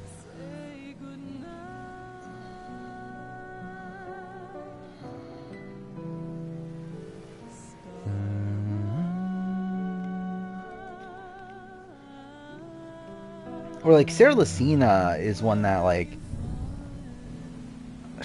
Sarah Lucina never even really tried to side with Tony, right? But she was like threatening her own side that she could flip over to Tony.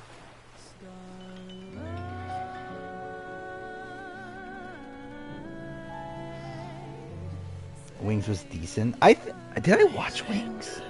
I might have watched Wings. I don't remember.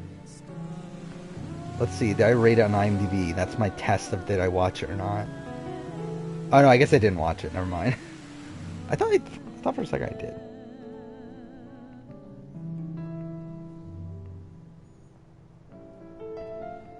'91 to 2022. Yeah. What even won in '91?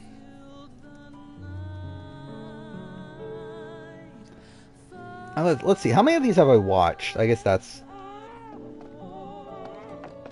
So I haven't watched the recent ones. Actually, no, I've watched Everything Everywhere All at Once. I forgot about that one.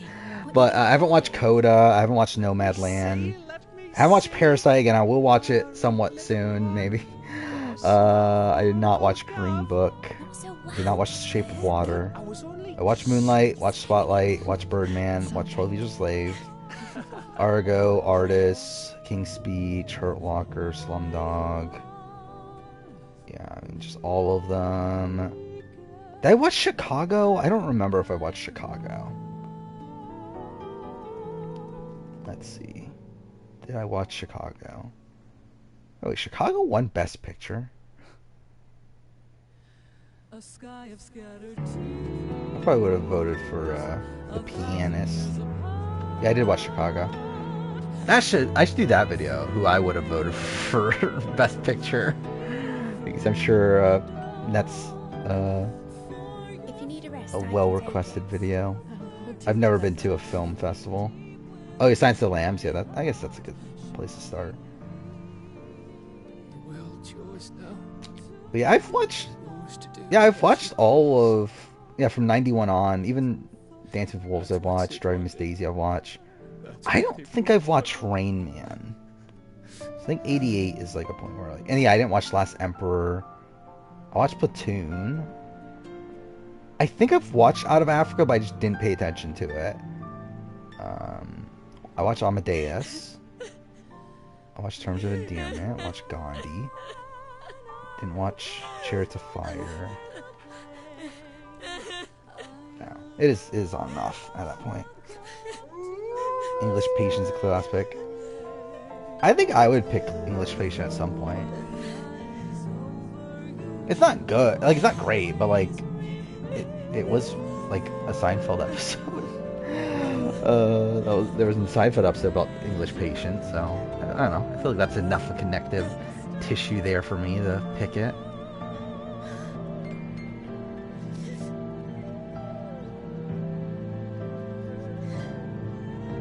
I think this still took 4 hours to finish FF16. Chariots of Fire, so British. They sing a song about being British. Well, that's something. Favorite Best Picture win? Probably Birdman. That's the one that comes up right away. Or at least I think it's my favorite movie to win Best Picture. And thus did our journey end. Yeah, when am I gonna make a Final Fantasy 16 video?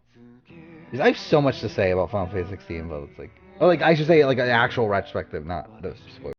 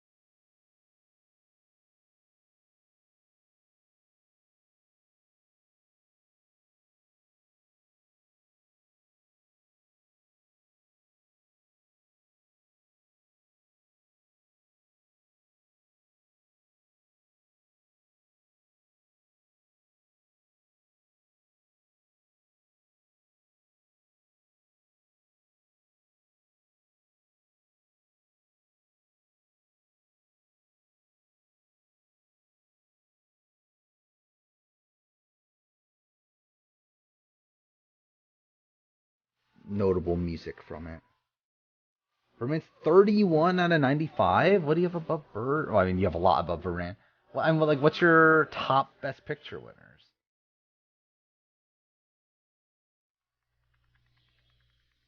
Yeah, actually, yeah, to be fair, I haven't watched Parasite still. Moonlight's pretty high, too. I do like Moonlight. I don't know how high, but I would assume probably top 10. Schindler's List is just so boring to me. Oh, it's not my type of movie. Oh, yeah, No Country for Old Men's good too. Lord of the Rings. I've never been a big Lord of the Rings guy. It's always like that's kind of my issue with that. Spotlight being a number 4 is high. Yeah, Silence of the Lambs was good. See, I was hoping to like Everything Everywhere a lot more than I did. I liked it, but like, Have you been reading that it's not like my favorite movie.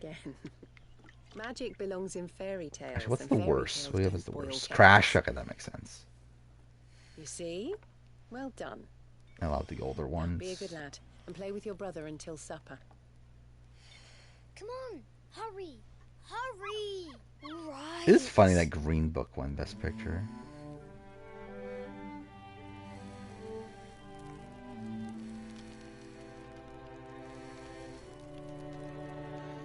But yeah, I'm pretty sure I stand by Birdman being my favorite. I need to watch The Godfather again. I really want to watch The Godfather again. Because I watched it one time when I was younger and I didn't like it. But like, that was when I was younger. I feel like I definitely should rewatch The Godfather.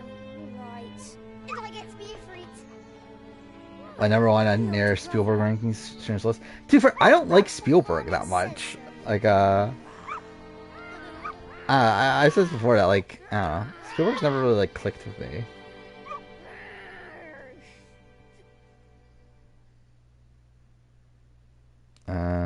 Everything Everywhere was better before everyone knew what it was. Yeah. I mean, I think it's, like when it came out, it was obviously this, like, big, like, niche sort of movie. And then it, like, fucking won 14 or whatever, Oscars or whatever it did. This is the one, right? There we go. My third playthrough of fucking Final Fantasy 16. Yeah, third playthrough in what? A little bit over 2 months? Alright. I guess we'll just do some of the better side quests. I want to do the Torgal mission. I don't remember which one the Torgal mission is, though. I guess that's these. Look how many side quests there are here. So Torgal mission, Jill mission, and Joshua mission. Those are like the 3 good ones. Like, I don't remember how to activate those.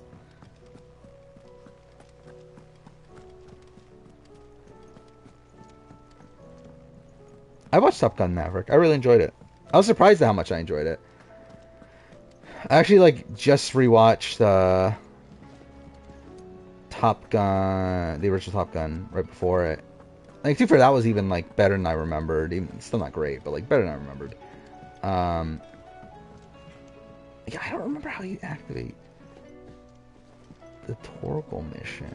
Which one is it?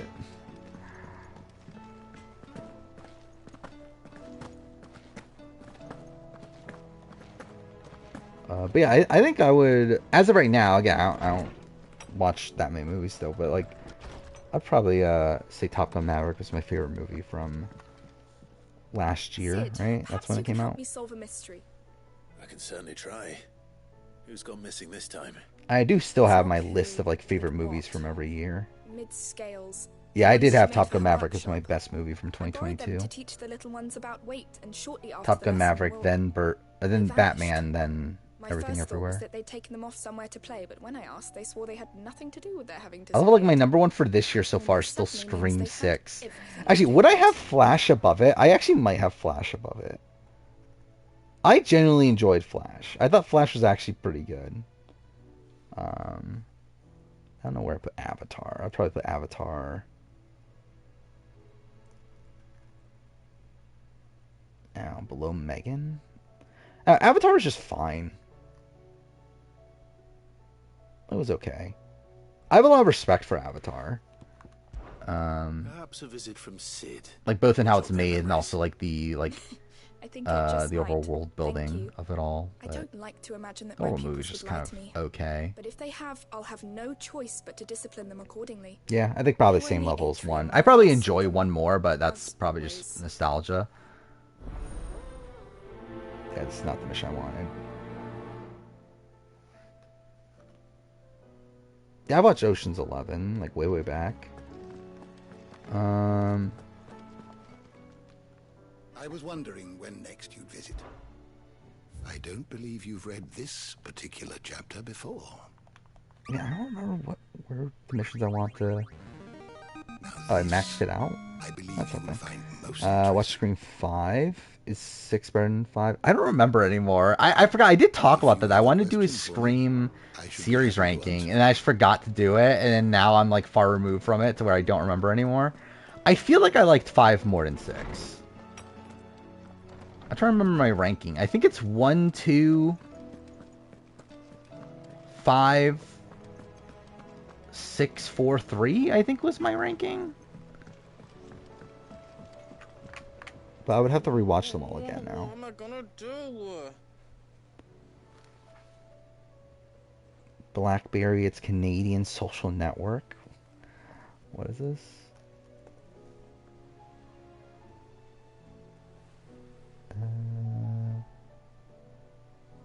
It already came out. I never even heard of this movie.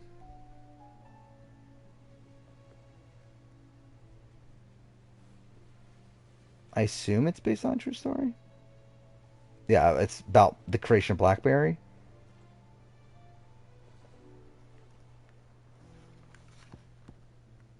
I guess we'll do that one. Is everything all right, Goots? I did not watch Oppenheimer or Barbie. Discomposed than usual. I just felt like I fucking love Ben Starr on Twitter. And again, like for some reason I've like just watched a clip of him saying one ticket to Barbie, please, like a billion times.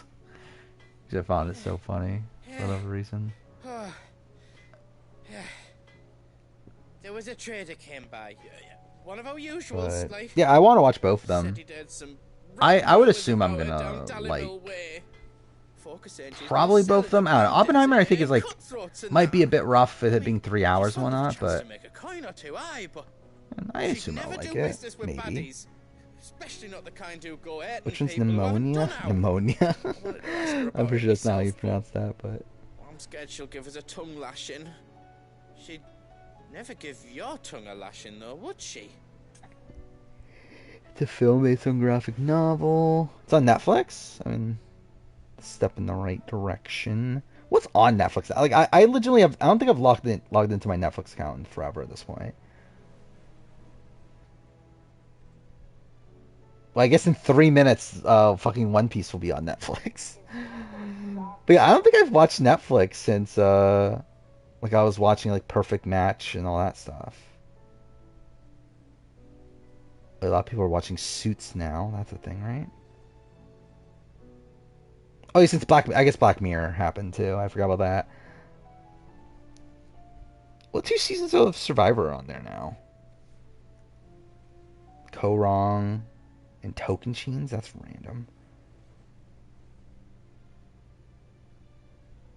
Oh, I forgot. The new season of Witcher came out, didn't it? Which I don't even give a shit anymore, but I kind of forgot that was a thing. I'll speak to her. Oh, thanks, Clive. I've watched Life is Beautiful. It's You'll let great. me know what she says, won't you? Of course. I do want to redo my like top movies of all time list. Because I used to do one every year, like I do games, and I still keep my games one and update it every year, but yeah, I don't have a movie one anymore. I haven't done it since 2019. So maybe at the end of this year, maybe that's when I'll do it, and then try to do it like once a year again. But I do want to redo it. And the thing is, like, I used to do top 500, and I think that's kind of what made me stop doing it, because it takes way too long to create a top 500 movie list. Well, I feel like if it's only 100, that's a lot more doable.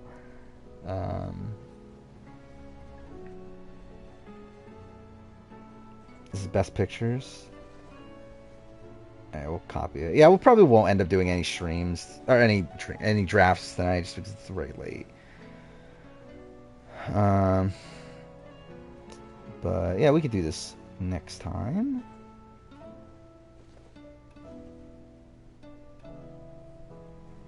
If only I could. There we go.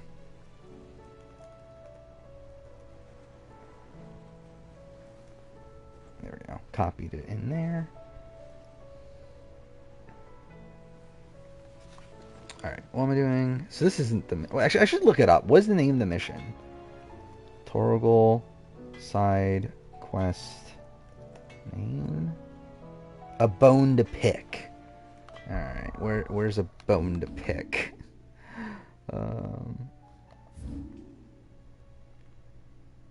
Alright, let's see if I can find it, if it's even here. That's eye for an eye.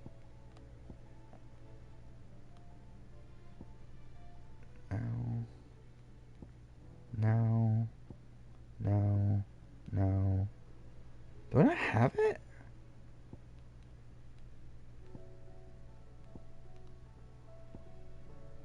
Do I just not have it? Like, is it locked away like other side quests? Because that's really annoying if that's the case. Oh, wait, is it in here? It might be in here. Oh, alright. I guess we'll have to go there.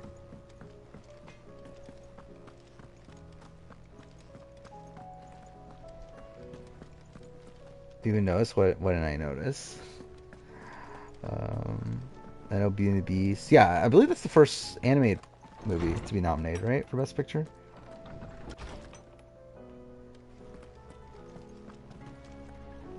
Oh, I went the wrong way. God damn it. I watched Your Name. Your name's really good. I believe I gave it a 10 out of 10 on IMDb.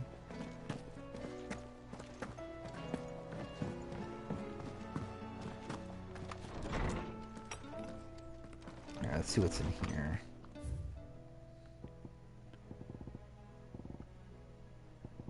Nope, it's not in here. This will... Oh. That actually plays a cutscene. I didn't want to do that. Yeah, Wolf Children's really good too. I've watched that. Final one do. Alright, let's see. What was on that? Like, I literally just push copy and paste.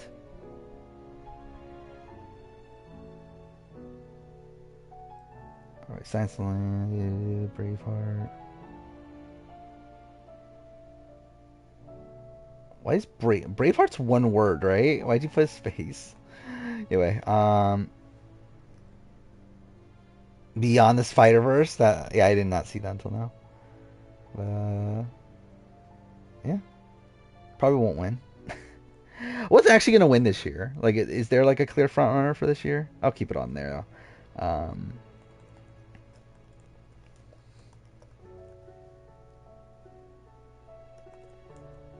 Trying to look it up real quick. Like, would it be like Oppenheimer? Is that like in the conversation? Like Killers of the Flower Moon? That's a Scorsese film, right? So I'm sure that'll be up there. Barbie is up there.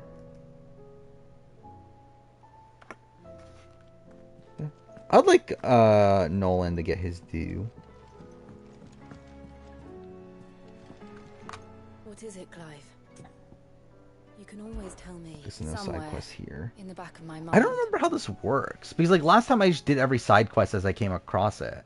It's like I don't know if like the side quests are like locked behind other side quests to like do all the good ones. Because the plan here was to do the good ones, but like it seems like I can't activate them yet. I'm always with you, Clive. Which one's Past Lives? Oh, I do remember that. Yeah, I do remember us talking about this movie. Yeah, I wouldn't be opposed to watching that at some point.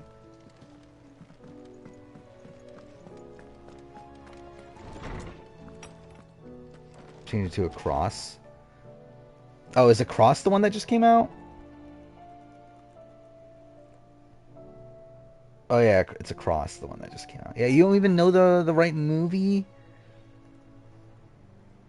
What was the first one? It was Into, right? Into the Spider-Verse?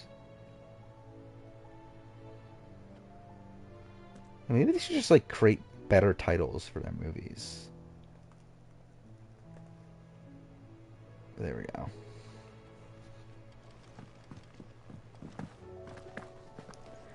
But yeah, Grave of the Fireflies is great.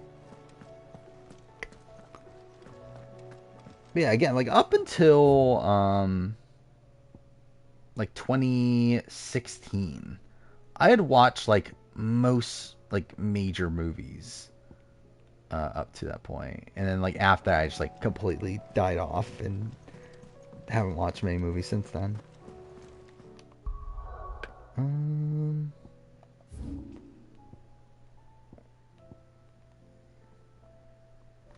Let's see. What was the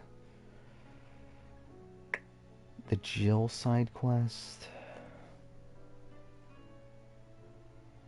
Priceless. I don't think I saw that name either. So are they all like locked away behind things? It's kind of annoying.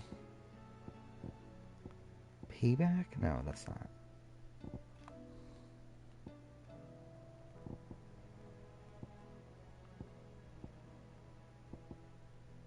I don't see it. Is that one of them? Like, is that the Joshua mission?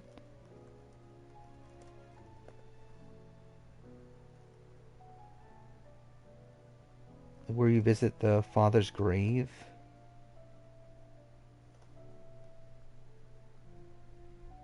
No, that's not Where There's a Will. Is the name of that one. Yeah, so where the fuck are all the good missions? I rather do all the other missions than do the good ones? That's kind of shit.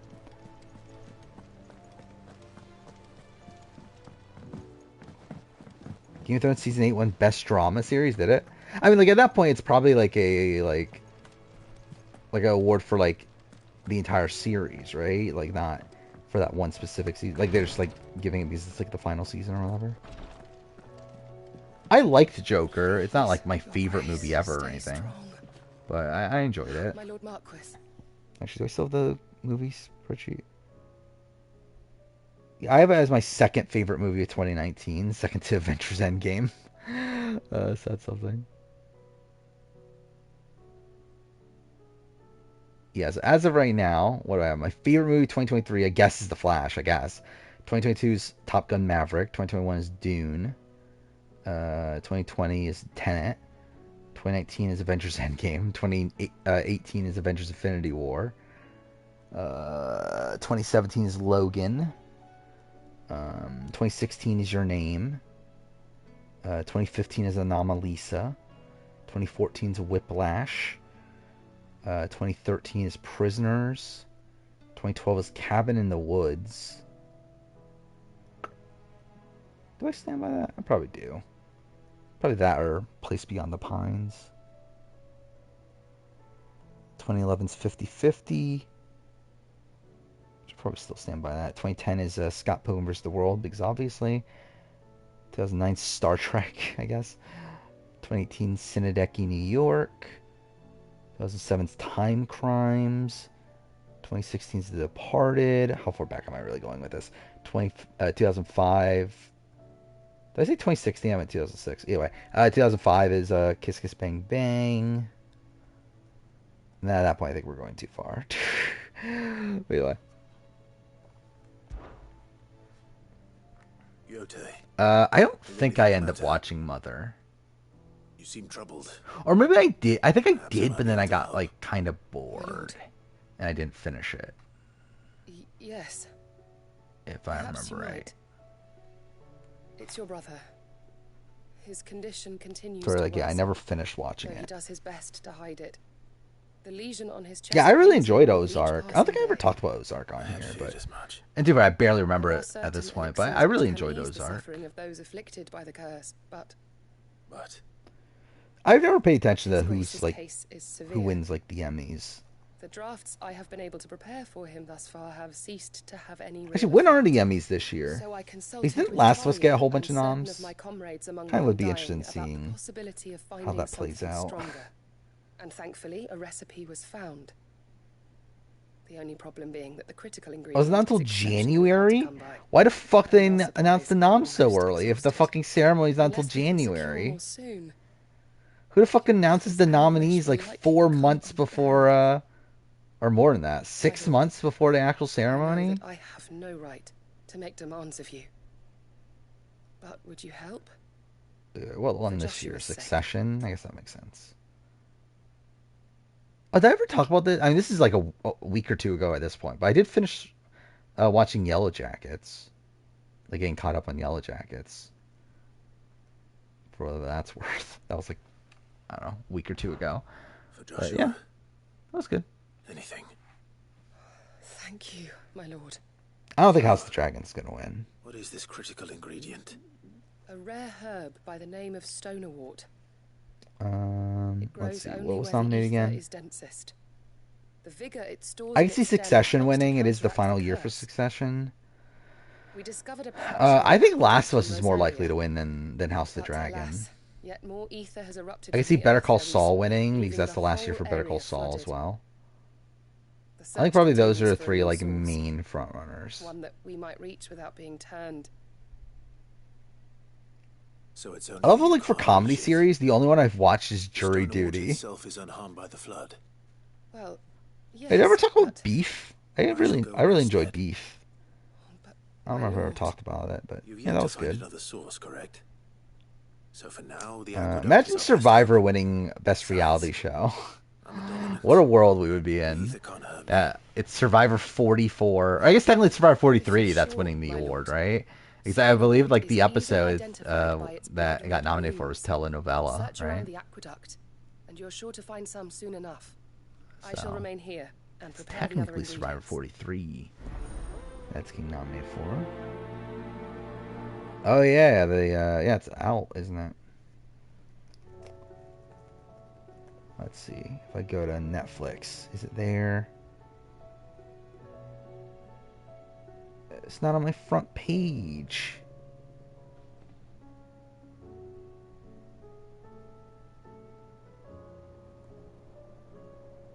Oh, they really don't know how to promote their own shows.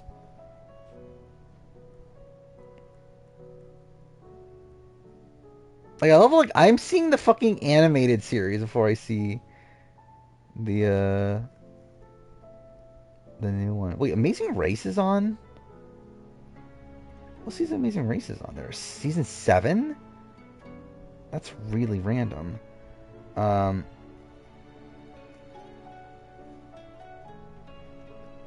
Is it there? Yeah, it is. It's only 8 episodes? For some reason I was thinking it was 10. How long are these episodes? Episode 1's an hour and 4 minutes.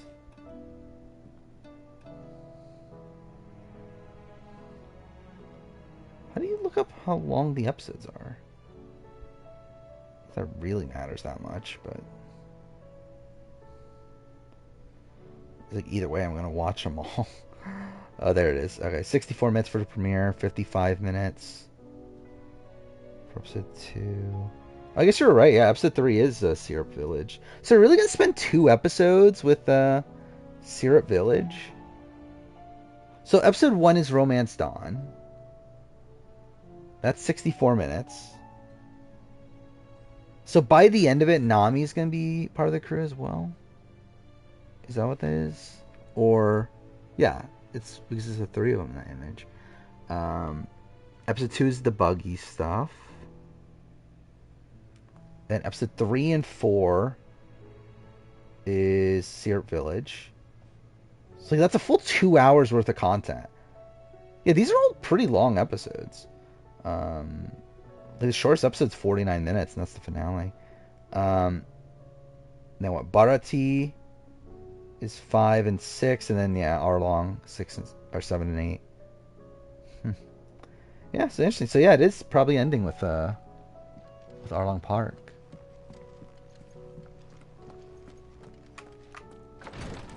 But yeah, I do wonder, like, are we ever getting a season 2? Because I get the sense that yeah, probably not the most likely thing to turn to at least like a major series. Like I could see a world where like we get season 2 maybe, but I actually again don't know how far they'll go with it. Garp is Scottish? I feel like I never once thought of Garp as Scottish. Isn't that also weird? Like, so Garp's supposed to be Luffy's like biological grandfather, right?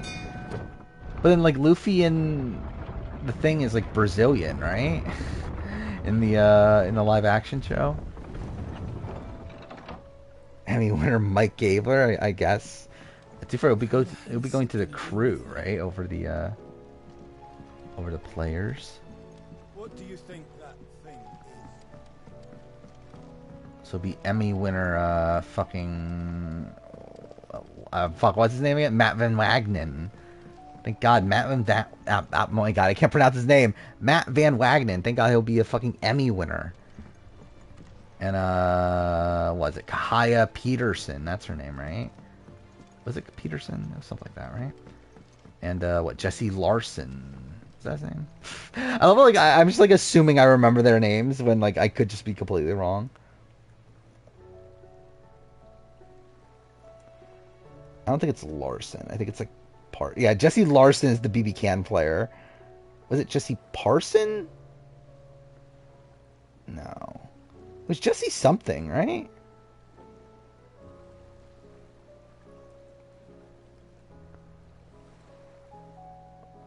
Alright, wait, let's look this up. Survivor Executive Producers.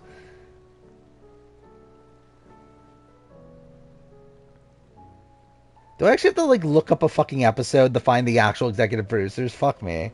I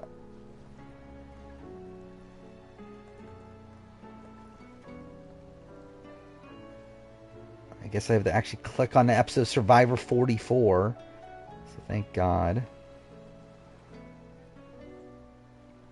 I bet this was their plan all along. They'll be like, oh, us getting the Emmy nomination, it's going to make people fucking look up the credits of their episodes.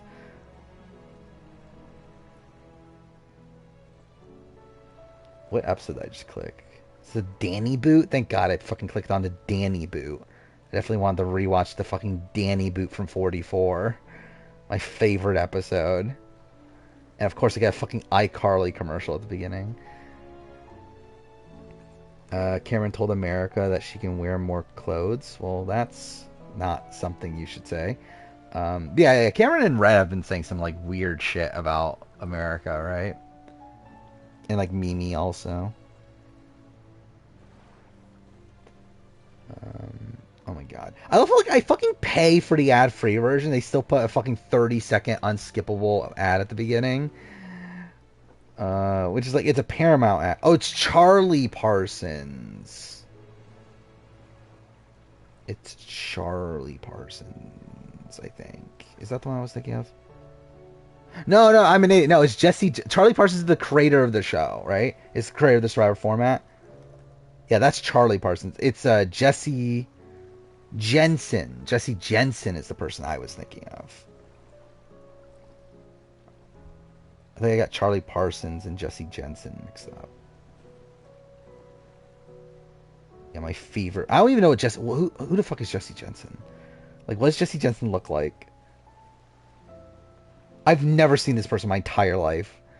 Like, I'm seeing a picture of him now.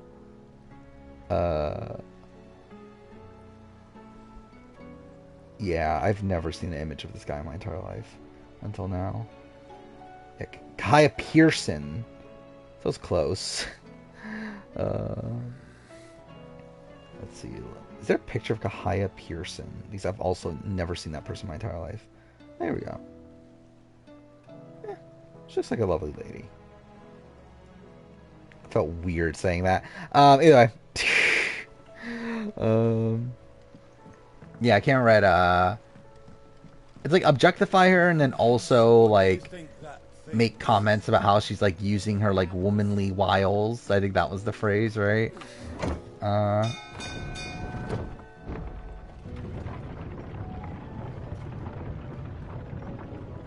Where like I did find out. I listened to Taryn's live feed update, and like he was talking about how like Cameron and Red are like both misogynistic towards America, but like in the complete opposite way, and that is kind of funny.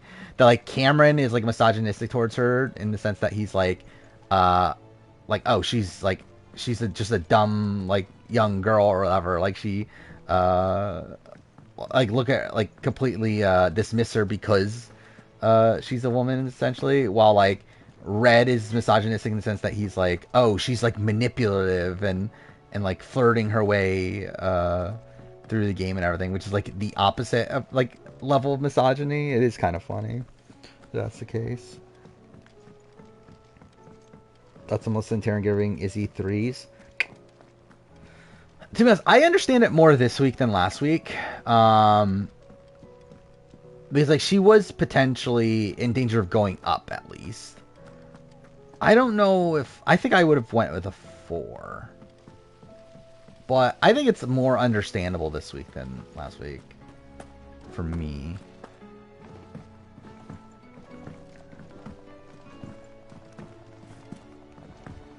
What do you reckon we should do? I say we should just tell Michelle. Again, because I can't do any of the missions I want to do, I don't think there's really a point in trying at this point, right? I guess we'll just go somewhere random. Or should we just do the final mission again?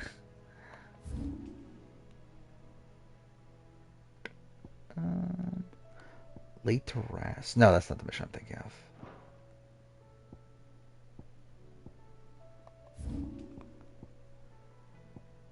I'm just trying to see if like I remember any of these names. If they're like decent missions. I don't think any of these are.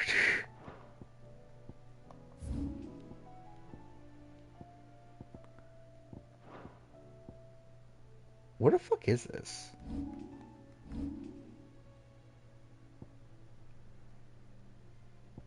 What is this area?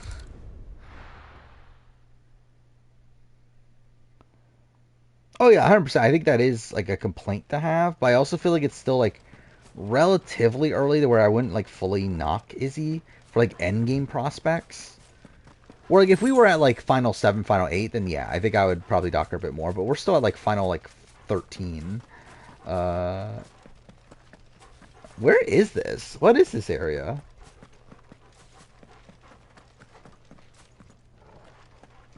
I have no memory. Wait, is this a swamp?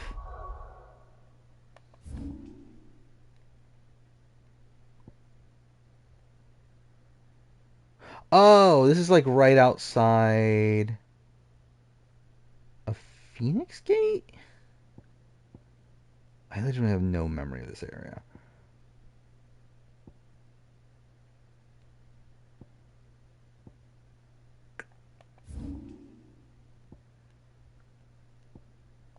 Yeah, well, I guess we'll do the mission. Man's likely gonna win. I mean, I mean, like, I think Jared is the most likely person to win, but I think outside that, the other most likely winners are probably women, right? It's like Suri, Felicia. I guess like Matt is a guy, but even then, like Matt, I don't know if I have much confidence in him to win though. Like I think he has a lot of like long-term prospects at this point, but like, I don't know, is Matt really gonna be able to like? Do I really see Matt having the killer instinct to really win at the end, or like make the moves he needs to make to get to the end? Not really. And like obviously he can win out, and there's definitely a chance of that. But just in terms of like positioning himself and everything, I don't really have much faith in him for that. But yeah, I think he is like one of the more likely people to win out at the end. Especially considering like Jared seems to suck at comps.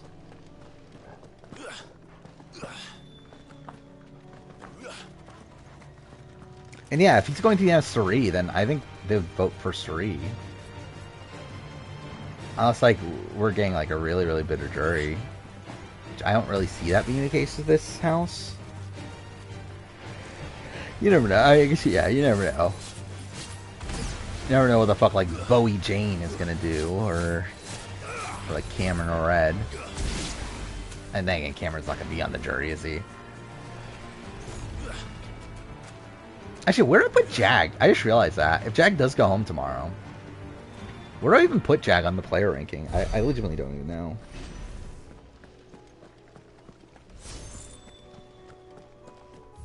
I'm literally just heading back to, yeah.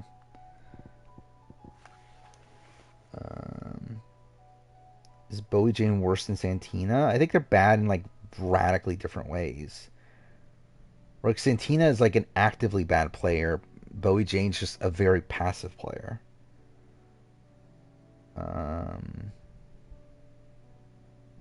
Where's my spreadsheet? I want to see where I would put Jag, because I really don't know. Is Jag better than Heisem? I think so, right? Where's Heisem on this? Heisem's at 249.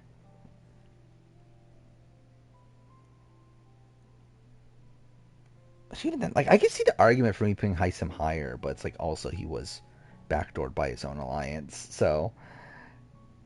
But then like Winston's like 15 spots higher than him, and like I could see the comparisons between Heisem and Winston.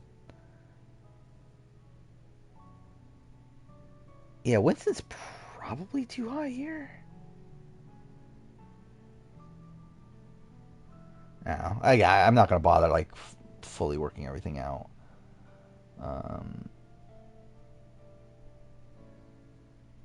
But the thing is, though, I think Jag gets massively screwed over early on in the game, to where I think a lot of his game unravels because he didn't know that Jared was the mole. And how would he know that Jared was the mole? Because at that point, like, again, that's again banking on him knowing that Jag and Suri are related. To where, like, again, Jag seems like, I think even now still seems to have one of the better strategic minds out of the people outside of like Suri's core. Like, I would have more faith in Jag's strategic ability than Cameron or Red or Bowie or Blue.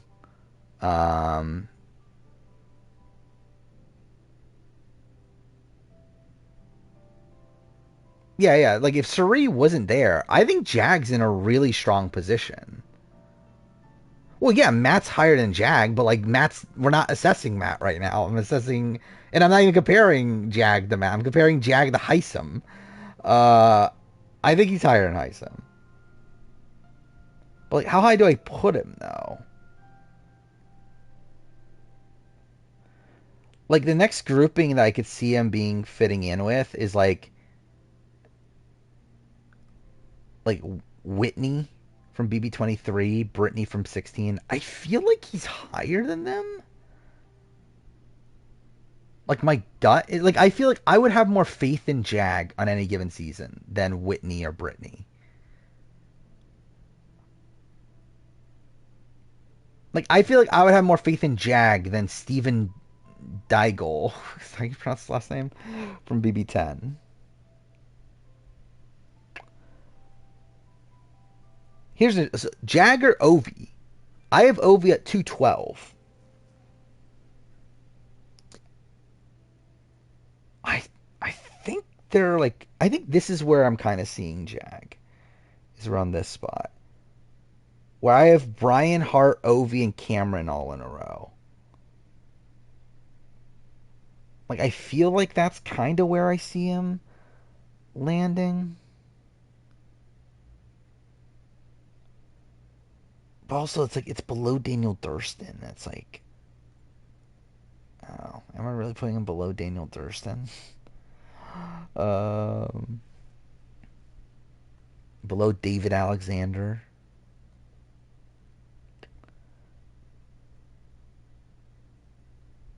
I don't know. But this is like getting towards the top of Prager's. Because like within sight is like Dominic. Yeah, like he's definitely like, yeah, he's definitely dropping off around here if he does get booted tomorrow. I don't know. It's like, it's weird because like if I do put him where like Ovi is, then he's below like Jeremy from BB15, and that doesn't feel right to me.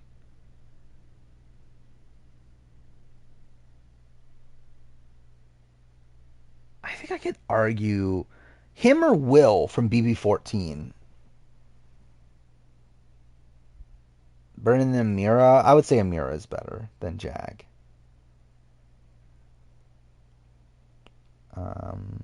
Where I think like Amira had like more points where she was actively doing good work than Jag. Where Jag for me is like, okay, he had like good ideas, but doesn't really ever properly execute them. But also like he didn't really get the chance to properly execute them because of Jared. But like still, it's like I feel like his like like I feel like with Amira, there's at least like more points where like okay, she actually was like in this majority alliance. She was like in the center of things. She brought people in, had these other side deals, everything. I feel like there's like a lot more to point out with Amira than Jag. But yeah, I think like Will from BB14. My gut says Jag is better.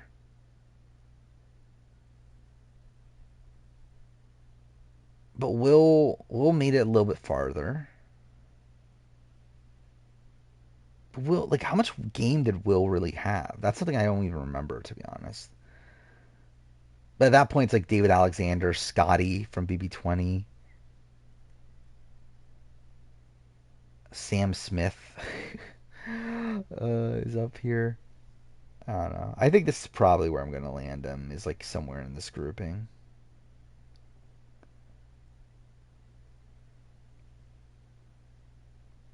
I don't know. I'm gonna have to like really reanalyze this list because I even like just looking at it, there's a lot of like placements that do feel weird, but obviously it's not like finalized yet. Either way, I think Obi had more people against him socially. Actually, that is a fair point, actually. But also, it's like I think like part of that was like the house he was in. But yeah, I do think Jag is a much better social player than Obi. I think that's definitely something I didn't think about. Yeah, actually, the more I think Jag's definitely better than Obi. Like that's not really even a competition. Now I'm thinking about it. I think I kind of like lumped them together because I think Obi's another one that like kind of gets screwed over by certain aspects of his season, especially like by like he was like technically the first boot, but like one that like was what the third target of the week or something. Like was someone that wasn't particularly high on the initial like pecking order or whatever. And then even then, like he still had allies in the house that wanted to keep him, just that they couldn't get the numbers to keep him. There's another point I was gonna make. I already forgot what it was, but oh yeah, it's like also like I have a lot of faith in his like his scrappiness. Maybe I don't know. Is that's the right term? But like he's gonna fight. Like I mean, he fight hard, like hard to say, I should say. Like we saw him on Sequester, which again I don't know how much to like use that to assess his Big Brother game, but like in there he plays like a pretty aggressive game there. Now you'll see Zoro fight Mr. Seven from Baroque Works. Is that like which one's Mr. Seven? So I mean, like obviously that's a moment that's like brought up, right, in the manga that like he was going to be recruited, but then turned him down. So like that's in the show. So that's interesting. Oh, 100%. I think he played this week terribly. And I think that's undeniable. But like I just feel like in terms of like his overall potential as a player, and also his like play before this week, I would still like assess him higher than that initial thought. And even then, this week, like he also comes very close to saving himself, where he does get Suri and Felicia and Izzy and Co. to want to keep him around for the majority of the week, and doesn't end up staying more so because of Jared wanting to keep Blue. And that's obviously because other reasons. So yeah, I don't know. I think probably that spot I was talking about earlier, of like a round where Will from BB14 is that's probably where he'll end up being, which I think puts him in part 2 of the video, for whatever that's worth. I would rather Blue go home, though. If Blue went home, where would I put Blue? Blue would be super low, right? Like if Blue went home, like I think she'd be below Heisem. Blue would probably be around where Riley is. Where's Riley right now? Riley is at 259. Yeah, I think she'd probably just be there. Like a spot higher or a spot lower. I don't even know, really. If she went home this week. Like, I would maybe even argue a spot lower. Considering I feel like she's like less, like has less one-on-one bonds than Riley did. And Riley came like, so much closer to staying. Where really with Blue, the only person that actually wants to keep Blue around is Jared. It's just that no one like recognizes that fact.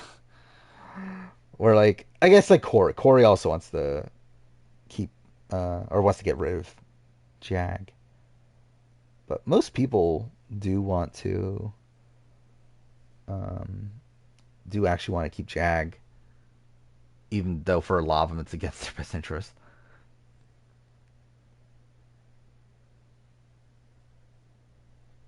America wants to keep Jag. I think ideally she wants to keep Jag. But I don't think she's willing to stick her neck out, especially after Jag ratted her out.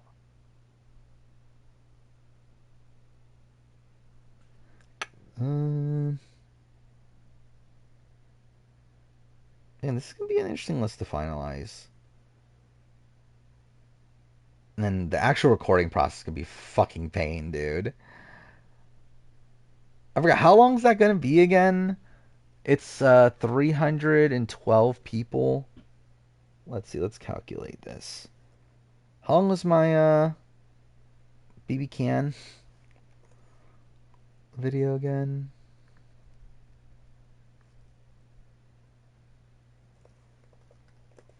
Okay, I should probably go out this menu so we have music. Because it feels weird there's no music. Alright, 162 minutes, 55 seconds.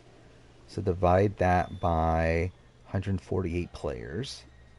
Times 312 players. Divide by 60. That's not as long as I thought. 5 hours, 70 minutes. Or 5 hours. Wait, 5 hours. 0.7. 0.7. 5 hours, 42 minutes is the estimate. I guess that is a while.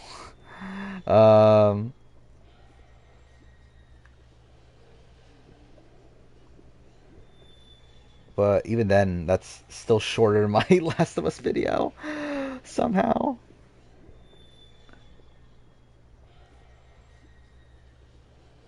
Oh, obviously, yeah, it'll be me copying his video.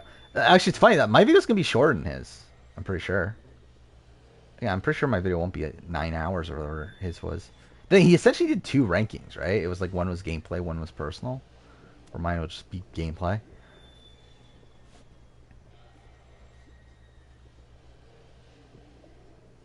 Do I think America made the right move by throwing Atreus to Cam? No, right, but I don't think it matters that much. I think ideally she probably would have won HOH and been able to like get information with it and use it as leverage for like solidifying her alliances and whatnot. But it's not the worst thing in the world for her to like give it to Cam.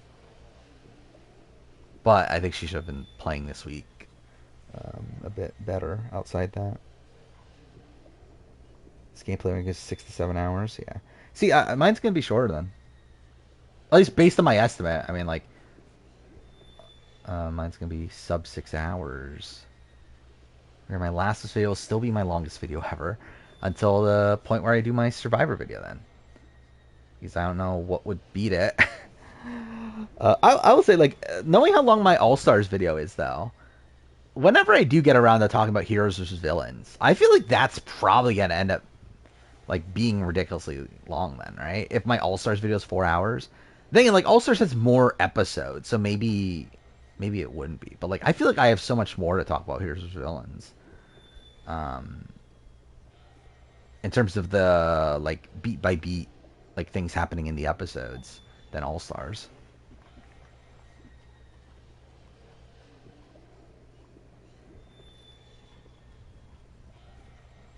Nami's in the episode? I assume she would be. But yeah, I guess we'll wind things down. I mean, we're at 3:40 in the morning. And we finished the game like an hour ago anyway. So yeah, I mean, we'll be back on Saturday. I guess we're still doing that. What will happen between now and then? We got Big Brother, Fight to Survive. I'll watch the new episode of that for whatever reason. We'll start Spider-Man. That should be fun. Again, I'm kind of excited to see how that goes. I really don't remember it that well anymore, to be honest. And yeah, we'll just be done with this. I kind of like. I wouldn't be opposed to playing, like doing Left Behind speedruns at some point, but don't know if I'll stream it. I don't know. Won't finish Royal Quebec? I don't know. I'll probably end up watching a decent chunk of it. Actually, no, I maybe won't. Actually, I probably won't. Never mind. I thought I was gonna be able to watch a good chunk of it tomorrow on Friday, but I forgot One Piece. So yeah, I'll be watching One Piece and then making the video. Yeah, so I don't know. I don't know what else to finish Survivor Quebec. I have how many more episodes of Quebec? I have 23, but then again, I think that includes like 3 or 4 reunion episodes, which I'm not including those, which I'm not going to watch those. So, hopefully soon. Like I didn't plan on I've been watching it for what, almost 2 weeks, right? Is it 2 weeks? I don't remember anymore. But I've been watching it for a while. I didn't mean to like take this long watching it, but whatever. We'll finish that. I probably I think the more I think about it, I think the more I don't think I'll start Total Drama Action right away. Because again, that video's still not for a while, and I still haven't even I still haven't written my BB Can video yet. Where I finished the Last of Us video today, the writing of it, to where I still have the entire BB Can 2 retrospective to work on, to where I have all the notes, but I haven't done anything with it. So I need to do that, and then also again the Total Drama Action videos for June of next year. I haven't prepped anything from March through May. So there's still a lot of things to work on before I even get around to writing the Total Drama Action video anyway. So it's I feel like I might as well try to watch a show or two in between, depending on when I finish Quebec. But so maybe I'll watch Time Hotel in that time. Maybe I forgot Zombieverse. I did want to watch Zombieverse. Yeah, what else is there that I can watch right now? I don't know if I care enough to watch The Climb at this point, so I'll probably just forgo that. Bachelors in Paradise Canada, I probably will forgo that too. Tough as Nails, I guess, should I watch Tough as Nails? But yeah, probably Time Hotel and Zombieverse. Yeah, those are probably the two. Maybe by that point, Survive the Raft, maybe. But yeah, then, I don't know. Maybe I'll watch Tough as Nails by the end of the year. Maybe that'll be a thing. Yeah, as of right now, I think it's going to be a unanimous vote on Jag. But we'll see. We'll see if Matt saves Jag. I doubt it. Because I feel like if he was going to, I would have seen full confirmation on it by now. Especially considering he has to announce it in the morning, but either way. So yeah, that's the first stream. We'll start Spider-Man and have more Big Brother to talk about. But till then, see you guys next time.